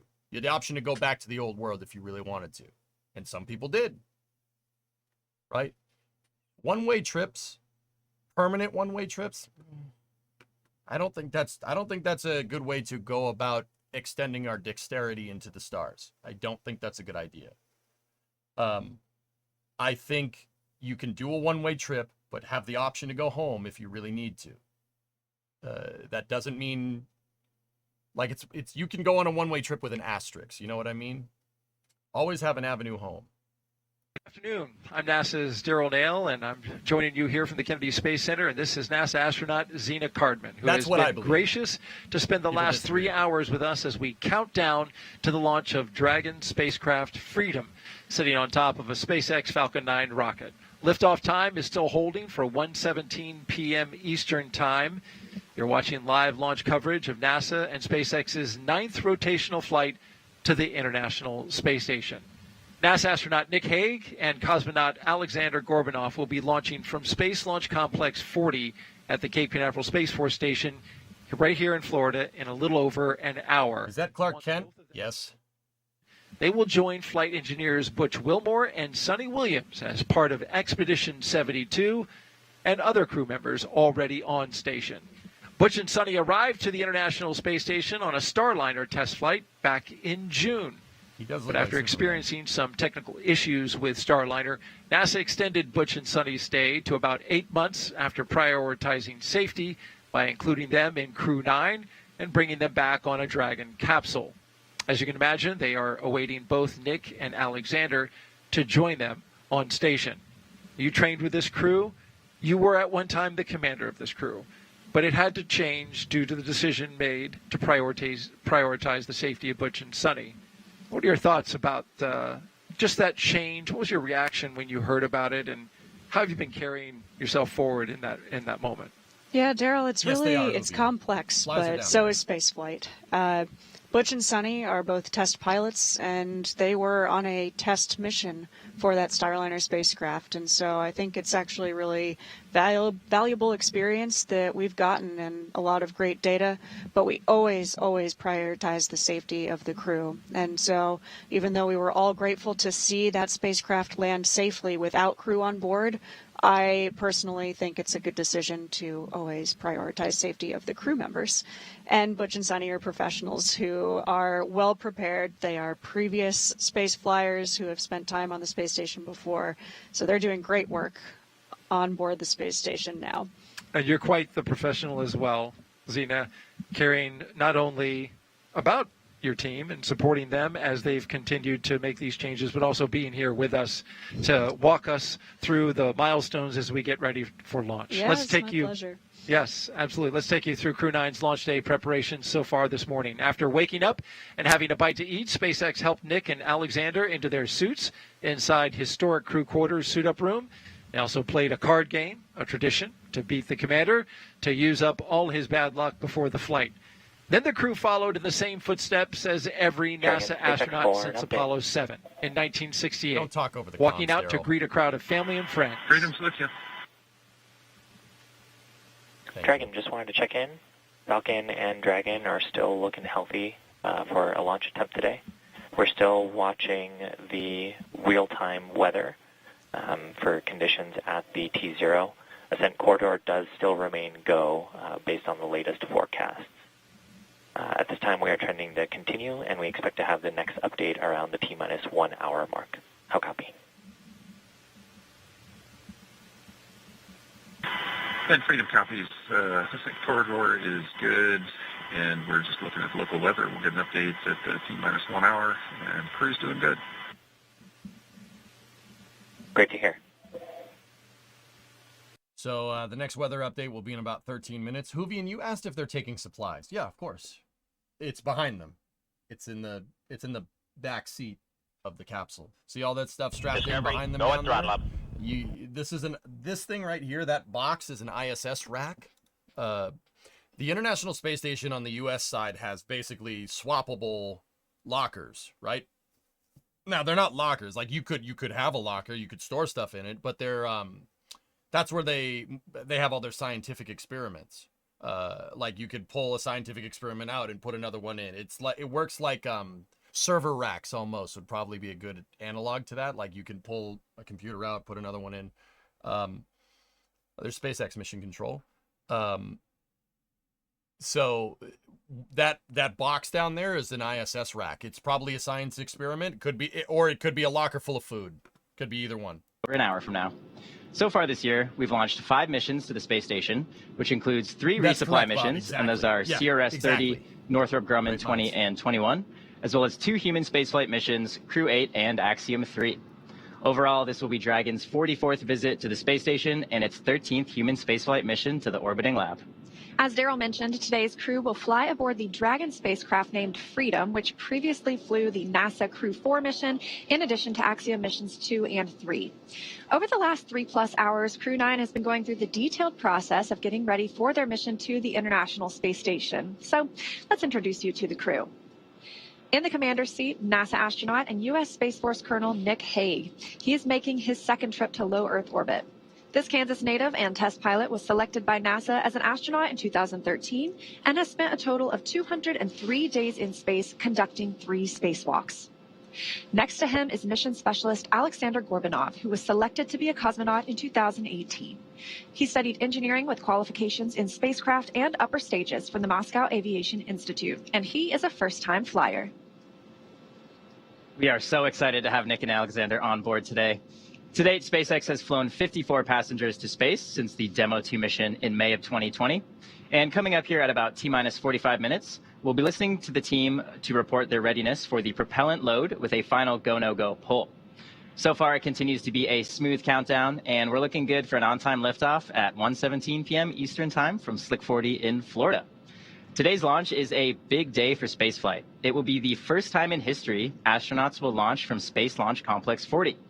So while we wait for that go pull, let's learn just a bit more about how Slick 40 was prepared for today's flight. Cool. SpaceX acquired the lease for Slick 40 back in 2007, and 3 years later, Falcon 9 made its inaugural flight from the pad. Since then, Slick 40 has launched dozens of notable missions for SpaceX, including our first demonstration missions as part of NASA's Commercial Orbital Transportation Services program, as well as the very first Dragon Commercial Resupply Services missions. As of today, Pad 40 has hosted over 200 Falcon 9 launches. In 2023, in order to accommodate for the growing Dragon manifest, we added a tower and access arm to support human spaceflight missions. So we now have the flexibility to launch Dragon missions at either Launch Complex 39A or at Slick 40. And in March of this year, the CRS-30 mission to the space station was the very first to use this access arm for the late loading of time-sensitive cargo. And today, for the very first time, a crew boarded Dragon using this new access arm to fly to space. To help prepare Slick 40, the team also added emergency egress chutes that provide a new way to rapidly evacuate anyone off the tower to maximize human safety across a variety of scenarios. This is a bit different from the slide basket system that is used at Launch Complex 39A, where baskets are suspended from slide wires that extend from the launch tower to a landing zone. This is something that, we hope we never have to use, obviously, but it is really amazing how quickly it unfolds and how quickly it allows someone to get off of the pad or out of the kind of danger area, get into that car and move away. Yeah, certainly.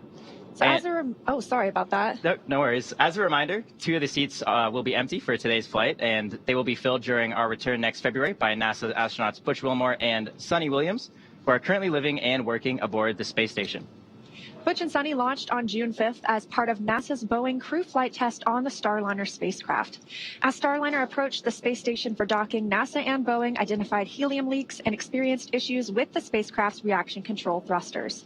Following weeks of in-space and ground testing, technical interchange meetings, and agency reviews, NASA made the decision to prioritize safety and return Starliner without its crew. Starliner did safely land uncrewed on Saturday, September 7th. To prepare for those manifest changes on today's flight, Nick Hague and Alexander Gorbanov ran through a number of training exercises to allow Alexander to build his expertise on Dragon operations. They also performed emergency scenarios with stand-ins for Butch and Sunny to simulate the conditions they could face during the downhill or return portion of flight, and that is targeted for February of 2025. For each crew, SpaceX suits are custom tailored to fit each astronaut and provide oxygen, cooling, communications, and protection during the dynamic phases of flight. For Crew-9's return, there was already a reserve spacesuit on the space station that NASA astronaut Sunny Williams will wear for the journey home. In fact, Sunny helped SpaceX fit test their spacesuits a few years ago as part of the preparations for crew missions. SpaceX built a prototype of the IVA, or intravehicular activity, flight suit design for the original CCP cadre, which included Sunny, as part of the overall commercial crew development process. Butch Wilmore's suit was created using measurements provided by NASA based on his sizing for an extravehicular mobility unit, or EMU, which are the suits astronauts wear on spacewalks outside the space station, and that's being delivered on today's launch. So everything is set for Butch and Sunny to return with Nick and Alexander when Crew-9 comes home next year. Now we're just at about T-minus 1 hour and 7 minutes, counting down to today's launch. While we wait, let's check in with Nilofer at the Johnson Space Center to see how things are shaping up at Mission Control in Houston.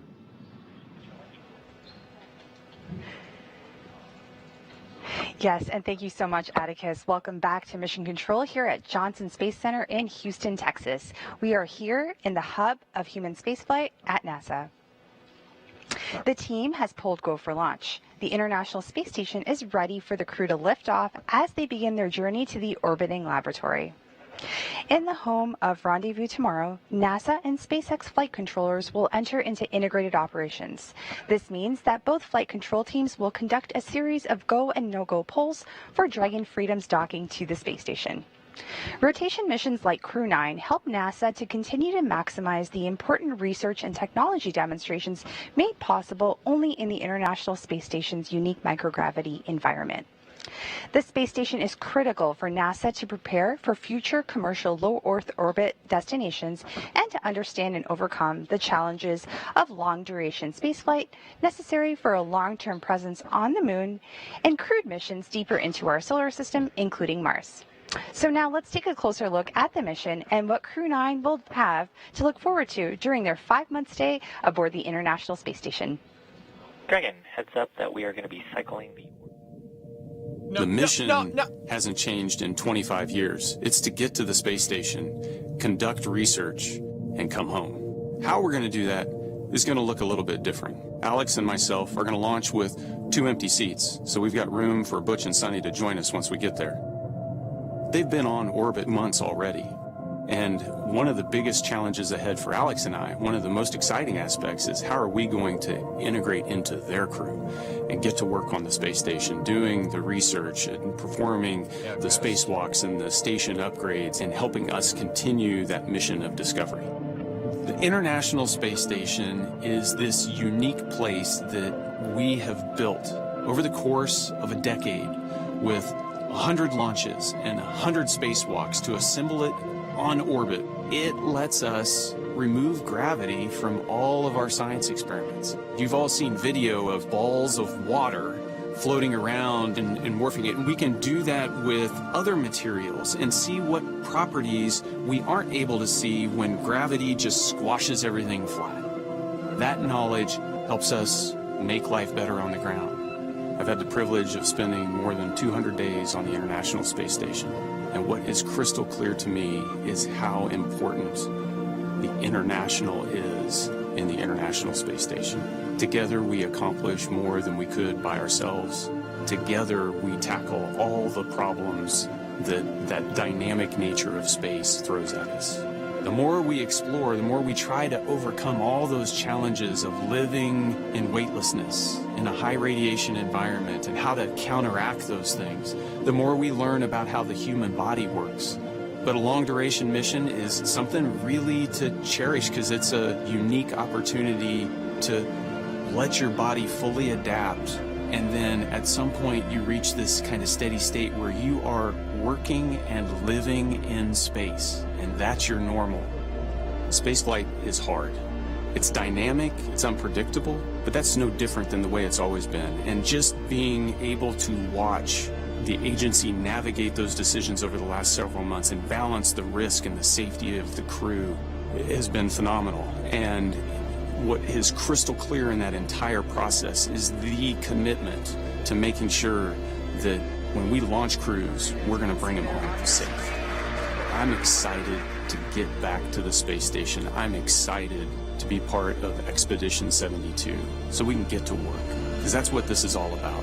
It's about exploration, exploring the human body, exploring Earth, exploring the universe. It's about discovery. It's about learning. It's about how do we imagine the impossible and make it possible.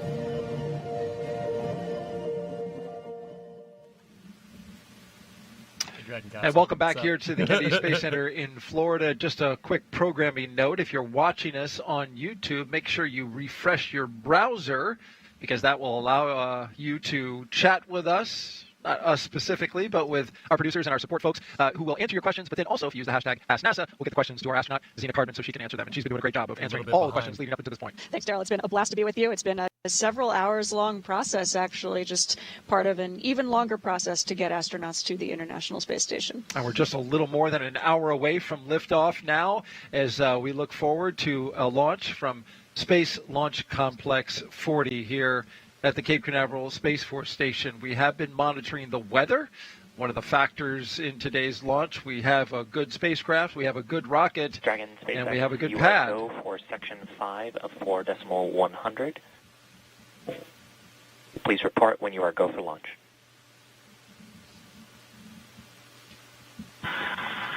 And Freedom copies. We're go for section 5 and 4.100. So, Section 5 entails moving. Tranquility Base here. And there you heard Remember when I said Bo Ooster Sinning Nishishin? Core, the crew operations and resource engineer. This is communication we're going to be hearing throughout this point leading up to liftoff. That's right. Core, that voice from Mission Control in Hawthorne, is the one voice who is communicating directly with the crew today. You'll hear a few Crew operations responsibility engineer to a minimum, but our core, whose name is Shiva, just told the crew that we are continuing to progress towards launch. The next big milestone coming up will be the go-no-go decision to start loading propellant onto the Falcon 9 rocket. And that's a big decision, Zena, because as you know, that is going to take the weather into account. Right, and SpaceX Freedom, section 5, 5.4, we're go for launch. Okay. Section 5 entails moving the crew access arm out of the way. You'll see this thing retract soon. From Commander Nick Hague. They are ready to go. That's his day job. Is the weather ready to go? We'll find that out in just a bit. They're going to make that decision, as you mentioned, about the weather before they start fueling the rocket, because once they do that, that locks it in at T-minus 35 minutes, and inside of an hour. We're tanking the rocket at that point. And there's going to be a lot of steps here. From Section 5, which is basically preparedness for getting ready to go to launch, to Section 6, where they arm the launch escape system, and then Section 7 is beginning fueling operations. There's going to be a lot of events happening real quick here over the next 30 minutes. And then obviously there's going to be one in about 59 minutes that's going to be really, really fast. But yeah, stuff is going to start to pick up now. But weather permitting. Way upwards towards the northeast, directing over top of us. The last weather report was at T-minus 1 hour and 13 minutes. It was about 13 minutes ago. And it basically had the weather sitting at about 45% chance of go. Not ideal, but another weather report will be coming in here in a second. That's why I want to talk quick, because I want to into space. That's what we're hoping for. We got our fingers crossed. Yes, we sure do. Looks all right, man. Weather Doesn't or look not, weird to me, Shadow. the crew themselves are ready. You see what I did there? I did. Don't do that again. Yes, and so you can see there that is the condensing of the warm Florida air from the ground side of the liquid oxygen. We haven't started loaded yet, but certainly getting the tanks ready to start loading that up. In the meantime, let's head back out to California and join SpaceX. Thank you so much, Daryl. All types of human spaceflight missions are taking flight this year, including our recent Polaris Dawn mission. Polaris Dawn was the first of up to 3 missions in the Polaris program, which will demonstrate new technologies, conduct extensive research, and culminate in a flight of SpaceX's Starship with humans on board. After nearly 5 days in orbit, Dragon and the 4-person Polaris Dawn crew safely splashed down on September 15th off the coast of Dry Tortugas, Florida, completing the first spaceflight mission of the Polaris Dawn program. The Polaris Dawn crew, that you can see there on your screen, performed some firsts during their mission. Dragon and the crew reached over 1,400 kilometers altitude, the highest Earth orbit flown since the Apollo program, making Anna Menon and Sarah Gillis the current record holders for traveling farther from Earth than any other woman to date. The crew also participated in the first ever commercial EVA, or extravehicular activity, wearing SpaceX's newly developed EVA suits. They also conducted about 36 research studies and experiments from 31 partner institutions, including NASA. And in addition to all of that, they also tested Starlink laser-based communications in space. That's right. As Atticus mentioned, NASA's Human Research Program flew 3 investigations on Polaris Dawn. The first study tested a compact, commercially available device that can collect astronauts' blood pressure, body temperature, ultrasounds, and other health information to see how easily it can gather data in space. The investigation will also assess whether the technology can help provide robust telemedicine in space. Another investigation sought to better understand the space-related motion sickness that's experienced by many astronauts through surveys and other health data. And the third study evaluated whether crews experience any injuries or discomfort from re-entry back to Earth, helping us at NASA design re-entry protocols that best protect crews. Additional human research was conducted on the Polaris Dawn crew members through the NASA-funded Translational Research Institute for Space Health, I know, I see you guys saying, what the hair? If you had long hair like that, you would absolutely do that if you were on orbit, all right? Don't lie. If I could grow hair like that, I can't. There's nothing up there no more, sorry. We got the Dust Bowl happening up there. But if I could, oh yeah, I'd do that. That'd be rad. Planetary. Lessons learned also help guide development of SpaceX's Starship vehicle, which will be a key element in putting humans back on the moon and eventually on Mars. Before we head into our next interview, let's learn a bit more about what's happening with Starship down at SpaceX headquarters in Starbase, Texas. You really, Grilani? The first flight of Starship was in April of 2023, and the vehicle for the 5th flight is currently stacked and ready to fly. We made major strides with Flight 4 earlier this summer with a successful landing burn and a soft splashdown of our Super Heavy booster. We also saw a Starship survive re-entry for the first time with views live streamed from the vehicle via Starlink from space all the way through splashdown. We've got more flights planned that will start demonstrating some of the key technologies that will help make Starship fully and rapidly reusable. That's not good. Now, the one I'm super excited about is catching that Super Heavy booster, which we'll be attempting on our next flight. If you've seen Starbase recently, you probably noticed that our teams have completed stacking the 2nd launch tower at Starbase, which will be coming online early next year. Having 2 operational launch towers, paired with ships and boosters rolling off the line in our new Star Factory, will allow us to increase our flight cadence and test more rapidly. Our teams at Starbase have been hard at work on the continued Star Factory expansion. This 1 million square foot facility brings Starship and Super Heavy manufacturing closer together for more optimized production. And that will set the stage for us to rapidly produce hundreds of ships each year. And that's what it's going to take to build a self-sustaining city on Mars. Production lines are spinning up in Star Factory with multiple next-generation Starships currently in build as we get ready to ramp up our launch rate. Let's go. We did recently static fire the Starship for Flight 6, producing some incredible video of its 6 Raptor engines in action. And we do have boosters already built for the next several flights. And I'm really looking forward to seeing us catch the booster on the tower. That'll be a huge milestone. So I think we're all looking forward to that.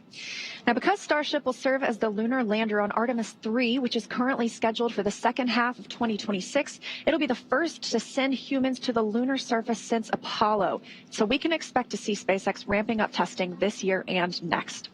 The NASA and SpaceX teams have been working through a ton of additional hardware milestones outside of the flight tests, including the recent testing conducted with Starship's airlock and the Axiom spacesuits NASA astronauts will be wearing on future moonwalks.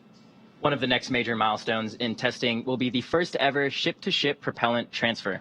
where two starships will rendezvous in space and transfer propellant from one to the other. Putting humans back on the moon is a major milestone. Our mission at SpaceX is to enable this type of exploration, and we can't wait to see this future unfold. For more on what else is happening in the world of exploration, we'll hand it back over to Daryl and the crew in Florida. He said moron. Thank you very much, Atticus. T-minus 52 minutes and counting. Sound guy. Liftoff. T-minus 52 minutes and counting until liftoff. As we've mentioned, today will be the first time we launch astronauts from Pad 40. For more on what was done to make that happen, we now have NASA's Megan Cruz live from a nearby launch viewing location here at Kennedy. Hey, thanks, Daryl. And I'd also like to introduce Alec Jacobs. You see him right there next to me on the screen. He's the launch site integration lead with the Commercial Crew program. And we wanted Alec on today because, Alec, you were part of certifying Slick 40 for this inaugural crewed launch. Can you tell us about that? Yeah, so I've had the pleasure of being on the team that's been working on Slick 40 for the past 2 years to get it ready to launch Crew. 2 years ago is when NASA and SpaceX made the decision that we wanted to be able to have Slick 40 as a backup launch pad for crewed missions.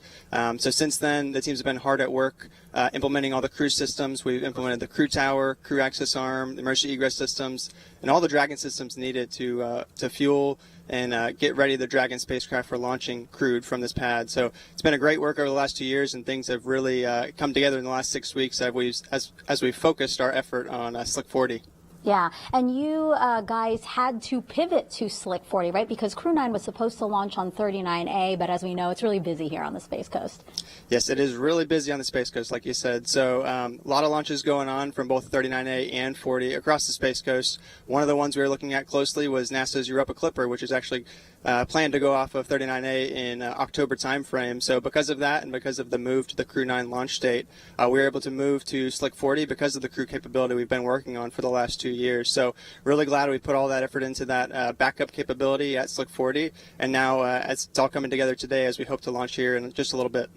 Yeah, so it sounds like agility, flexibility, that was really key to getting us to launch day today. Can you walk us through some of the other changes that maybe the program had to navigate? I mean, including obviously, launching 2 members instead of 4. Yeah, so a lot's happened in the last 6 weeks, and like you said, Megan, launching 2 crew members versus 4. Our teams have had to adjust to that, make sure we have the right training protocols and plans in place for the 2 versus 4 contingent.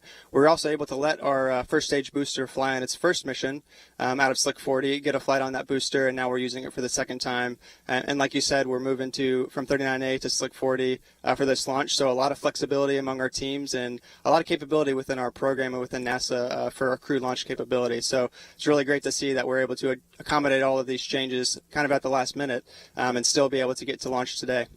Yeah, really talented people that we work with here. So thank you so much, Alec. We're now just minutes away from polling the launch team to see if we're going to load propellant into the Falcon 9. So let's introduce you now to Ronnie Foreman, live at SpaceX headquarters in Hawthorne, California. Thanks, Megan. I'm Ronnie Foreman, a senior commercial sales manager here at SpaceX, and I'm excited to be joining you all. We are coming up on just under 50 minutes to launch. Dragon SpaceX for a weather update. Oh, here we go.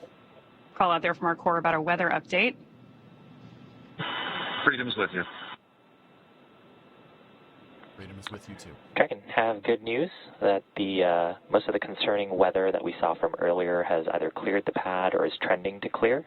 We are still watching some precipitation, and we are expecting our next cross-check at around the T-minus 45-minute mark. We'll let you know, along with the go-no-go for a prop load, what that weather looks like. How copy? Freedom copies. Outstanding news. Thank you. Good news from our core there from Mission Control. We are coming up on just about 49 minutes to launch, and obviously our teams are carefully moving through the pre-flight process. A lot of preparations have brought us to this point, including a dry dress rehearsal and static fire on Tuesday. A dry dress rehearsal is a practice run before launch, where all of the steps are conducted except for the loading of propellants, which is why we call it dry. The integrated spacecraft and rocket are rolled out to the pad and raised vertically, and the crew and all of the support teams go through their steps exactly as they would on launch day to make sure that they're ready when we do go for launch. However, during a static fire test, which we also did earlier this week, the crew is not present. Propellants are loaded and the engines on the booster are fired for just a few seconds while the rocket is held down to the launch mount. The data from the static fire test is then reviewed and incorporated into NASA and SpaceX's decision to proceed with launch. All of that hard work brings us to today, and next up in our countdown, our launch director will check in with the team for readiness, both for prop load, as you heard earlier, and for launch. The Dragon team, as well as key NASA launch members, are currently at the Launch and Landing Control Center at SpaceX's Hangar X in Florida. The launch director will also check in with the Dragon mission director, or MD for short, and NASA launch manager to make sure they're ready to move forward. Right now, of course, our two-person crew is on board Dragon waiting to get that green light to stow the crew arm for launch and arm the launch escape system. Once our LD gives the go-ahead, we should get a good view of the access arm moving away from the spacecraft. Izzy, do they not get uncomfortable sitting there for a long time? No, the spacesuit is form-fitted. It's a tailored suit for each astronaut, and then the seat back is also tailored. You got to make it as comfortable as possible. You want to ride in style, right? And you want to make it nice and comfortable, but no, that's good.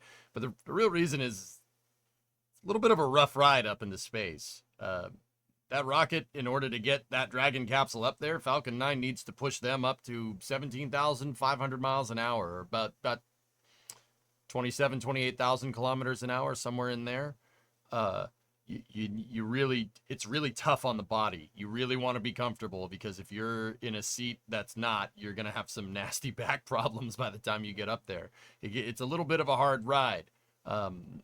Sustained up to 4 Gs at certain points during ascent, because like the rocket engine is outputting a constant amount of thrust, except, when they throttle it for certain reasons, right? But for the most part, you're outputting a constant amount of thrust, right? And the fuel is draining on the rocket, so the rocket is getting it's getting lower mass. The mass is lowering very quickly, so your rate of acceleration goes up a lot higher as the fuel drains, and it really knocks you back into your seat. But it doesn't just knock you back into your seat, it keeps you there for a long time. We're talking about an 8-minute ride, an 8-minute uphill ride is what they call it here. So an 8-minute ascent. And don't get me wrong, you're not just being pushed back all the time. The rocket stages and it pushes you forward, and then the second stage engine ignites, pushes you back. You want to try to be as comfortable as possible, because it gets a little shaky, a little dicey on the way up, but that's expected. So, but yeah, you really want to make sure your tray and seat back is in the upright and locked position, and you're nice and seated comfortably with your seatbelt on. The fasten seatbelt side is indeed on. They have 5-point seat belts, though. It's not just a little, Which you've got a great view of on your screen there, to monitor Dragon not just today, but throughout the entire mission, from liftoff to Crew 9's arrival at the space station, all the way through splashdown when the astronauts return home early next year. On console and mission control, there are... What if you have to scratch your nose? They're not... The suits haven't really pressurized yet for launch Apachex. They could open up the mask right now and do what you got to do. Yeah, good question. The suits aren't pressurized right now. They haven't gone into fueling operations, which was what we should be hearing here momentarily. Launch control copies. Arming now. Good news that we're about to get that view of the crew arm moving away from Dragon. The arm's going to swing back in preparation for fuel. And we are moving ever closer to launch with just under 45 minutes to go. So what's going to happen is they're going to move the crew access arm out of the way. Why are they going to do that? Essentially, the plain English way of saying it is, after you move the crew access arm out of the way, you're going to arm the ejector seat. Now, this thing doesn't have seats that shoot out the side of the capsule. The ejector seat on a spacecraft is jettisoning the entire spacecraft. There's, behind these little nacelles right there goes the arm. There's launch escape engines. There's clusters of them. There's 4 nacelles on Dragon, and if something does go wrong, they'll shoot it away.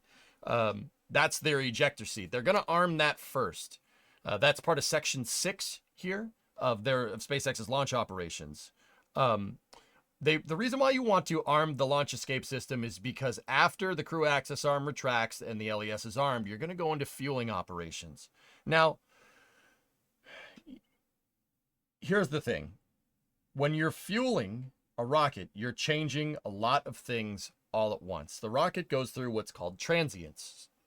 Falcon 9 is a semi-cryogenic vehicle, so you have extremely cold liquid oxygen and, well, essentially diesel fuel. It's more like jet fuel, but it's called RP1, right? So they're going to load the fuel, right? When you do that, you're you're freezing stuff really, really quickly. You're adding a lot of mass to the spacecraft, what's called wet mass to the spacecraft. Wet mass is a nice way of saying fuel and oxidizer, anything that's a liquid. You're adding wet mass commodities to the vehicle. You're changing a lot of things all at once because they got to fill it up quickly. SpaceX basically freezes their liquid oxygen as close as you can get liquid oxygen to a solid without getting it to a solid. It's like a slush almost. It's called densified propellants. They do that to get more performance out of the booster. And in doing that, you got to fuel it very, very quickly. Because you're changing a lot of things on the rocket, coupled with those densified propellants, you want to arm that launch escape system and make sure that if something does go wrong when you're changing a lot of things during the rocket, when you're going through transients, that the astronauts can get the frick away from it if something goes wrong.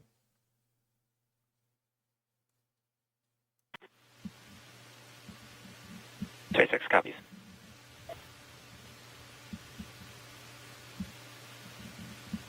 Duff, it's going to the ISS, yep. All of these milestones moving towards the big one, which is tanking Falcon 9 with propellants, which would kick off at T-minus 35 minutes. A update on the weather from Launch Weather Officer Brian Cizik, who informs me that the probability of violation has now gone to 30%, reflecting a 70% go. Okay, there we go. Launch escape. The launch escape system is now verified armed, which means that the astronauts would, in the case of an emergency, exit off the top of the rocket through the launch escape system. The ejector seat.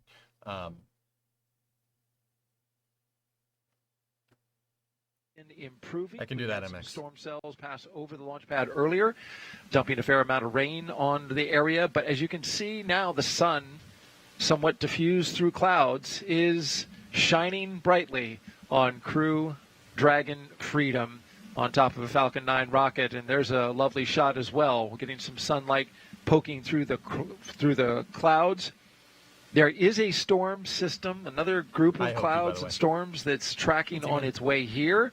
But according to Brian Cizik, it is not going to arrive before T0. And that's a great update and a great improvement in the weather scenario.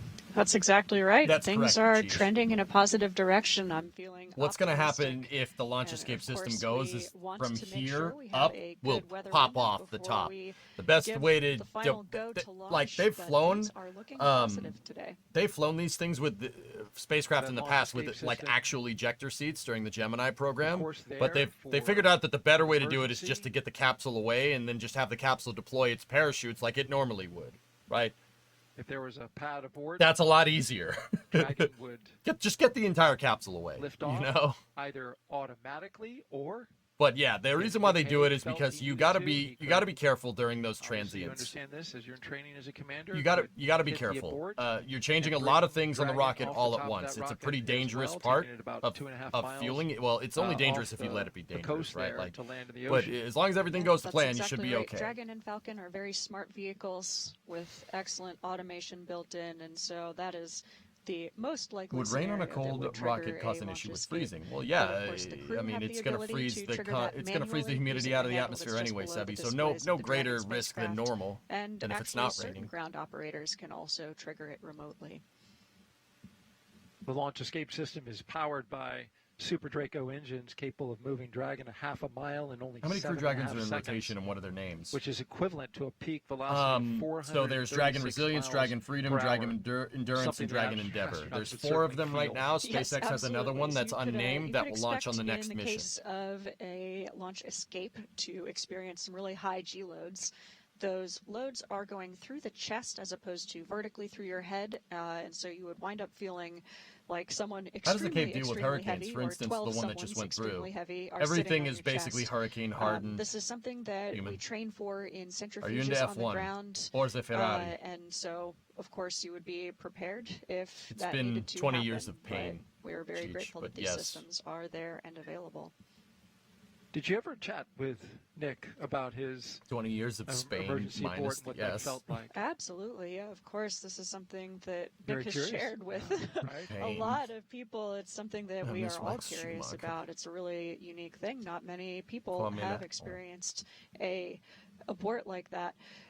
He said it was something that it happens before you really have a chance to think about it. The Soyuz, like Dragon, has a lot of automation built in, and so for his abort, the automated systems kicked in. But he said also your training really kicks in, and that's something that they train for in Soyuz as well. And so he felt well prepared to respond to that. All of the teams were in place, and he was collected safely after landing, brought back, and had the chance to launch again, actually not too much later. So this will be Nick Hague's second mission to the space station, but his third launch. His third launch, indeed. As we watch now inside, looking at the Dragon Freedom, Nick Hague, Alexander Gorbanov in their seats, configured for launch, ready to go. Another interesting note about this flight, we were talking about the launch escape system, is this new capability that SpaceX has for emergency propulsive splashdown. It's the same system that we're talking about. What do they say, T-minus? Time. Time to launch, Newmark. It's amazing that this is there just in case there's a complete failure of the parachutes, where those Super Dracos would also fire, right? That's right. Yeah, this is a really interesting capability. And of course, we have multiple parachutes on board the Dragon, and so this would be a backup to the backup in a Tanks really are venting for the start of propellant load. Here we go. deep contingency case. But it's an amazing capability. Fueling The will software start has in been about built in. The 1 minute plumbing and has 50 all been there from the start. But now we're actually flying with that software enabled. And, of course, we could unenable it if something changed in the configuration of that Dragon capsule. Just another good backup to have as we encircle the launch complex there, Space Launch Complex 40. A historic first today, launching astronauts from this launch pad for the first time ever. Yes, Hokie. They have a mass simulator on board. T-minus 36 minutes and 20 seconds and counting. Just a little over a minute away from propellant load. A big milestone on our way to launching today.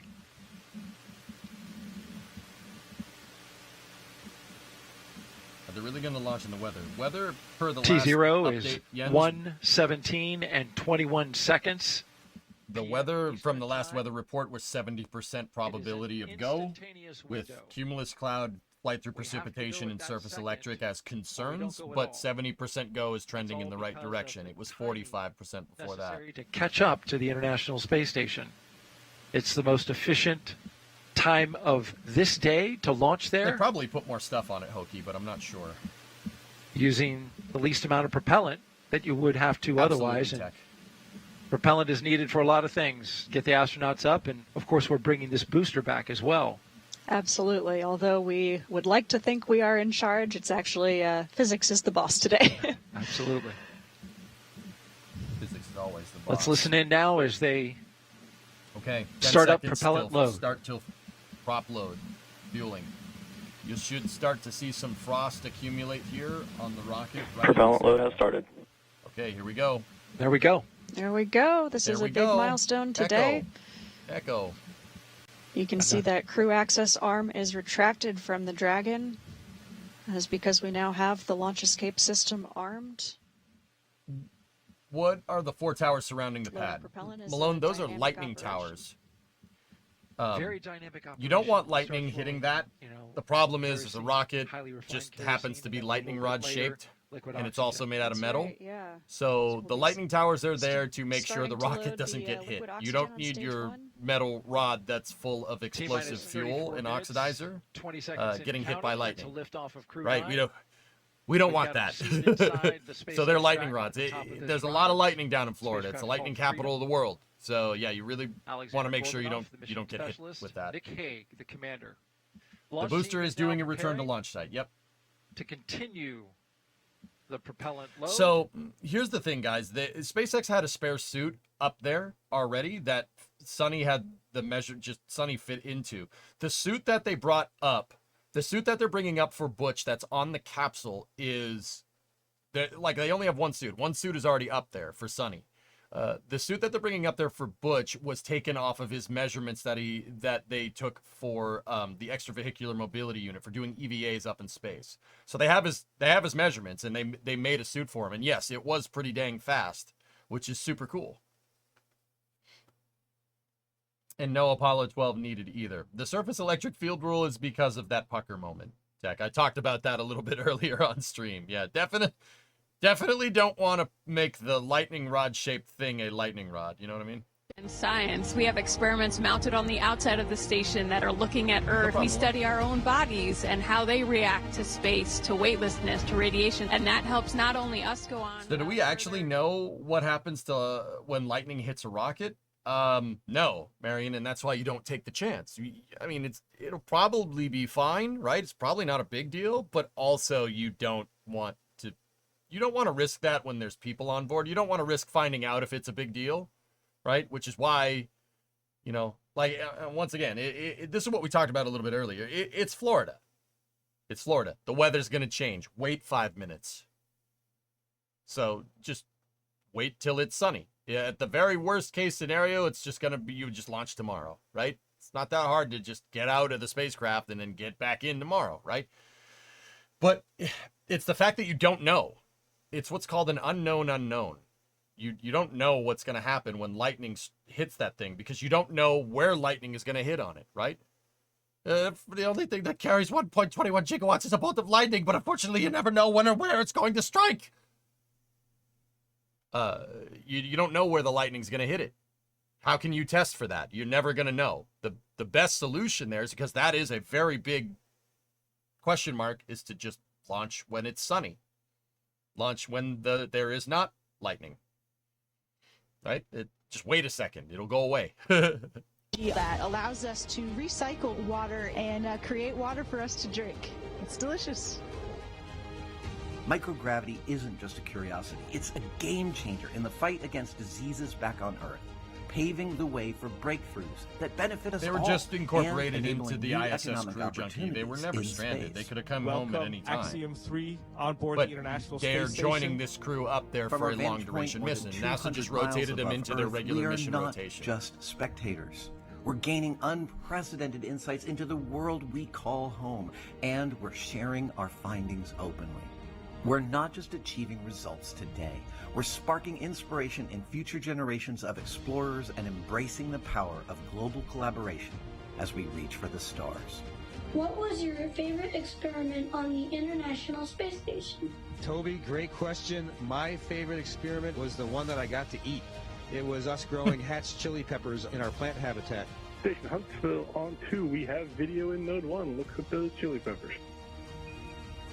And as we soar through space at 17,500 miles per hour, each moment is a step closer to unlocking the mysteries of our Earth, our universe. Have we had any known physical injuries while in space? Hokey, probably, but we'll never know. That's something between the private medical doctors that are on board, like the flight surgeons, and the astronauts. They wouldn't go around reporting that. It wouldn't be public information. And there you heard the call out that we're now cryo-loading liquid oxygen into the Falcon 9 rocket. Another great milestone passed. T-minus 29 minutes and counting.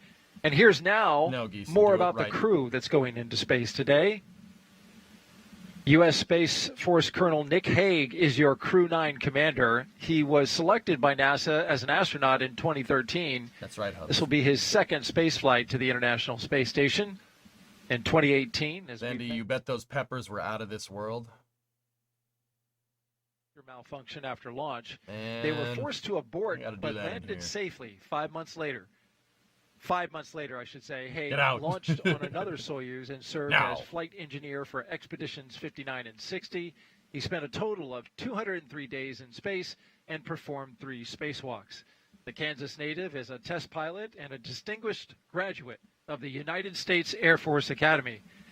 Nick spent 5 months in Iraq in support of Operation Iraqi Freedom. He voluntarily transferred from the United States Air Force to the U.S. Space Force in 2021 and is an active colonel. His wife, Katie, is a retired U.S. Air Force colonel, and they have 2 sons.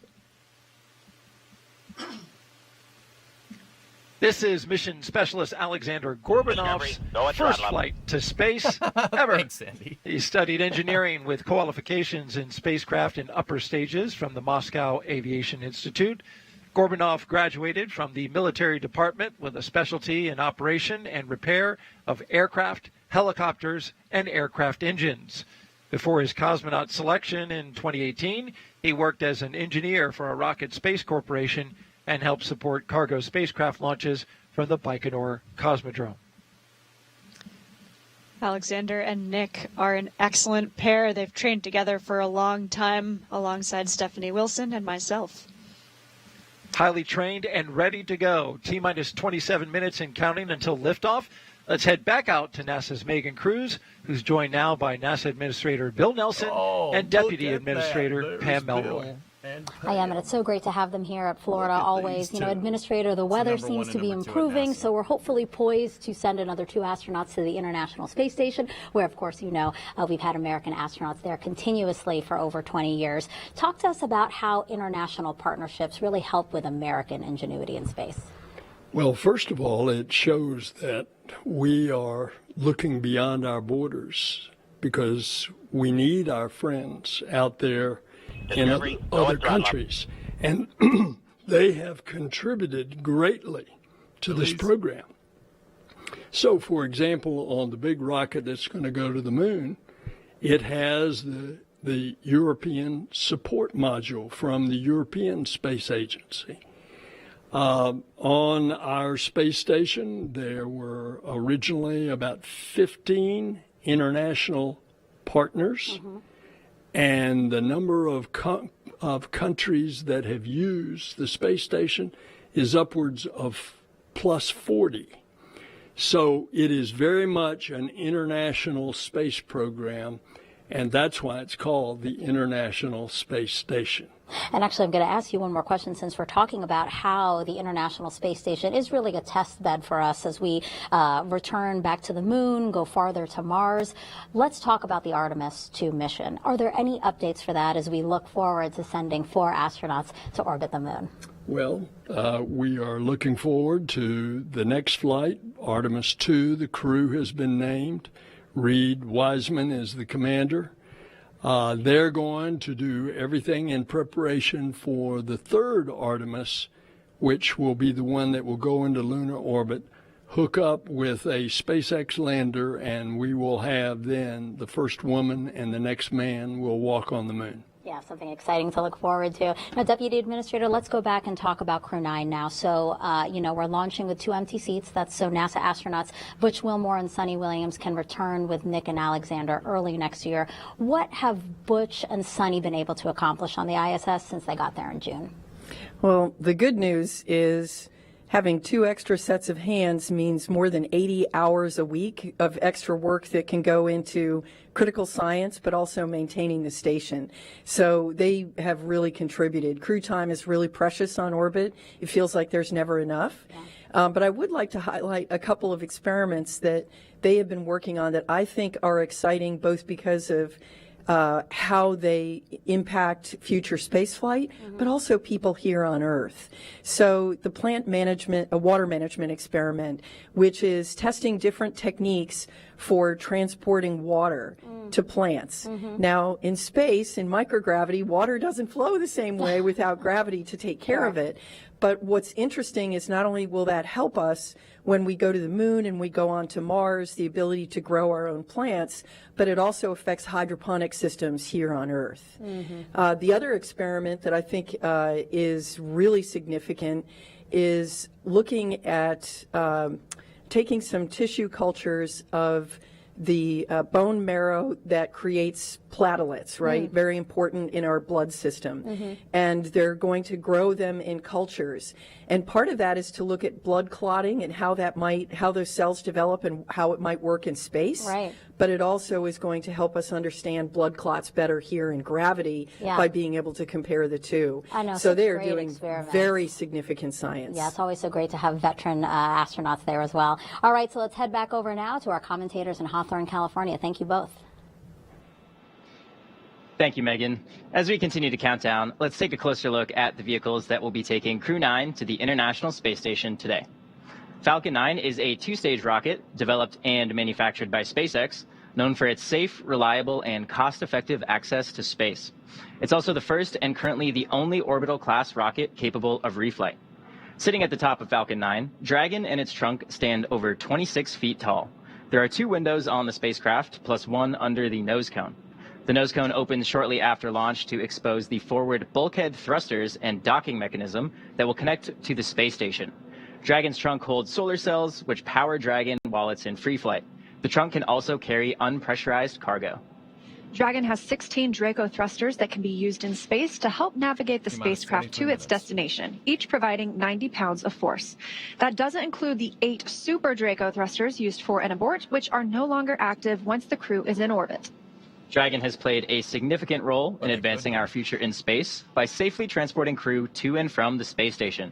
There's currently 4 Dragon spacecraft supporting human spaceflight missions that have docked to the station, and those are Endeavour, Resilience, Endurance, and Freedom. So cool. Designed to be the safest spacecraft ever flown, Dragon is capable of carrying up to 7 passengers to and from Earth orbit and beyond.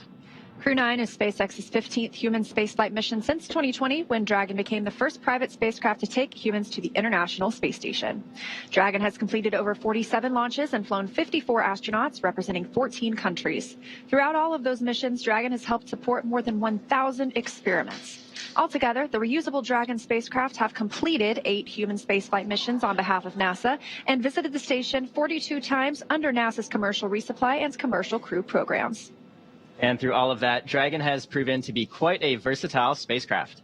It can autonomously dock to the space station when outfitted with the ISS docking adapter, as it is for today's flight. When not going to the space station and in free flyer mode, the docking adapter can be swapped out for a cupola. Then, of course, you have our newest option, the Skywalker hardware, to support extravehicular activities, which the crew just used for the first time during Polaris Dawn. Continuing down the vehicle, we have the second stage.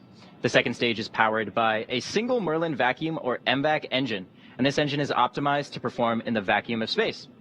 After stage separation, the MVAC will ignite and carry Dragon to its target orbit. The Falcon 9's first and second stages are connected by the black interstage, which houses the MVAC engine and the systems that decoupled the 2 stages during stage separation. Below that, of course, is the first stage, which is powered by 9 Merlin engines. These 9 Merlin engines provide the initial thrust to lift Falcon 9 off the pad and clearing the tower through the lower, thicker parts of the Earth's atmosphere. Each of these 9 Merlin 1D engines delivers about 190,000 pounds of thrust at sea level, and that gives Falcon 9 a combined 1.7 million pounds of thrust. After stage separation, Stage 1 will return to Earth for recovery and reuse on a future mission using a combination of the Merlin sea-level engines and the 4 titanium grid fins located near the top of the booster, which will guide it during its re-entry and landing. The Falcon 9 first stage is also equipped with 4 landing legs that deploy just before landing to allow for a vertical touchdown on either a drone ship or a landing pad. And today, we'll be attempting to land this booster at Landing Zone 1 back at Cape Canaveral Space Force Station. Okay. RP-1 is fully fueled on the second stage. T-minus 20 minutes and 5 seconds. The second stage will power Dragon into its initial low Earth orbit before separating, leaving Dragon to continue its journey to the space station using its own thrusters. About 40 seconds after separation, Dragon's nose cone deploy sequence will begin, exposing the guidance navigation controls that help Dragon autonomously fly to the space station. With T0 coming up in just under 20 minutes, our teams at the Cape are doing a series of system checks to ensure Dragon and Falcon 9 are ready for flight. So for now, let's check in with Ronnie for a quick status update. Thanks, Atticus. We are still looking good for an on-time launch just under 20 minutes from now. Both Dragon and Falcon 9 continue to be healthy. As we continue to listen and watch the countdown, our teams are prepping the vehicle for flight.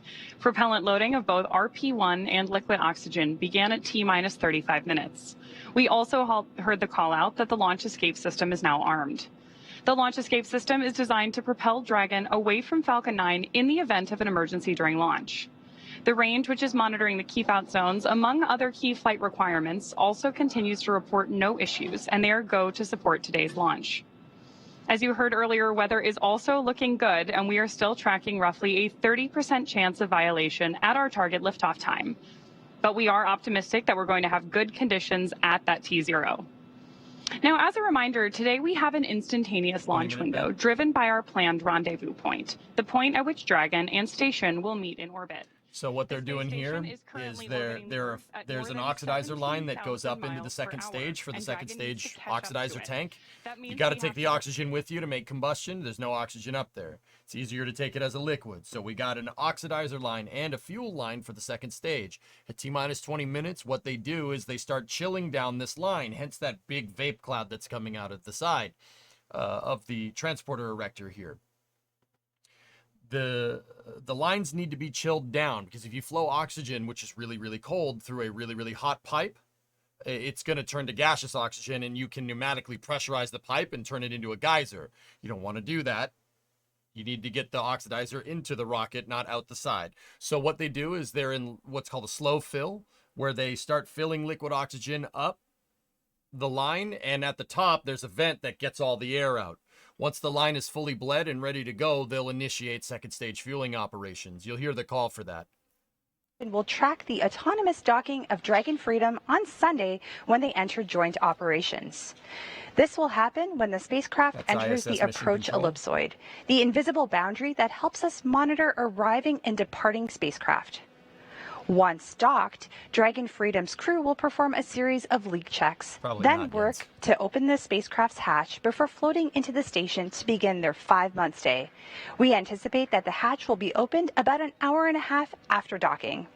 When they enter the orbital outpost, Crew-9 will be greeted by the rest of their Expedition 72 crew and will come together for opening remarks.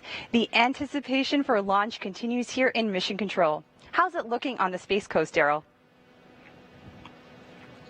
I seem knowledgeable. Have I worked with NASA? Well, we're looking pretty 308. good. I have not. I've worked with NASA, like doing panels at TwitchCon and stuff, like doing PR, like independent public relations for them in the past. How I know about spaceflight is basically I've been doing this for a long time. I've been doing STEM outreach here on Twitch for the better part of a decade, actually more than a decade now, playing STEM games and teaching people about how spacecraft works. You know, you do that for a long enough time, it turns out a stream about aerospace engineering, and STEM attracts aerospace engineers. And I've had a bunch of very good mentors in chat help me learn this stuff and help me really get a good grasp on what's going on, so I can be a better STEM educator and help explain it better. Like, I'm not an engineer by trade. I've worked with NASA. I've never worked for NASA, but I'm pretty good at explaining what's going on here. Pretty good at it.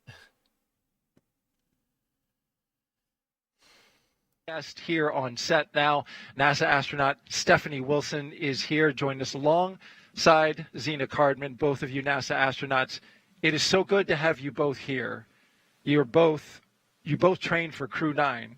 This is where you probably expected to be on this day, but you have accepted this role of supporting your friends for launch. And as they get ready to launch with 15 minutes left to go, Stephanie, question for you. What is the mindset of the crew that you trained with? You've flown into space 3 times on the space shuttle. What's the mindset of the crew right now? Well, thank you, Daryl, and thank you, Zena, for having me join you today. And yes, both Zena and I have trained for 1.5 years with Nick and Alex. They have trained hard. They are well prepared. In this moment where they are strapped inside the vehicle with just the 2 of them, they are reviewing procedures. They have trained for this moment. They are ready to execute the mission. They are, of course, looking forward to the work that's ahead of them on the International Space Station. Perhaps a little bit sad to be leaving family and friends, but they'll be talking to them soon once they have docked to the International Space Station. But it's a moment to review all of the hard work that has gone into this moment and the preparation, and to be ready to execute the mission, which they will do very well. Speaking of hard work, you both trained for Crew-9 for 1.5 years. And so from a human level, we know you are professional astronauts. Your seats were needed for Butch and Sunny to bring them back. What was it like for you personally when you learned that you wouldn't be flying today, but you would be flying some other time, but not today? Yeah, gosh, Daryl, I think I felt a lot of emotion when I saw Stephanie walking through the door there. It's bittersweet, but it's a really beautiful thing. I think any launch is a testament to the power of collaboration, and this launch maybe even more so than usual.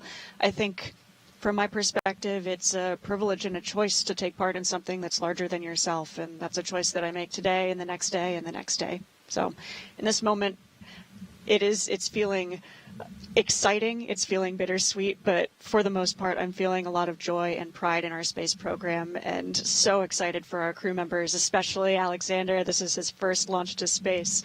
Nick, this will be his second mission to the International Space Station. It's going to be a beautiful day, and I think for you, Steph? Yes, very, very similar. I think that we all train together. Adaptability and flexibility is key as we look across our corps.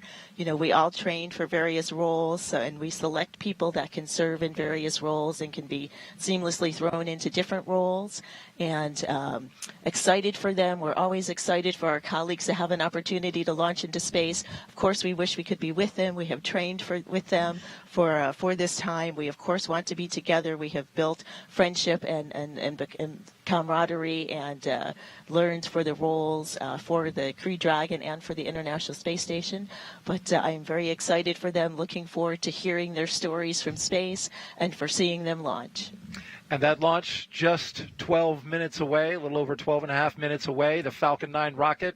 Well, this is a booster that can be reused. So if you're wondering why they're not in those two seats right there, Nick and Alexander are launching by themselves because they're going to come down with two crew that were up there from Barry Williams and Sonny Williams and Barry Wilmore that were up there from the CFT-1 mission. The Crew Flight Test 1 mission for the Starliner capsule, they did find some problems with the thrusters, and they did, NASA basically said have them just join the ISS crew for now and fit into another mission rotation and bring the Starliner capsule back down in one piece with nobody on board to basically doing what's called retiring risk. You know, you're not 100% sure if those thrusters are going to work right. And if you can't be sure, there's no point in trying to be sure. You don't guess. Like, that's not a good idea. Don't do that. You only really guess if something has really gone wrong, like Apollo 13, for instance, right? So the right call, and guys, once again, I stand by it. That's range safety, guys, if you're wondering who's in the trucks. The right call was to have them come down on Dragon and join the ISS crew. That is the safest thing to do. Not even the safest. That's just the right move. Yeah, sometimes in spaceflight you have to call an audible. It happens. But I'm happy that they encountered these problems on a test flight with Starliner, because if there was 4 people on Starliner, this capsule would be launching with no one in it. Right? So, you know, remember, the point of a test flight is to find all these problems. I mean, ideally, you don't want any problems during a final exam test flight like that, but sometimes it does happen. There's no guarantees in this business, guys. No guarantees. I like to describe spaceflight to people like playing Tetris. You know, you never really win. You just get better at it over time. And if you don't keep playing, you're going to get worse at it over time. You know what I mean? We are about 10 minutes out from launch here. Entire team around the world for your hard work and dedication to get us to this point. Alex and I are ready and honored to represent you and everyone back on Earth. A huge thanks to our families and friends for your unwavering support, and to Crew-9, unbreakable. We go together. That's that gentleman talking to the commander of the mission, Colonel Nick Haig.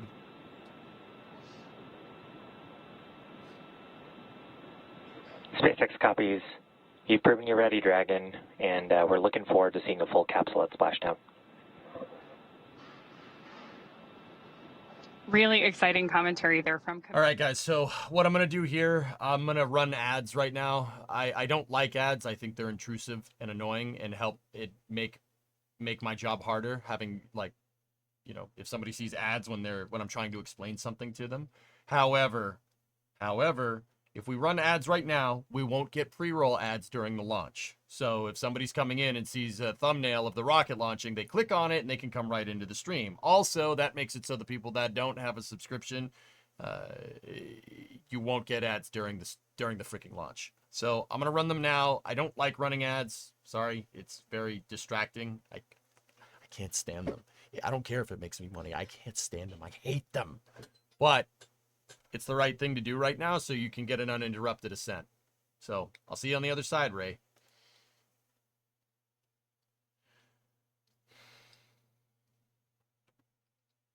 We're looking at about a 9-minute ride to orbit today, and that's the point that the second stage will cut off. After that, Dragon and the second stage will continue to coast for another few minutes, and then they will separate. You'll be hearing some performance calls as we get into this final countdown, and then after liftoff. These are SpaceX flight controllers reporting on trajectory, speed, booster performance, and other key milestones. And there are also some other calls you'll hear the crew make after liftoff. The crew will report out on a few number and letter combinations, and these mark different abort zones through the flight up the eastern seaboard. The first two are 1A and 1B, and these are available when the first stage is firing. The next are 2A through 2E. Those will come into play once the second stage kicks in, but we will only hear the call for 2A. Diverting a little bit from the other naming system, you will also hear the call Shannon, and that refers to Shannon, Ireland. That means the crew could target off the coast of Ireland if they needed to abort later in the second stage burn. Again, you'll hear these calls throughout the flight uphill, along with the key performance callouts from the guidance, navigation, and control officer, as well as the propulsion lead. One of the next callouts we're listening for in our countdown is the announcement that Stage 1 engine chill has started, which is one of the key processes that prepares the engines on board our first stage for flight. Right now, propellant in the tanks is isolated from the engines, but at T-minus 7 minutes, we'll open the engine pre-valves and start passing just a trickle of liquid oxygen through the Merlin engine pumps, chilling those engines for the start sequence. This is space. I'm in space. Stage 1 engine chill has started. Okay. Thermal conditioning. Confirmation there that engine chill has started. Now we do this. So yeah, what they're doing there with the first stage engines is they're priming them basically, but also because the propellants are so cold, you want to make sure the engine is at good operating temperature, particularly the pumps. This is space. I'm in space. The fuel and oxidizer pump. Thanks, guys. I appreciate it. I'm gonna try to keep this commentary going, but I appreciate all the support. Thank you so much. This is space. I'm in space. We're not in space yet. Dang it! Stop it. They're thermally conditioning the engines to get them to the right operating temperature. The fuel and oxidizer pumps on these engines need to be extremely cold to pump the fuel correctly. Like, think about like when your car's engine gets to temp. The operating temperature for the pump is really, really cold because you're using really cold propellants. Liquid oxygen as well on the first and second stages. Stage 1 fuel load is complete. Confirmation this is right on space. time I'm at in space. RP1. The densified We're not in space kerosene yet, man. loading is now complete. We're in space if we say we Again, are. still loading liquid oxygen on the first and second stages. We need this to combine with the densified kerosene. Thank you. That RP1 liquid propellant needs an oxidizer to combine with in order to ignite. Notification is cool, but it's way too loud. Coming up next at the 5-minute mark, we'll hear the call for Dragon to configure for terminal count and then transition over to internal power.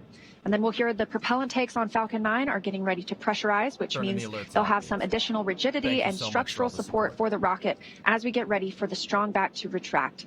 The strong back provides access to Falcon 9's fueling lines and umbilicals for both prop load and the different gases being loaded on board. The clamp arms will open and it'll move just a couple of degrees at first, and then we will see it swing open completely at the moment of liftoff. We'll continue to check through a couple more fueling milestones, including one around the 2-minute mark before flight, where we'll hear liquid oxygen loading is complete on the second stage. That really helps. Thank you. Thank you for all the support, guys. But Falcon 9 tanks are pressurizing for strong back retract. We're inside of 5 minutes here. I'm going to shut the notifier off so I can hear the calls. I appreciate all the support, guys. Thank you. Now under 5 minutes to launch, we are in terminal count, meaning the Dragon onboard computers take control of the spacecraft. Again, we are still watching first stage as its liquid oxygen loading continues. That'll be complete around 3 minutes, followed by completion of second stage liquid oxygen loading about 1 minute later. I'm going to try to balance the sound out a little better, guys. Turn strong your back retract has started. Strong back retract started. Just heard that call out from Mission Control that strong back retract has started. Turn and the if we volume keep a down close on the eye stream on real the quick. screen, there we go, just coming out of those clouds of liquid oxygen, we got to see those clamp arms opening up around stage 2. What's going to happen now is that our strong back will recline just about 2 degrees away from the vehicle.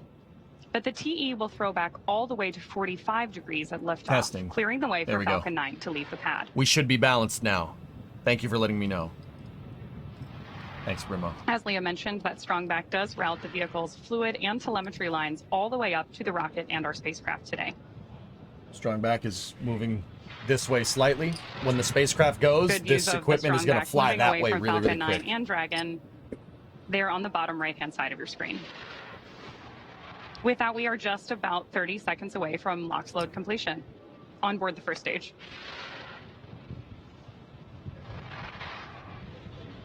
Now you can see those propellants are really cold. What's happening is because they're so dang cold, they're condensing the humid atmosphere around them and causing ice and condensation to build up on the outside of the vehicle. Here, the liquid oxygen loading will finish. Again, this is required to combine with that RP1, the densified kerosene, to give us the chemical composition we need to propel the rocket into space. All of these white clouds of vapor you see on your screen are normal. We will continue to see them build as we get closer. Now, I want to point out, guys, that this is the first crewed launch from this pad ever. Nobody has launched crew from this pad, and this pad has been around since the early parts of the space race.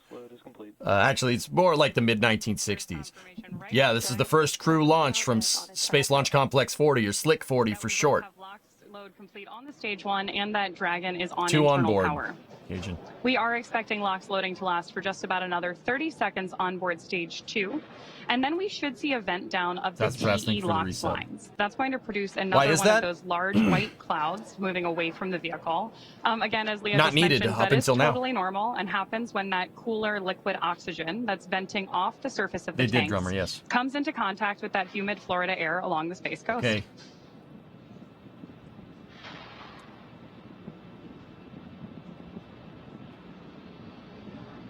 T-minus 2 minutes.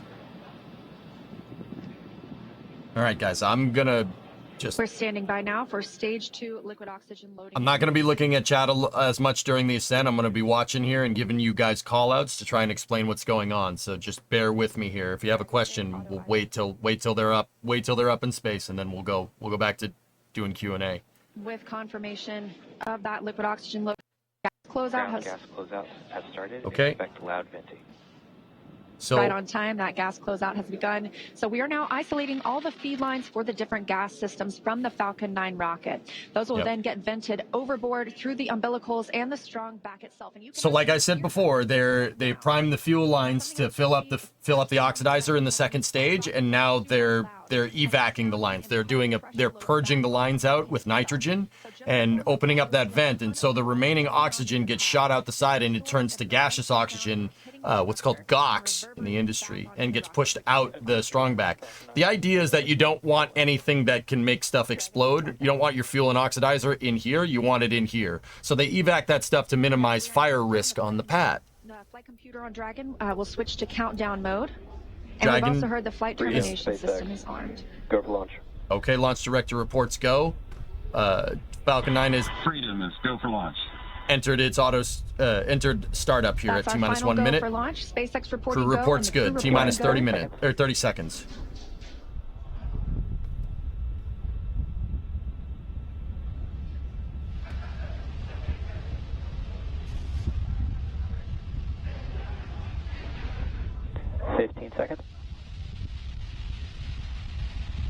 Standing by for the first launch of humans from Space Launch Complex 40. Down suppression water system should turn on. 5, 4, 3. Can't see it though. 2, Ignition. 1. Ignition. Ignition full power. And liftoff. Crew-9 is in the air, taking 2 up to the ISS, coming back down with 4 next year. Liftoff of Crew-9 now soaring to the International Space Station. 1 Alpha. 1 Alpha is the abort contingency window. As the rocket gets further and further, you enter different types of recovery operations. 1.7 million pounds of thrust, propelling Falcon 9 and Crew-9 and continuing to get good calls from teams here on the ground. The next call should be a call for power and telemetry at T plus 40 seconds. Of course, these incredible views mean we are just a little bit past 30 minutes or 30 seconds into our 9th rotational crew mission. Power, telemetry nominal. There it is. On board Dragon and Falcon 9 with good call. Next call should be maximum dynamic pressure.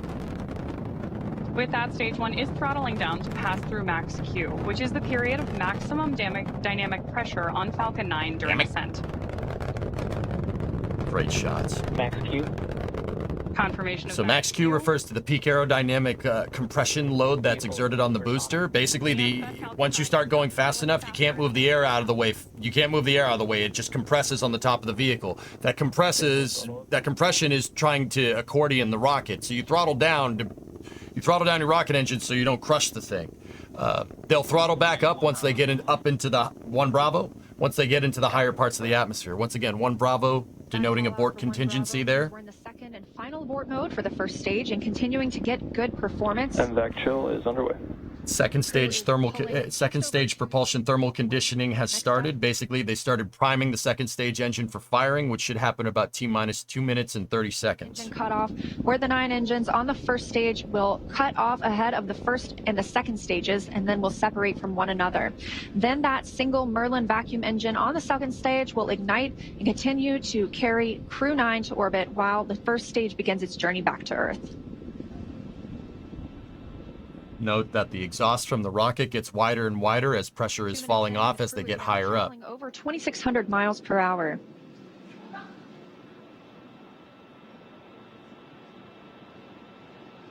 Stage 1 is throttling down. There's the throttle down Confirmation call. there from Mission Control that Stage 1 is throttling down as we prepare for main engine cutoff, followed shortly thereafter by stage separation and second engine start. This is a shot of the second stage You did engine hear riding Mission inside Control of the out first that we are stage inner chilling our stage. There's main engine confirmation cutoff. of MECO. Watch. Stage separation confirmed. Okay, should get an upper stage ignition. 2 Alpha. 2 Alpha called by the crew. Copy, 2 Alpha. Watch the first With stage. that, It'll we relight have its had engine and it'll confirmation boost back, of coming MECO, back stage down to SEP, the and the cape. ignition of our MVAC There it engine goes. on board Stage 2.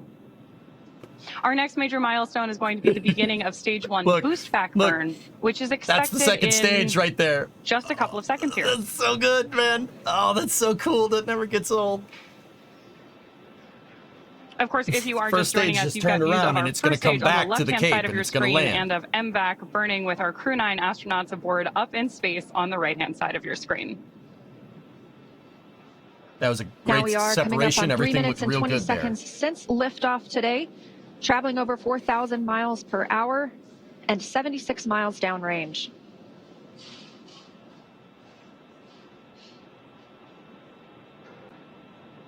Right-ish. Yeah.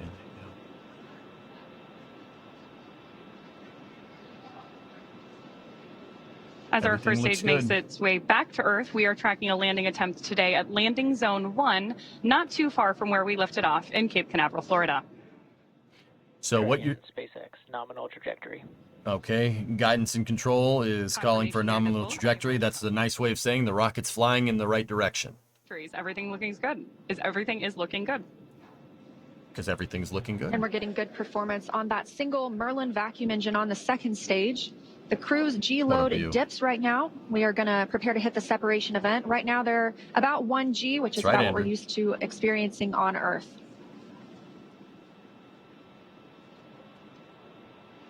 How does that nozzle not melt? It's radiating heat through a visible light spectrum victim. This is what I was talking about earlier before. The engine has a passive cooling system because it's taking the exhaust from the fuel pumps and circulating it through the nozzle.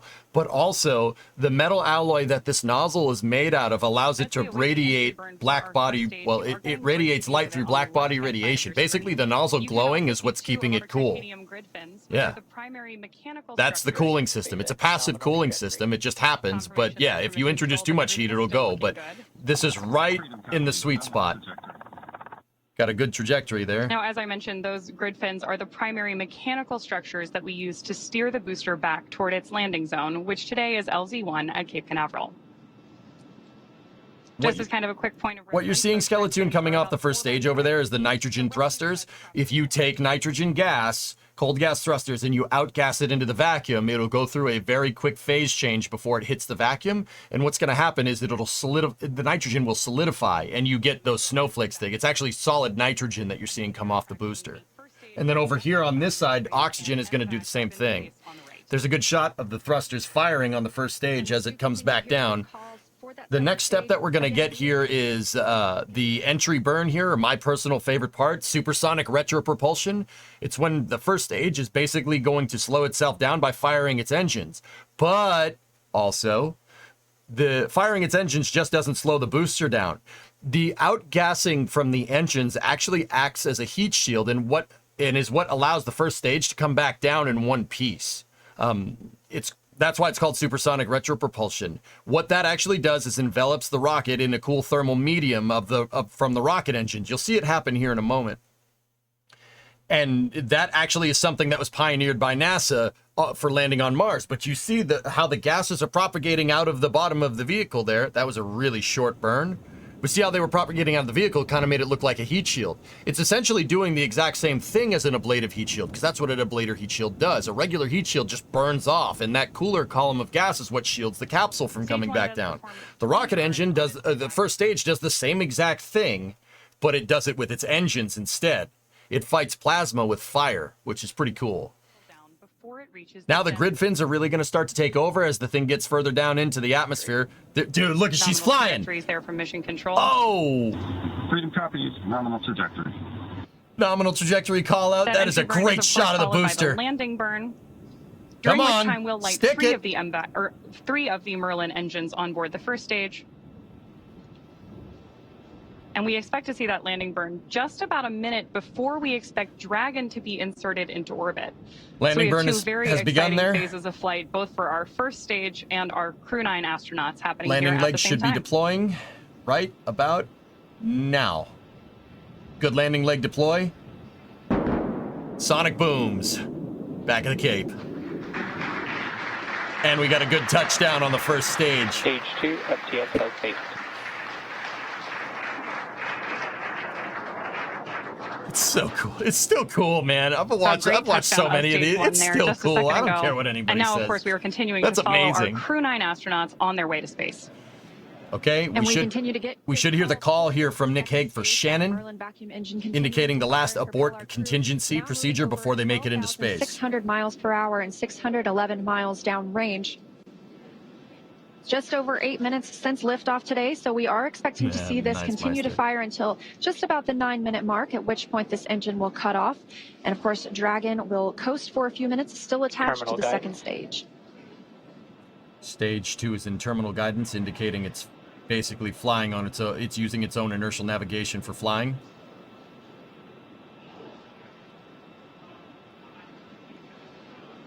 Shannon. There's the call for Shannon.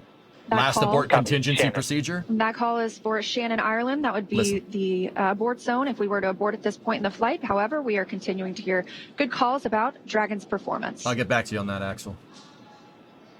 Stand by for main engine cutoff. MVAC shutdown. Or MVAC shutdown. Confirmation of the Merlin vacuum engine shutting down.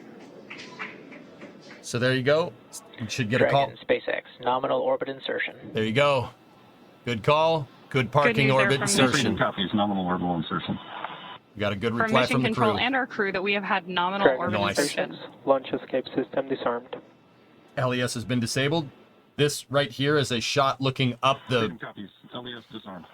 back end of the Dragon capsule here in preparation for separation, which should be happening within the minute.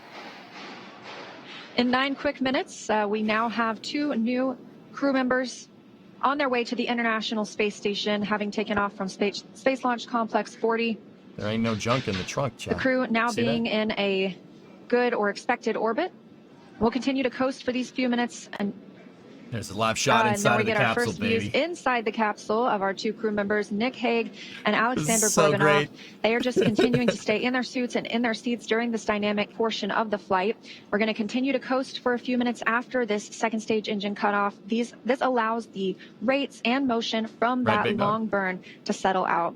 There are some small reaction thrusters on the upper stage or the upper part of the second stage. On crew mission, Shrub, they really don't carry anything in the trunk, dude. Basically make sure we're in a stable coast before Dragon separates from Falcon, and nice, that will happen about 12 minutes into the flight. So about a minute and a half from now, we expect to see Dragon actually separating from the second stage. They're in a parking... Again, we did hear the crew has been successfully... So, Max, that's a good question. Are they actually on orbit, or is the PE above the atmosphere? Right now, PE is... So you're not above the atmosphere, dude. You got to get above like 600 kilometers to really never come back down. Dragon is in what's called a parking orbit. This type of orbit is a decaying orbit. If they stayed in this orbit, they would need to keep firing the thrusters because there's still some atmospheric drag up at the altitude that they're at. There's still some atmosphere in the way. It's not like planet Druidia here and you just like have atmosphere and then nothing. It falls off exponentially with altitude. So even where the ISS is, that's still a decaying orbit. There are atmospheric perturbations that'll bring you back down. The parking orbit here is just to make sure that everything is good with the capsule. And if something were to go wrong, they would still be able to come back down.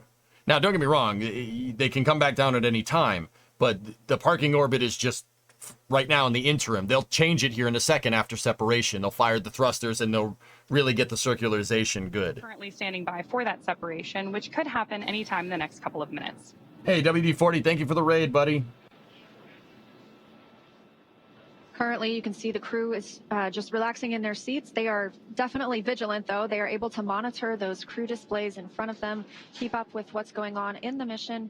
They could take control if they needed to. However, it's been a seamless ride to space today. Good Should be coming up here on separation. Dragon's trunk, looking at the heat shield. I originally called separation to be about a minute out. It's a little bit longer than that. I apologize. And right as I say that it's a little more than a minute out, it separates because that's commentator's curse. Dragon, SpaceX, Dragon. Here we go. There. Look at that. And Freedom copies good separation. Nick reports there good you separation. heard from Mission Control. Both Dragon, Chief Engineer on Countdown 1. Nick, Alex, on behalf of the entire team, we thank you for flying with Falcon 9 today and wish you a great mission. And Freedom, this is Launch Director on Countdown. On behalf of the entire SpaceX Launch and Recovery team, I'd like to extend our congratulations to the entire Crew-9 team. Zena, Stephanie, Nick, Alex, Butch, and Sunny. It is an honor to be a part of this mission with all of you. I'd also like to give a shout out to the Falcon 9 Crew-9 combo. The best bundle in the league, baby. Godspeed, Crew-9. Yeah, baby. Couldn't say it any better. Thank you, guys. You know, we had the opportunity to meet so many people that were involved with the Falcon 9, and along the way was a sweet ride. I'm pretty sure my youngest son would say it was Sigma. Alex has got a few words to add as well. All the entities that made this launch possible. Los Cosmos, NASA, Big SpaceX. And thank you to my family and friends for their support. And also I'd like to express my gratitude to the hundreds of thousands of people around the world who are involved in the development of space technologies and to move humanity forward. Today's launch is also their accomplishment. Хочу сказать спасибо Роскосмосу, НАСА за успешный запуск человека на орбиту, за очередной успешный запуск. И также благодарить родных и близких за поддержку. Спасибо. Спасибо, Alexander.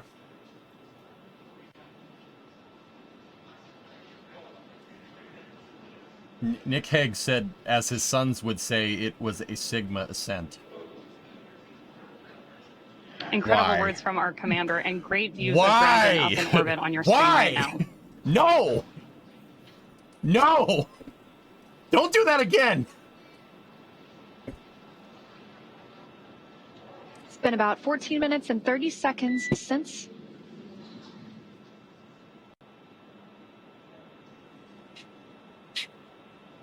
Jesus Christ.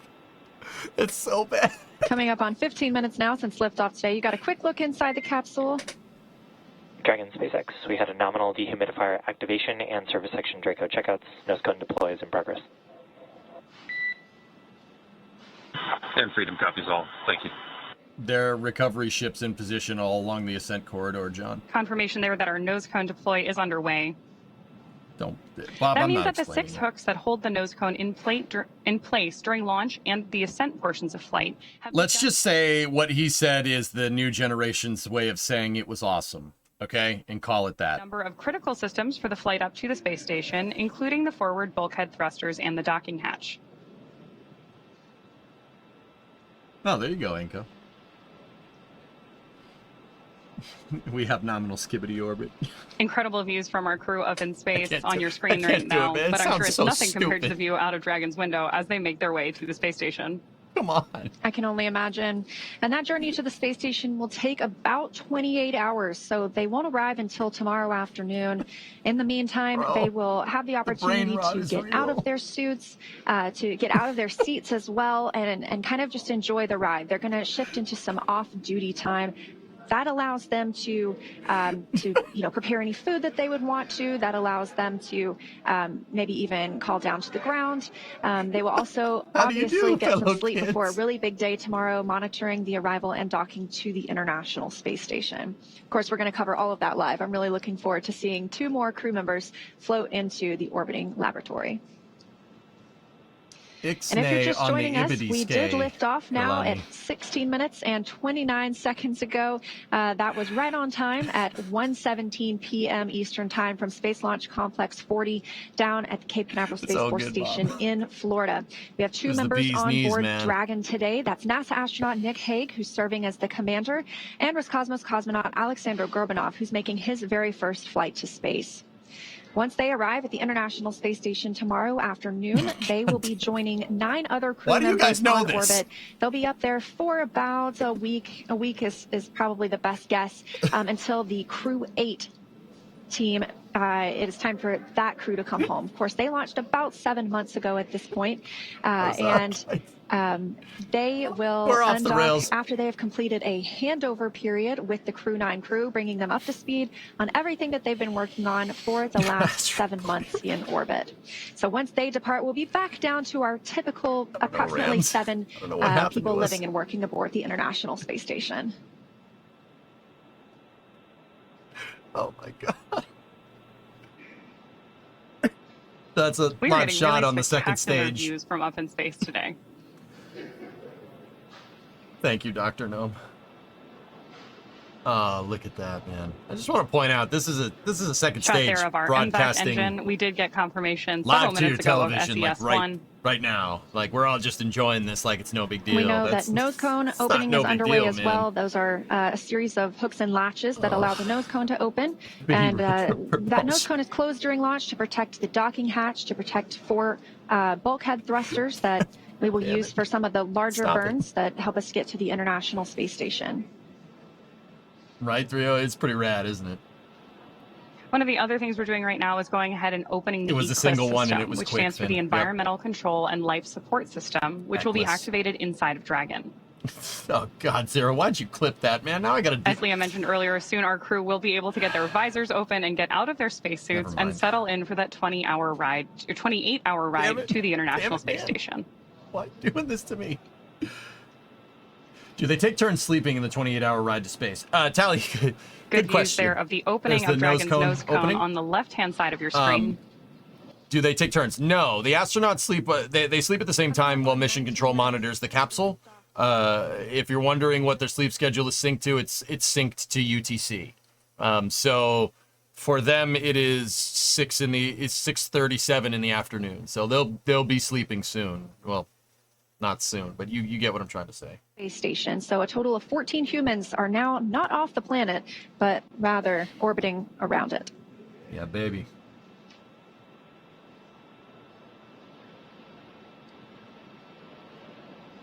That is a shot from the forward-facing camera on Dragon. The nose cone is opening up to expose the docking port. More good views from our Dragon nose cone on the left-hand side of your screen, as it very gradually swings open. Obviously, in space, everything we do has an equal and opposite reaction. 5:36. So slow and steady really wins the race here. Your time zones are weird. It's tomorrow, Oridon, yeah.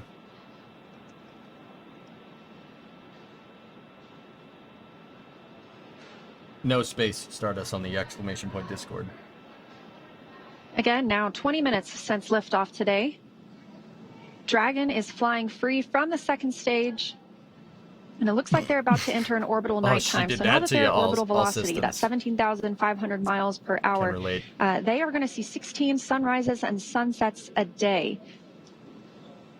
90-minute orbital period, meaning it takes, at this altitude, it takes about an hour and a half to go 1:17 p.m. rotation Eastern around. Time from Cape Canaveral Space Force Station in Florida, and a clean ride uphill. Oh, okay, drummer. Well, you're weird, so.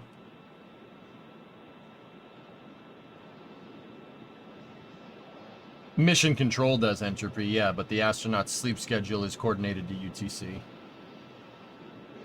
We've had some good communication from mission control up to our Crew-9 astronauts already today.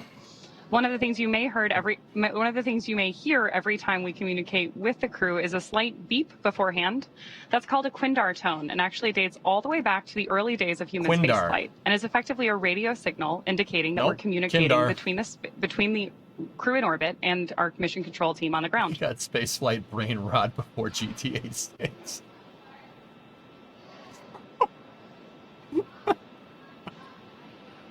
Okay.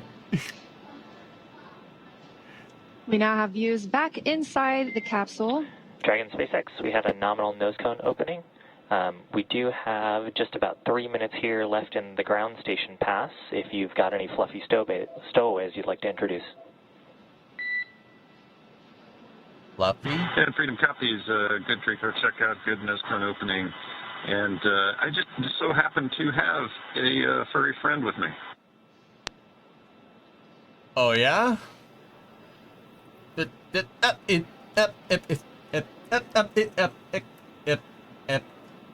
Adjust the rabbit ears. Come on. There's your 0G indicator. What is it? Is that a Furby? That better not be. Yeah, SpaceX Freedom. So yeah, I've got a little Falcon here. I love the package of Falcon 9 Crew-9. Yeah, we've got a Falcon on board with us. This one's a multi-flyer though. Was on my first flight with Alexei and I, and with Alexei and I and Christina, and now me and Alex. So say hello to Aurora. That stuffed animal has flown more times into space than most of us. Dang it. Not a pigeon, be quiet. And we see your Dragon. Actually, a good view right now because we're looking at the display cam.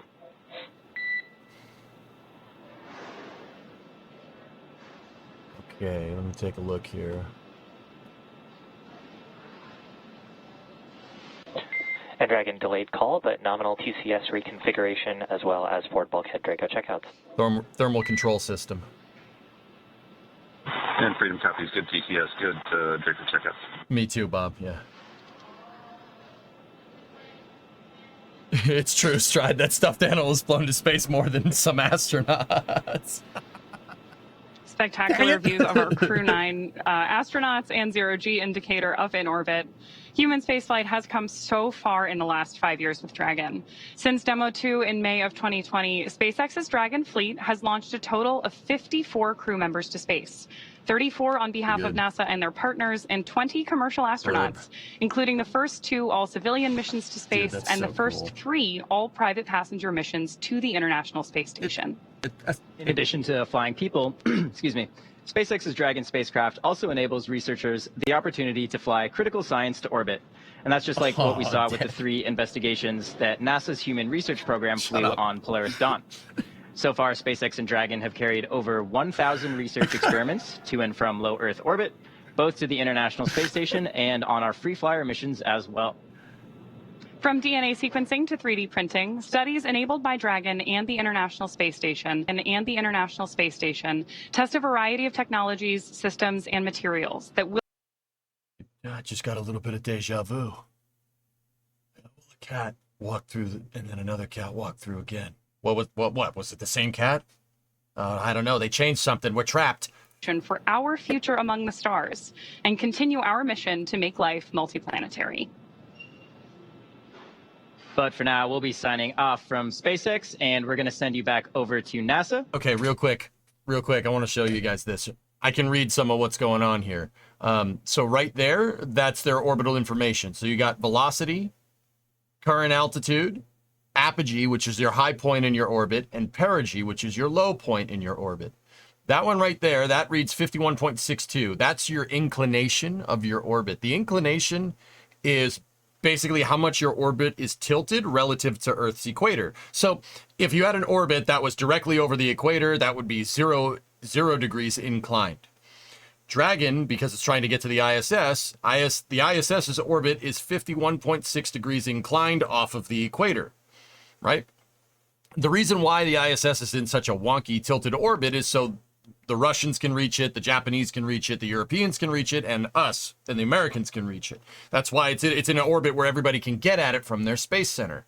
But yeah, that's reading out all their orbital information right there. This is a checklist for what it's worth. That's the forward-facing camera with all your indicators on it, and I don't know what that is, to be honest with you. But yeah, there's their orbital velocity, which I think it should be around 7,600. No, not 7,600. If it's in meters a second, it should be 7,600 meters a second. About 27,500 kilometers an hour, or about 17,500 miles an hour. Zena, with you being the commander, I just think it's cool that you can actually see the console and read the information off of it. I think that's super neat. Fellow astronaut Stephanie Wilson. Of course, did you say that sent the those seats HTVs, could be used resupply by Butch vehicles? Wilmore and Yes. Sonny Williams to come back. This has a very close association to you, clearly. What was your reaction there when you were watching? I like them tactile lift off into feel, Bob. space? Yeah, it was up to Daryl, me. I think every crewed launch that I have ever HD. watched has really brought me a lot of emotion. This one today was especially unique. I think it was hard not to watch that rocket lift off without thinking, that's my rocket and that's my crew. But I also know that I'm not the only person who can think that. Of course, we have Stephanie Wilson here today, but I mean, Why are they there are doing many, this many to Zena? people Why are you who doing made this this? mission Stop happen, it. and there are Stop people it. on orbit who will be Poor taking this Zena, capsule home. why are you and doing it makes it? me How very does it proud make to you know feel that your I crew am just one of launched many without people you? who can Boy, say, that that's must my suck. Crew, that's my Like, rocket. stop this. Makes me really proud. Makes me feel very Stop connected to this doing that. mission that we all get to take part of. Go Crew-9. Well said, Zena. And an Why are you emotional doing this? Stop moment doing in that. time out there watching the rocket lift off. And now the work begins. You will start training for the next mission. I You do, spent Axel, a year but and I a don't half use them. training for this one. You're now going to go into space at some point. What is the future? It's a space flight. It ain't some damn soap opera. For real. A lot of exciting things ahead. I'm looking forward to starting training again at some point. And in the meantime, I can't wait to watch Nick and Alexander Days of and our the entire launches. Expedition 72 crew really get to work and execute that mission that we all have worked so hard to make possible. Yeah, and Nick and Alexander will become part of Expedition As the 72, planet as you mentioned, when they arrive on Space Station. NASA's Megan Cruz has joined us now with Jennifer Buckley, the chief scientist for the ISS program, with more about the science that's happening on board for Expedition 72. Megan. Yeah, it's great to have Jen here. And Jen, you know, obviously we saw some changes through the mission. Most Dude, I'd believe it. notably I'd believe the that if change that from was a a hell 4 of to it. Yep. two-person All right. crew. Whatever. Did any changes affect the science? Well, the human research is specific to the crew member. So Butch and Sonny have their science complement that will stay with them. But other than that, we didn't have to adjust our science plans. Butch and Sonny are experienced crew members, so they jumped right in and have been helping us already with science on board, and we were able to keep our plan complement. Oh, that's fantastic. And I know Expedition 72, they're going to be responsible for making a repair on the NICER instrument on the space station. Can you tell us about that instrument, its significance? That's right. So NICER is an X-ray telescope that's mounted outside of the International Space Station, and it takes a look at neutron stars. Neutron stars are born from the cinders of a supernova event. They are the leftover material that then form neutron stars, and they're going to be repairing a light leak that occurred in May of 2023, which gave us some degraded detectors on that instrument. Okay, gotcha. And so that's what we're fixing so that hopefully it works tip-top shape? That's right. So right now with the damage, we still get full data during darkness. However, during sunlight, it degrades the data that we're able to get. And so when they do that repair in December, we'll bring NICER back up to its full capability. Oh, perfect. Okay, well, obviously we as NASA look out into the universe, but also we look back at our own Earth. And for those who don't know, one way that we do that and look at our Earth is we have our astronauts take photos from the International Space Station. And I was told that more photos were taken from the ISS of Earth in the last 6 months than all of 2023. That's right. So in the first 6 months of 2024, they took over 330,000 photographs. Oh my gosh. So, you know, this photography, apart from being absolutely beautiful, is really important. Alien, has there ever been any astronaut or mission crew member in your chat? I've interviewed astronauts on stream. I interviewed Charlie Duke from Apollo 16, been to the moon. Got to shake his hand. Hey, Cape. Yeah, I played Kerbal with him watching me on stream. Yeah, I launched the Saturn V, and other government agencies and it was Yeah, it's always so important to it was very, very weird seeing him lock in. I had the Aero UI up for the Kerbal players. It was weird seeing him lock into the telemetry. He was just like laser focused on it, and I'm like, what the hell? But yeah, I've had astronauts on here before, not lurking in the chat, not that I know of. If you are, hey, you can come talk to me. That'd be pretty cool. Hi, astronaut people, I guess. But yeah, I've interviewed a bunch of astronauts before.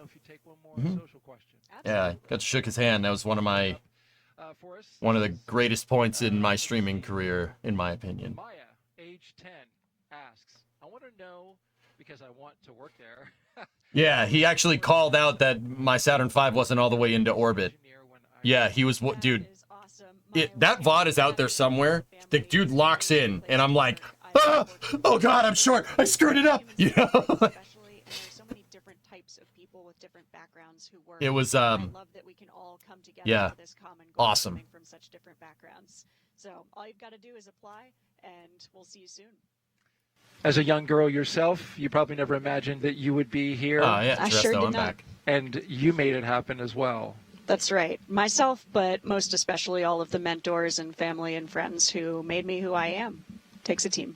Well said, Zena. Right, Bob? Yeah. Now, as we wrap things up, we want to let you know that though our coverage is coming to a close, you can still follow along with Crew-9's entire journey to the station by listening to the mission real-time audio I suppose if that counts, commentary. Thomas, yeah. Just to do that, you can snap that QR code that you see on the screen. One of my good streaming buddies, Meeps Kitten, he launched into space on a New Shepard mission for Blue Origin with his dad, which is super cool. Yeah, Meeps, if you're out there, good stuff, buddy. Yeah, so he pops into chat from time to time. He's a good guy. Yeah, Meeps is good people.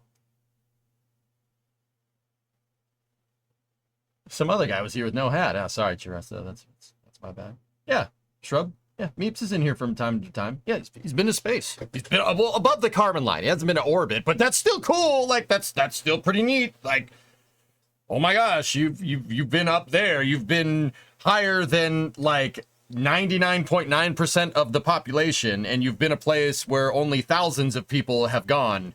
But you were only there for a second, so it's not a bit. No, screw that. It's still cool. I don't care. If I launched on that, I'd be bragging about it to everybody. Like, yo, I've been to space, son. Yo, I've been to space. Deal with it, you know? Deal with it. Wear the Minecraft glasses. You know what I'm talking about. How do you do, fellow kids?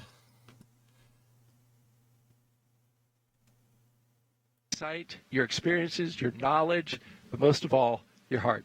Appreciate you. Thank you, Daryl. Go Crew-9. Go Crew-9.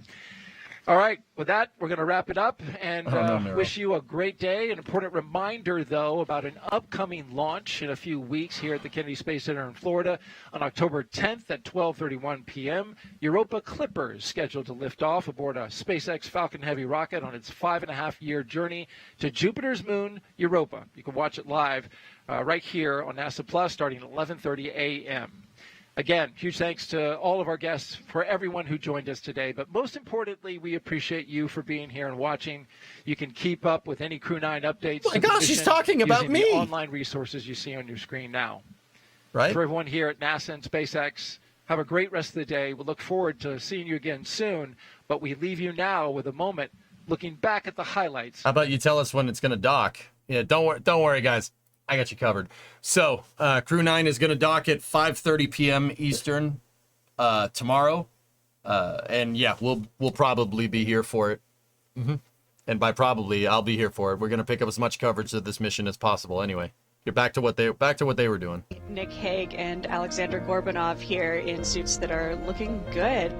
There's Shannon Walker with the two crew members laying out the rules to a card game. Crew-9 leaving the suit-up room and now on the move inside astronaut crew quarters. Nick Hague, commander of Crew-9, with his crewmate Alexander Gorbanov. I think so, Denscom, yeah. So they'll have a chance here to say a few words with those who are closest to them. This will begin a roughly 20-minute drive with a full security escort across NASA's Kennedy Space Center. You can see them doing the SpaceX flight suit lean back. Walking the crew access arm. Crew have ingressed the capsule. Side hatch is closed. 3, 2, 1, ignition. Ignition full power. And liftoff. Yeah, I'm not gonna lie to you guys. I didn't like how they kept putting Xena and Stephanie on the spot like that. That does not come off as like the usual NASA classy that NASA, the decorum that NASA usually has. I'm not sure I'm cool with that. That's yeah, I didn't like that at all. Like, I usually am just like, all right, you know, like, but yeah, Schmemmer, they had Xena Cardman on doing the color commentary for this cast, and the host of the show, they kept asking her like, hey, how does it feel to have your crew launch without you? How does it feel to be stuck down here on Earth when you should be in space? It's like, why would you ask that? Like, bruh, like,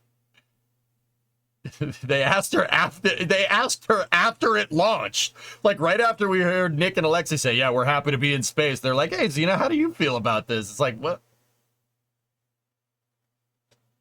Like, what? What? Obviously it sucks. Like, duh. Like, but you'll fly again some other time. Like, what are you expecting? Like, definitely a bruh moment. Bruh. Like, well, no, you're never gonna launch into space. Nope. That's it. We spent millions of dollars training you, but you missed this one, so sorry. Like, duh. Come on, man. It's, yeah, just, I don't know why you do that. Like, that's a little weird, but anyway. Everyone keeps asking how the astronauts feel about this fiasco with Starliner. Yeah.